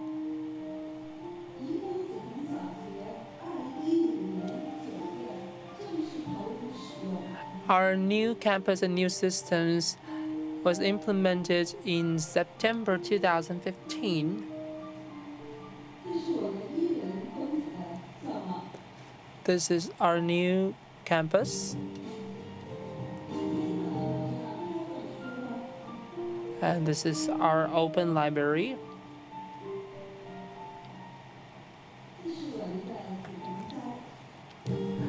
This is another corner. This is the place that teachers can prepare their lessons and classes. We always emphasize on details.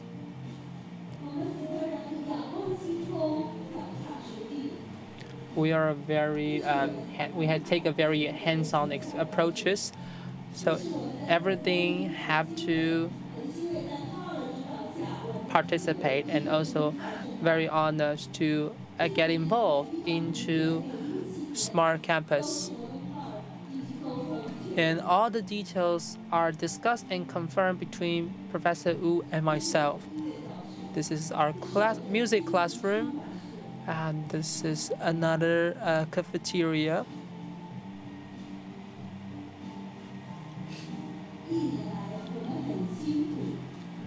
We have worked a lot over the past year. We want to create a reading culture.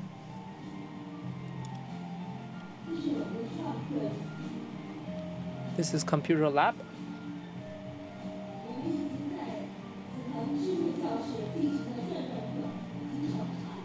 The IRS system has become a regular facility in our curriculum.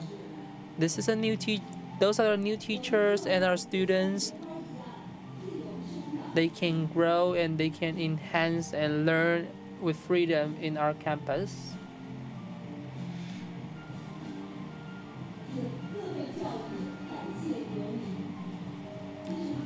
We have a lot of partners and a lot of collaborators with us over the past year. And we can communicate with people from around the world wirelessly.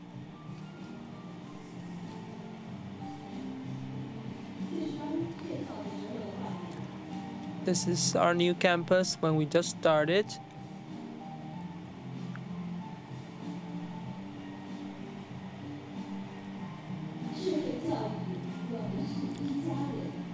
We believe that everyone can contribute to our smart education.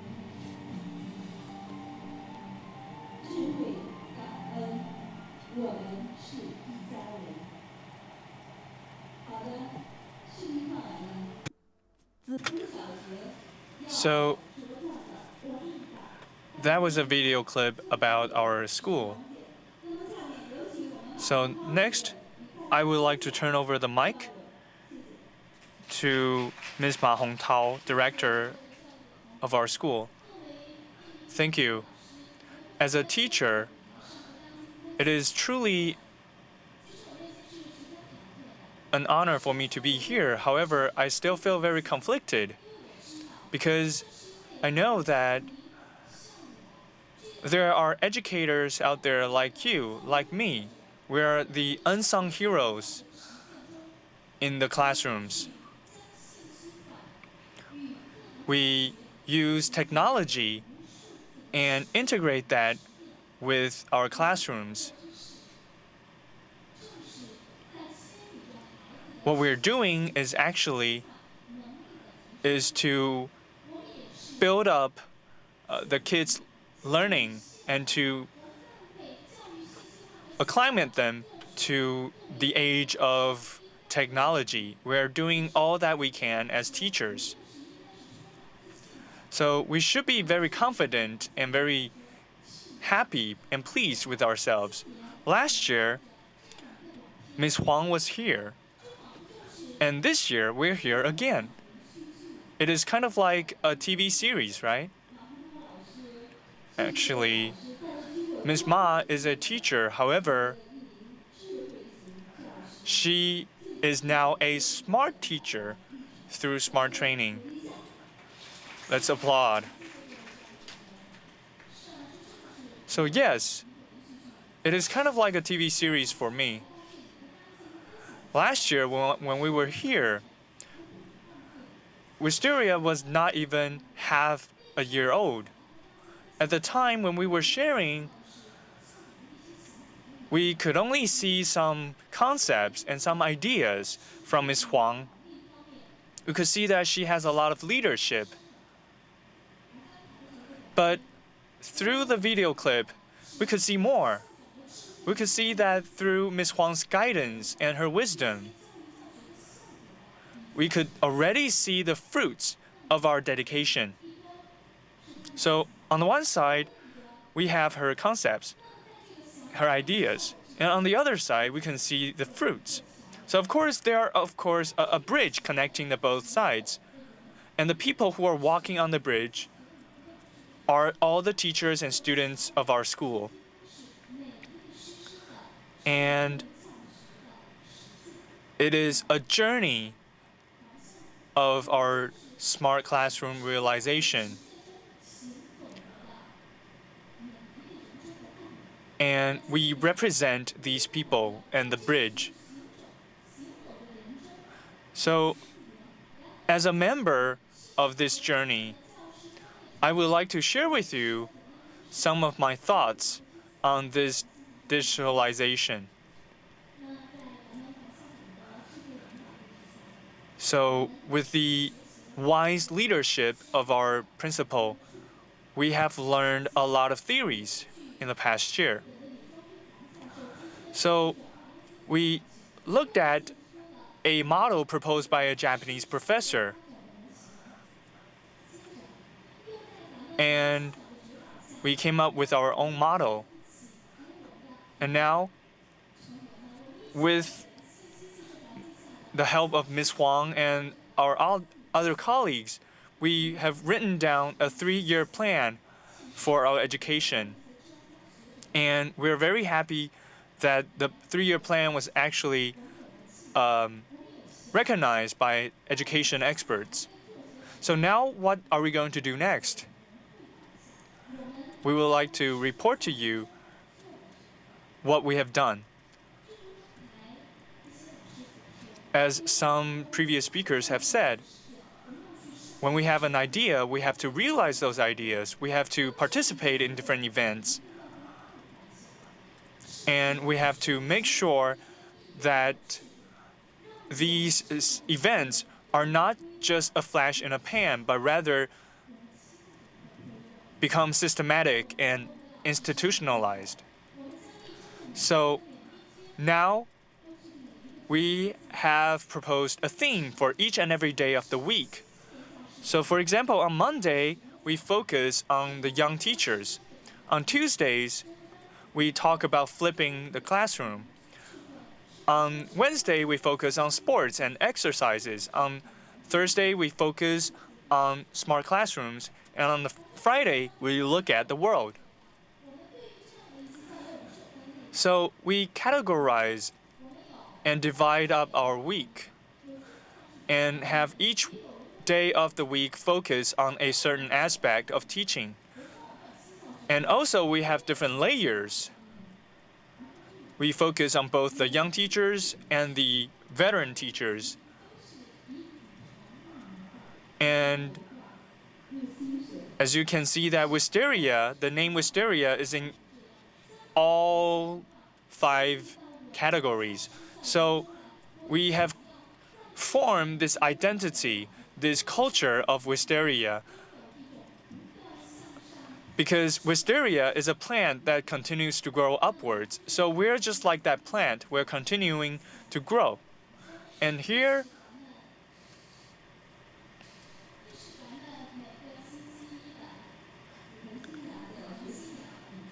is a notebook from our Mondays. So here we actually ask a lot of ourselves, and we ask our teachers to set up a goal, to have a plan.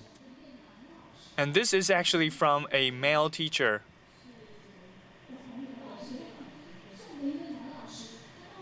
And he told himself that he wants to teach the students math, but he has to be gentle. He has to remind himself how to be patient. So he proposed the plan. And now we can see that all the teachers propose their plans on how to teach their students. And they're having this dialogue with themselves so that they can come up with an even more concrete plan. And we have selected some of their plans and uploaded onto IES so that we can keep track of their progress. And it is not just to track their progress, but also as a record of their growth. So here we have recorded the growth of a teacher in the past 3 years. So it is like painting a portrait of this teacher. And it's a painting of his growth or her growth. And we believe that recording someone's growth is the biggest respect that we can pay to them. And here, when we talk about flipping the classroom,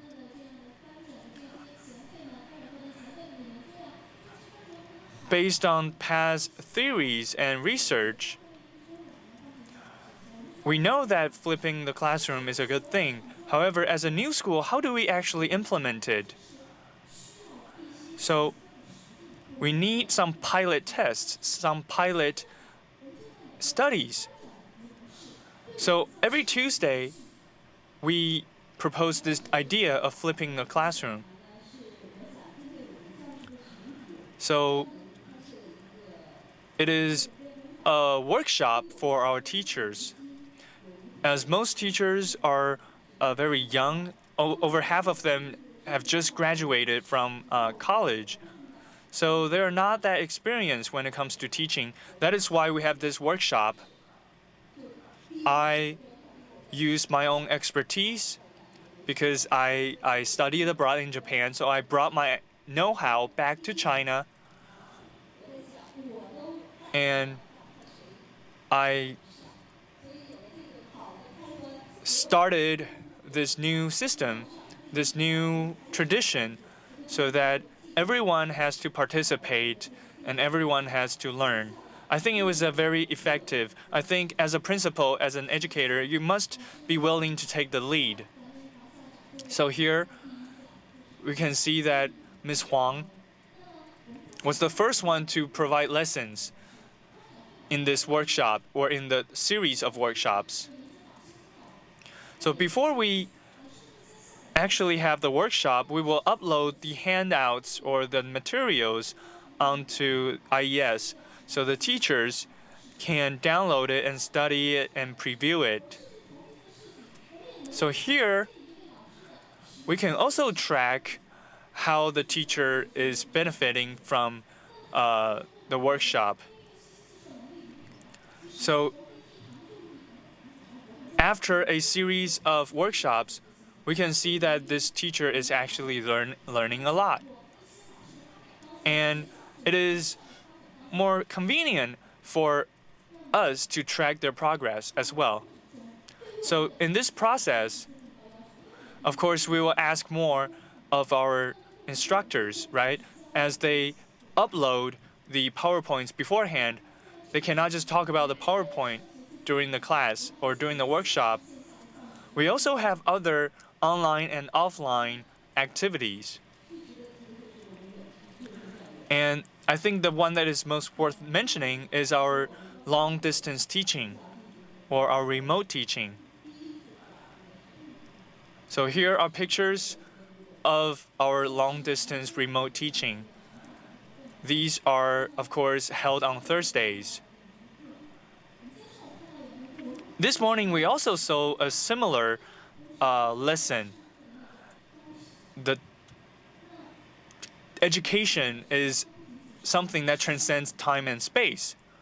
So through long-distance learning, we can really achieve equal learning for all.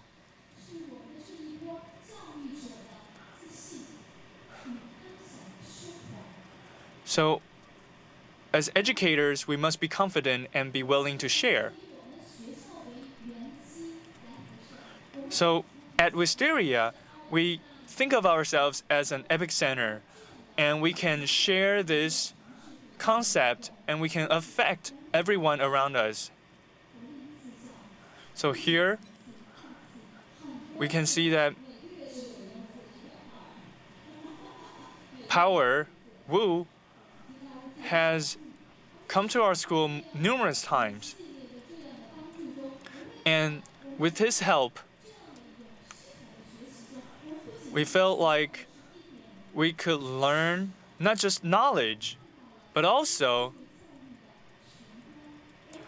the macro view of education. We can know more systematically how to teach. And we could really feel the guidance of Power. And to Power, we are like a wisteria that was handpicked by Power. And our growth is the best gratitude that we can show to Power, right?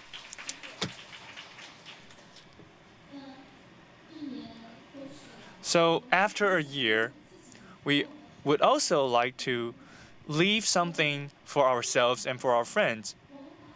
So based on what we just said, we have tracked and recorded our progress, and we have published 4 different handbooks. I know it's kind of hard to imagine, but with the support of IES, it is not that hard to go back and find the materials that you have uploaded. And we divided the 4 books into spring, summer, autumn, and winter. And we are not just thinking about the past, we're also looking forward to the future. So here you can see this teacher in this picture. He is going to teach our students combining cooking and music. So it is a class that students cannot miss. And also on the lower right-hand corner, it is our teacher. She won the first prize in a competition, a cross-strait competition in the category of mathematics teaching. So our students are all benefiting and learning from this setting, and they are more focused on teamwork now. So we were very successful in this model of teaching. We are very proud of our education. So where is our know-how? What is our know-how? I think the key lies in 3 different parts. The first is planning, the second is in recording, and the third is in sharing. In planning, we have to be systematic so that it ensures everything will be in order, will be smooth. And then in terms of recording, we wanted to make sure that we have to be authentic, we have to be genuine. And in terms of sharing, we have to be dynamic. It could be online, could be offline, could be local, could be cross-strait. So that our sharing and what we do can be more meaningful.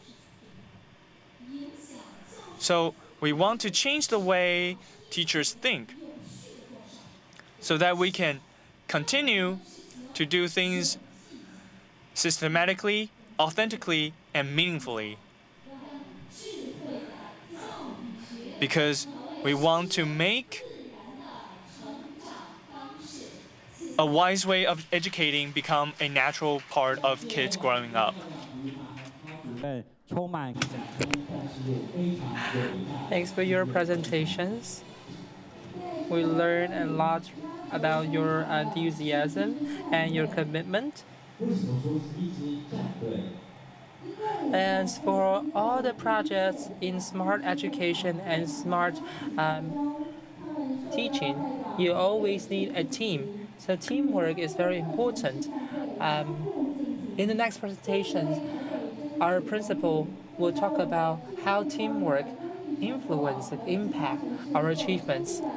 Last year, our presenters organized a team from Taipei to different part of China to engage with local educators there. So she would talk about their experiences.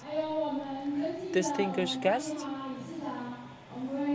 Professor Wu, Professor Zhang, and also our moderator for the session. We have been in communication with our moderator for a long time, so today is the first time that we finally get to meet her in person.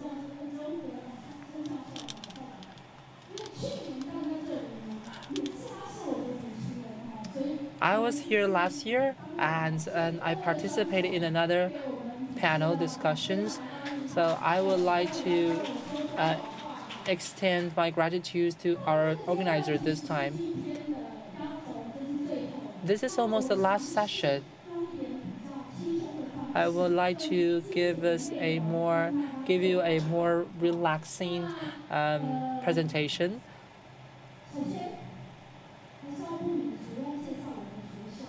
First of all, as everyone has introduced their school, so I will briefly introduce my school as well. I would definitely welcome everyone to visit our school. Our school is located in Taipei. It is right next to the subway station. We have 80 classes in the primary school, and we have kindergarten as well. We educate over 2,300 students a year.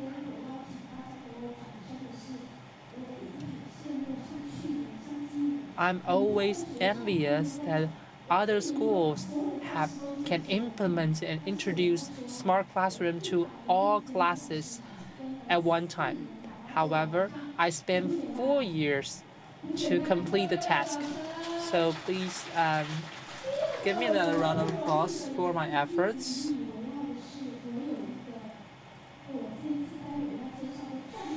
Later on, I'll show you the team that the hosts have mentioned before. We have a community. So if you can visit anytime, I will definitely introduce you to our classroom anytime you visit. So now I will start my presentation. So as I mentioned before, we organized a team last year to visit different parts of China. And everything it's actually this year. Everything started with the competition this year. So we organized a team to participate in that competition.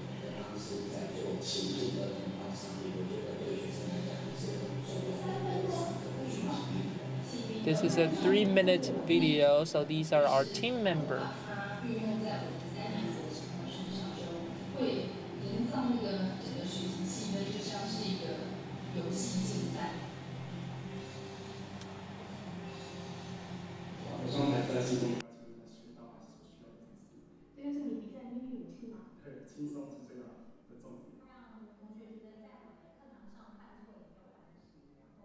瑜老师。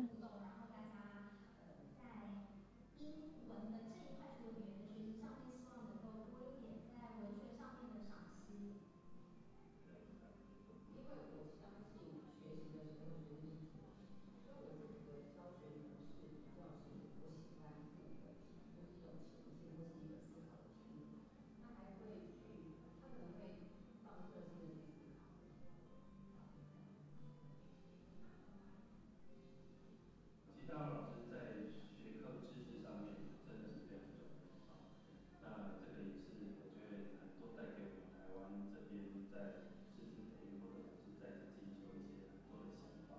但是我们会有一个核心的主轴，像 TTL 或者是学生服务中心，要照顾到中下程度弱势的孩子这样的一些核心，我们带着这些老师们能够好好的去发挥出来。可以见识一下，就是对岸的教师、对岸的老师的一些新颖的一些教学技巧。那当然，也希望说这一次呢，检视一下自己的教学特色。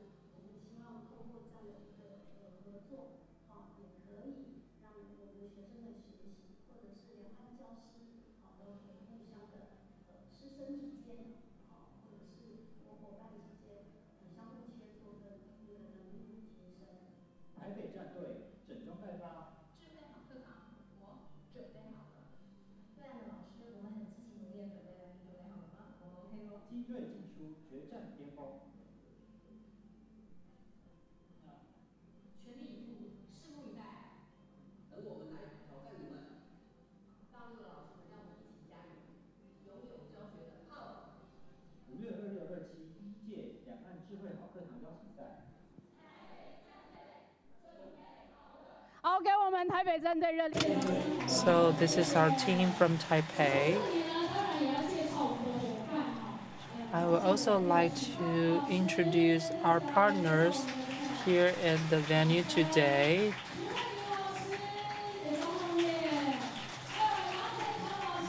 As all the teachers are in the back of our venue today. So these partners and these team members are very important to our efforts. Our team only started in April. The competition was in May, so we only have 1 month for preparation. So these are our team members in that competition.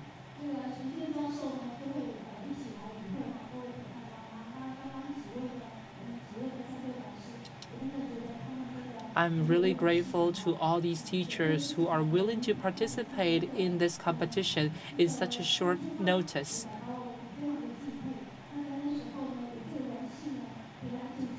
So I'm very honored to lead the team as well. So these are our teachers.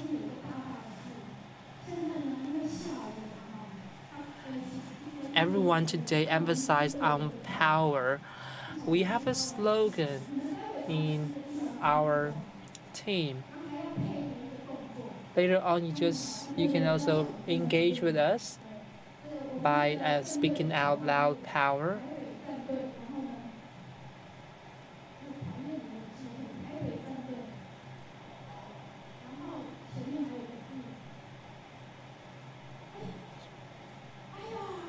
We put something in front of the word power as well. So at that time, we say, so we want to refresh ourselves. So please follow me, Team Taipei.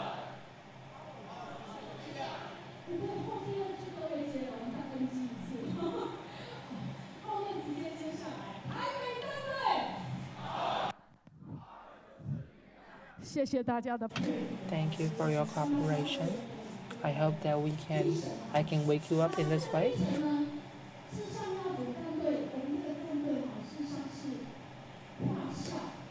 Actually, these teachers come from different schools, and some of them come from southern Taiwan as well. We only spend our Sunday for preparation, So this was the first day on April 20 that we started preparation. And this was also the first time that some of our members met with each other in person. So we have mentor, we have leader, and we also have a vice mentor. And Dr. Liang was our vice mentor, and we practice and we discuss of our plan, and we also practice together and consult with each other. In the process, all the teachers and team members have to select their program, their demonstrations, and they have to report back. As we mentioned before, we have only 3 to 4 weeks to practice the whole thing, and we are only using our free time on weekend. Everyone have to practice and then give feedback to each other. And then we participate in the competition. So all the teachers got engaged with the process, and this is some of the visual records when they attend the competition in Ningbo in China. For our team and every team members, I believe that they have learned a lot in the experience because they are supported by professionals, scholars, and experts. Last but not the least, after the competition, we have evaluations and comments from experts and professors from 6 different cities in China.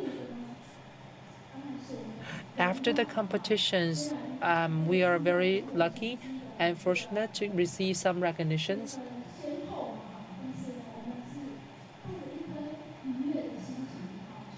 But overall, we have a good time, and we receive some awards.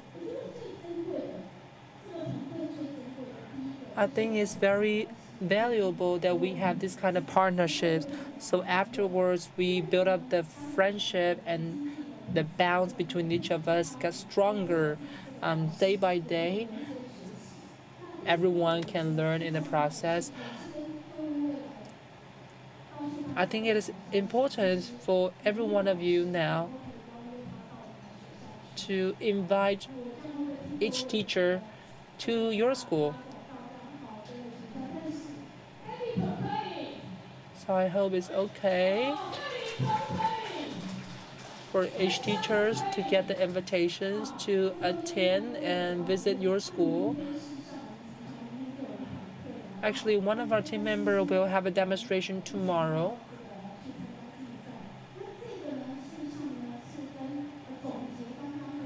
So in this process and this experience, I think everything we learn and everything we practice in those past months will be shared by each of them to more people in future. They design their curriculum, the pedagogy, and also their program by themselves. And later on, after they design them, they have to practice in front of everyone else, and then everyone can contribute and give feedbacks to them. These team members also learn from each other in the community. We help each other, and everyone is equal in the team. We support each other and help each other on the equal basis. This competition also accelerates our professional developments among our teachers. We enhance our cooperation, team training, and we can have some time for reflections and improve together. I think this kind of competition help us more than our day-to-day practice and day-to-day communications. And I think this kind of competition is definitely beneficial to ourselves as well. And we also got some feedbacks from Professor Wu and other evaluators and judges. Because in this process, we can learn from teachers in different subjects. And by participating in competitions, you can actually learn more broadly, not only from people in Taiwan, but also from people in China. I'm sure that everyone in the team can agree that they learn and grow a lot along the way and in this process, and we get to know more about smart classroom and smart teaching. And this is how we develop professionally.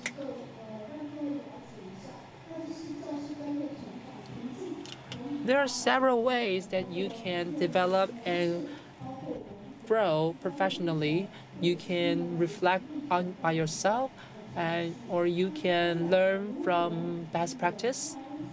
And you can also learn from big data. For example, if you have IRS available to you, you can diagnose your experience, and you can diagnose your own performance in a very objective way. And we have already listened to this model in the morning, so we'll skip this one. IRICS 的历程，我本。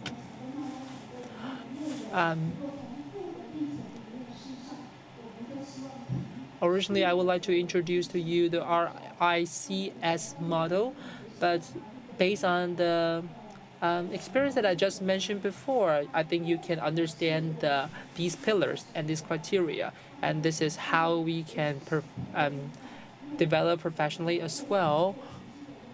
Because we are under the pressure of competitions, you can push yourself forward, and through different kind of videos and competitions to improve your teachers and improve your educational quality.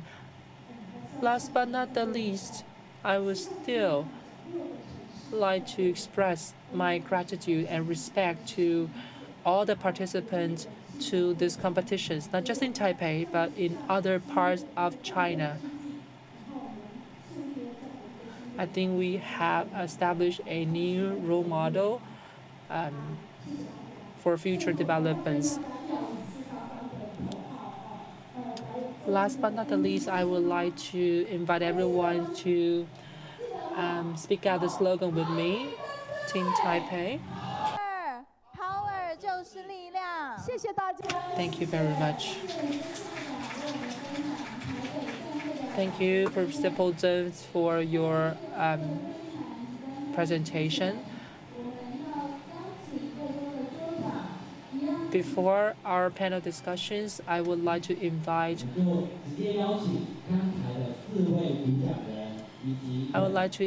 all the presenters in the sessions and our moderator to come back to our stage for a panel discussion.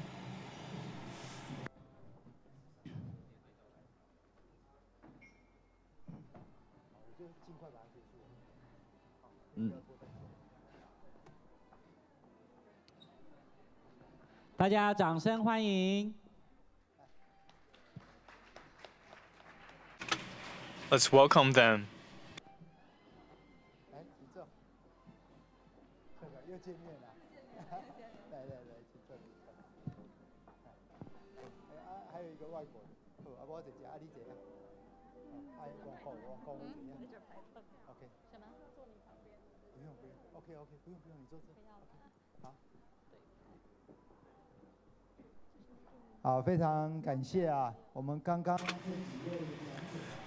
Thanks to all the speakers.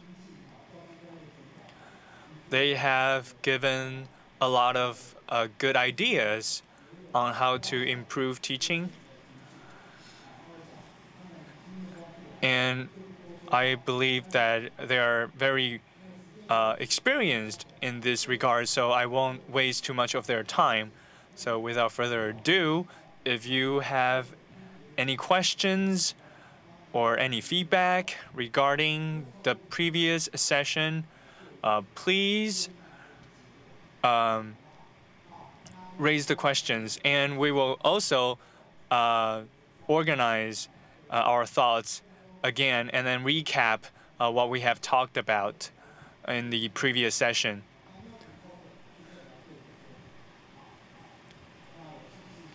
Okay, so I will start with Ms. Huang. Let's welcome them. Ms. Huang and Ms. Ma. We can stay seated, it's okay. Again, I'm very honored to be here because Wisteria is only about 1 year old. So we had to work extra hard. But I felt really happy because teachers like Ms. Ma and other young teachers are improving very quickly with smart classrooms. So I believe that Wisteria will continue to grow. Thank you. Well, actually, all the presenters here are under a lot of pressure because especially for those who have presented in the past before, because they cannot say the same thing over and over again. So they have to continue to innovate and come up with new things. I still remember that last year, Principal Wen was also here. He is now a special grade teacher in China, which is quite an accomplishment. So let's welcome him. I'm very happy to be here and have this opportunity to meet so many of you today. I believe that we cannot just try to take care of our own school, but also bring this message to surrounding schools. Smart classrooms have changed our school drastically in the past few years. In the morning, Dr. Wang visited a website that was set up by our school, and he really liked it. So if you're interested, you can also visit our website so that we can also form a team with our city. So that's what I'm hoping will happen. Thank you. So it looks like next year, Fujian's team is going to be formed. So we should work together, and Taipei's team will have to be careful not to be overtaken by the new team in Fujian. And we hope that next year there will be even more teams participating in the contest. So again, thank you, Mr. Wen. Now next, we would like to have Ms. Zhen to share with us. She is truly remarkable because her school is massive and she has to take care of all these students and at the same time also lead a team to compete in cross-strait competitions. So it is truly remarkable that she can do both things so well. So I think it is great that we can hear so much from her and learn from her. So again, let's applaud her. Thank you. So I believe that we all have limitless potentials, and we can also activate the potentials in our children. So I think that smart classrooms can push these teachers and provide them with the right resources and the right methods so that they have a stage and have the way to actually show what they are capable of. I was really moved by Mr. Wu. We are very happy to have you. We should really continue to strive and to grow so that our students can have even more good teachers. Thank you. And last but not least, from so far away, all the way from Jordan, Ms. Gadir. So let's welcome her again and thank her for showing us how smart classrooms are implemented in Jordan. Thank you, Ms. Gadir. School to implement the new teaching model, how to implement IRS in the science lab, and to make exam. It's more easy for the teacher, and it's saving time, because the teacher will not correct all of the paper, so they, on one click, they can get all the student result. And we invite you to come to the Jordan and to visit us in our schools. Thank you very much. 我们黄博士来翻译。我应该是正式的跟大家问个好，这样子哦，因为大家差不多都已经累了哈。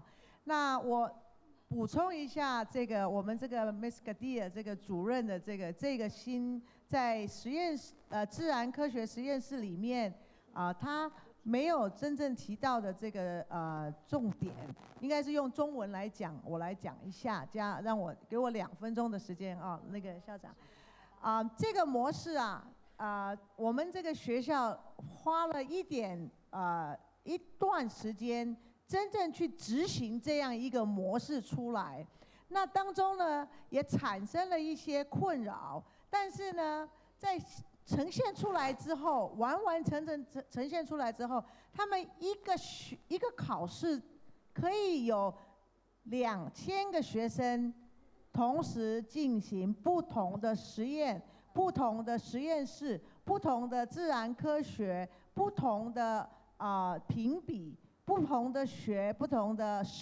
这个衡量。最开心的就是老师，因为在这么多不同的实验里面呢，做这么活生生的例子个案，让学生呢真正的学习到了自然科学、生物、物理、化学这些真正的真谛。除了真正的真谛以外呢，评量就是成绩报告，也是老师最开心的一件事情。为什么？我想在座的每一位教师或是领导，你们都知道这个用这一套智慧教室的这个软体这个 solution， 可以很快的就有即时回馈，收集这个大数据。所以呢，在很短的时间里面，2天的时间里面，或1天的时间里面，甚至2个小时里面，可以把所有1-2千个学生的这个成绩收集起来。您说这是不是很震撼？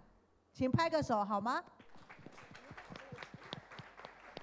所以当初我们这个学校这个主任把这个所有的这个自然科学实验的这些老师都集合在一起的时候，坦白讲，我身为这个网易中东人，我真的非常感动。那个当下，我真的非常感动。所以呢，我们今天我可以这样讲，我们这个模式呢，大概全世界没有人像我们这个学校有这样的模式，是不是啊？所以呢，谢谢大家有这样的机会，谢谢。我们今天是来取经，那也是来分享，那也欢迎大家到约旦来。希望我们明年或是后年有约旦队，对吧？谢谢 Power， 谢谢理事长，谢谢。好，太棒了哈。Thank you. We are happy to see that maybe in the future there will be a team in Jordan participating in our competition. Oh, Ms. Huang would also like to add that if you are interested in the plant of wisteria, then, or you're interested in our publications, we have brought some copies here. Or if you're just interested in seeing the city of Chengdu, we also welcome you. Thank you. 我们这些专家大家的分享。So thank you all for today's event. However, unfortunately, due to time constraint, we cannot talk about this topic as much as we would have liked to. However, still, it is very good to see that we're all here like a big family, and we're all learning from each other, and even maybe forming teams to compete against each other. I think it's a good thing. So again, thank you all for coming to today's event. Thank you, Mr. Wu. Please stay on the stage for a moment. We would like to have the real moderator onto the stage to present the certificates.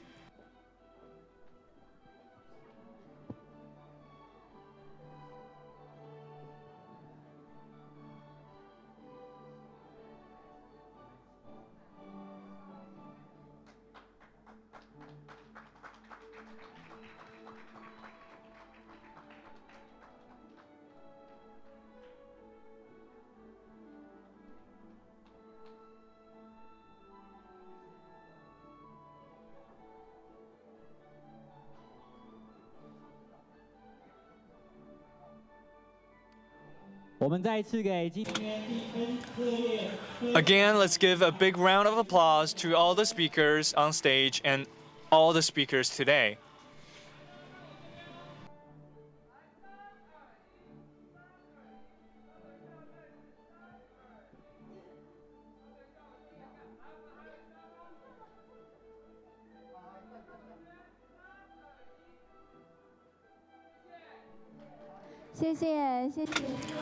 Thank you to all the speakers for marvelous, splendid speeches. Next up is our World Cafe. World Cafe is a form of discussion that is flexible yet also realistic. It can lead to effective communication and meaningful dialogues, exploring different possibilities. So, for our World Cafe, we will invite 4 distinguished guests onto the stage. 2 of them are invited by Mr. Power Wu. The other 2 will be picked randomly by the organizers. So, now let's welcome the cafe owner of the World Cafe, Mr. or Professor Power Wu.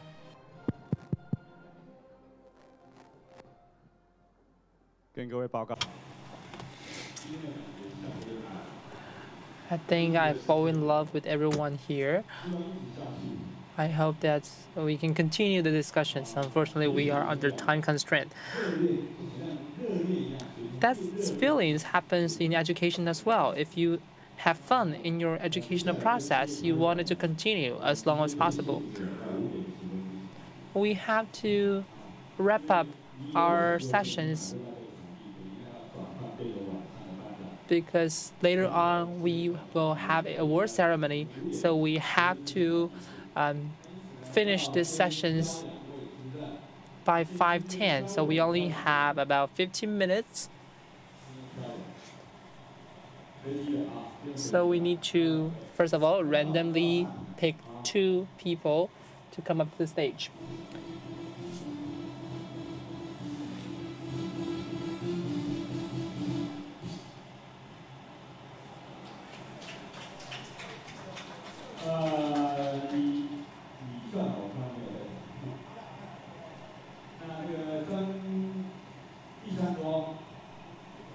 We have 2 people selected, but they are not present, so we have to choose another 2 people.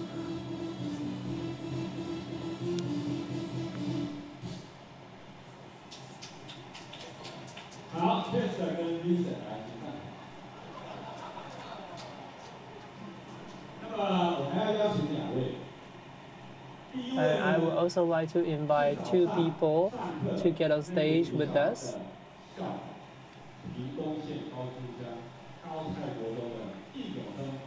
I would like to invite Principal In.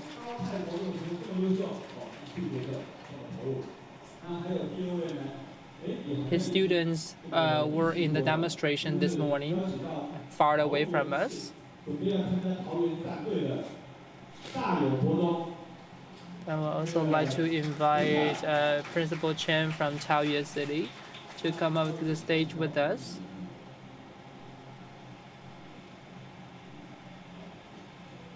Please take your seats. Later on, we'll invite these four lucky winners to talk about what they have learned in the summit today.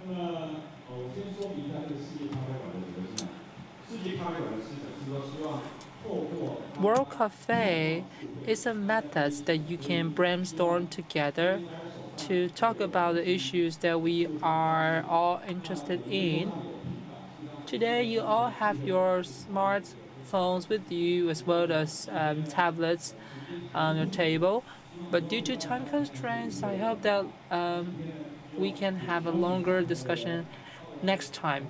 So today we only invite these four people on the stage to talk about what they have learned and what they would like to ask or what they would like to know next time if we have this summit again.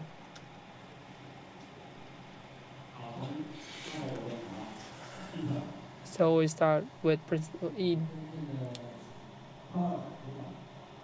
Professor Wu, distinguished guests,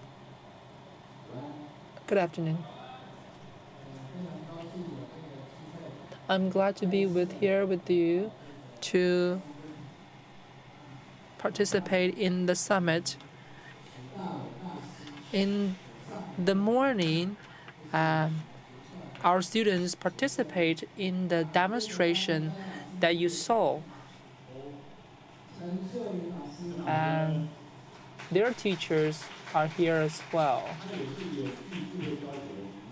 She's also a smart teacher who can conduct remote education as well. I met Professor Wu 2 years ago. At the time, he went to the Pingtung County in southern Taiwan to organize a workshop for many principals in the local area. And our friendship continued until now. We keep in touch all the time. In June this year,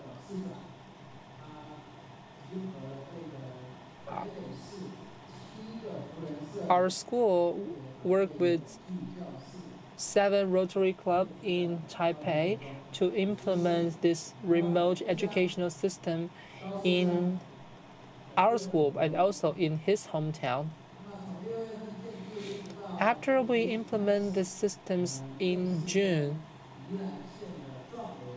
we already built up a connection with another junior high school in Northeast Taiwan. So our students have reading classes with them together. Originally, we did not have a smart classroom. We moved directly to remote education. So our teacher back there is very brave.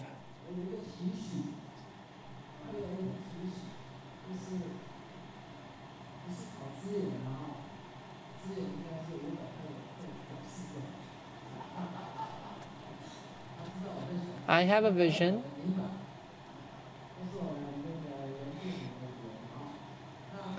Of course, we would like to have more tangible resources, but also after our training programs, we hope that in the future we can also organize a team in the local area.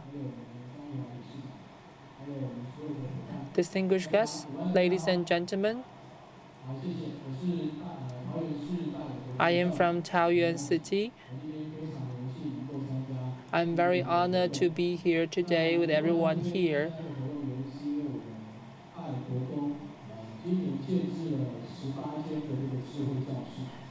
This year in my junior high school, we have installed 18 smart classroom, and we will have a event on December 8th. Then we will have demonstrations. You are more than welcome to visit our school to see our achievement and performance with smart classroom. Our geography teachers will have a demonstration on that day, so you are more than welcome to visit and observe and comment on his performance. This morning, we have witnessed a remote demonstrations from Taipei to Pingdong in southern Taiwan. So I immediately talked to our local educational officials, as our junior high school has built a partnership and alliance with several schools in China. We are planning to visit those schools in China next year. If we have this kind of remote educational equipment, since several schools in Taiwan had this equipment available, we can actually have classes together with other partners in Taiwan. I happen to sit beside Principal Yin. Since both of our schools have the smart remote educational system available already, I think we can build up this partnership very quickly and then start the classes together in the near future. Hopefully that these kind of collaborations will increase after the summit today.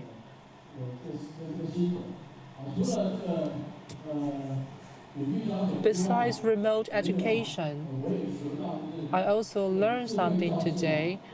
For example, smart classroom, especially its deployment in many different schools, have encountered a lot of challenges. Every school have its own set of challenges, and I will use them as the good reference that we can take into considerations when we implement our own smart classroom in future. In the afternoons, we have listened to Principal Zheng and their Team Taipei. I also relay those information to our future team in Taoyuan. Hopefully that we can also organize our own local teams in Taoyuan City to participate in that competition next year. We'll come up with a different slogan, of course. I have a question to Principal Zheng, because next year when you participate in the contest, what would you do differently? And that's something I would like to learn from Principal Zheng as well. So that's my thoughts. Thank you very much. 感谢陈校长哈，剩下没有几分钟。We only have a few minutes left, like 3 minutes. So we'll give Vincent 1 minute. Hi everyone. I am actually Professor Wu's first new assistant. This is my first time to attend the summit. I'm already impressed by the remote education demonstration this morning. I am very touched by how technology can enable educations and bridge the gap, especially the geographical distance. And I'm always also impressed by all the presentation this afternoon, because everyone can learn from each other, and we also learn from different cities as well. Every city and each school have their own best practices. And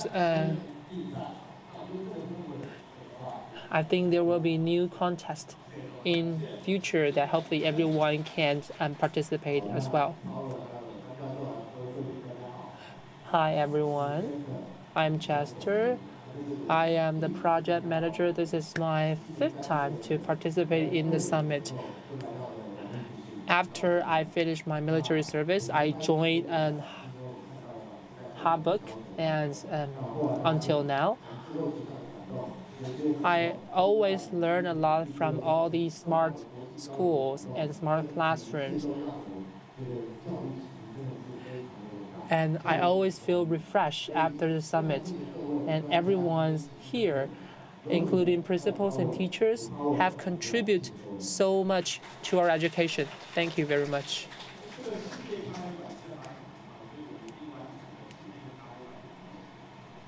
So this is the basic idea of Work Cafe. As Principal Chen have mentioned a questions, and I think that we need to support those remote education demands.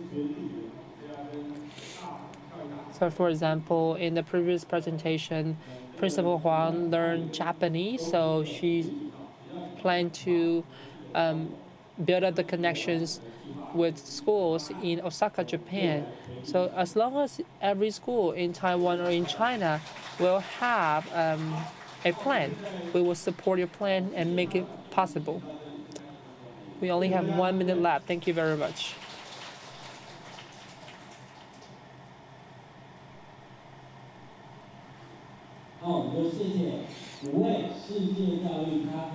We would like to thank all the participants of World Cafe. With 1 minute left, we'll let them take a group photo first.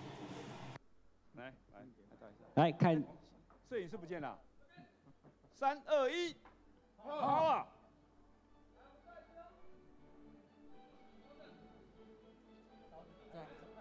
再来一次，好啊！谢谢。好，谢谢。最后剩1分钟，大家是不是还记得我们还有一些最重要的事情没有做？那就是。Even though we have only 1 minute left, we need to do the lucky draw for our iPhone 7. We only have 1 iPhone 7 for everyone. So now we will have the lucky winner on the screen in the next few seconds. Are you ready? 来，我们就把这一切交给信息技术，让科技决定我们的今天。We'll let technologies to decide who is the lucky winner.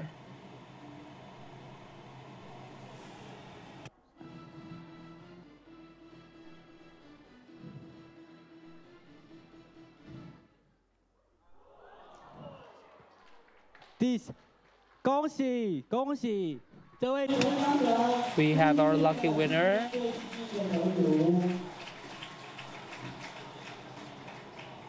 来，请赶快到台上来。同时呢，我们也邀请卢权威教授上台颁发今天的最后一个奖项。And we will invite Professor Wu to deliver the last but the biggest prize of the day.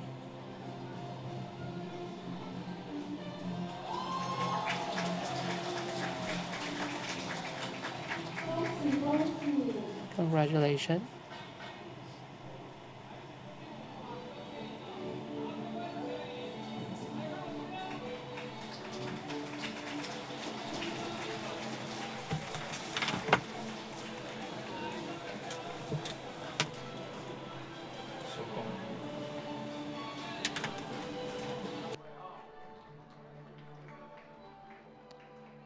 好，接下来呢，我们要进行今天5周年的大合照。Last but not the least, we would like to invite everyone to have a group photos.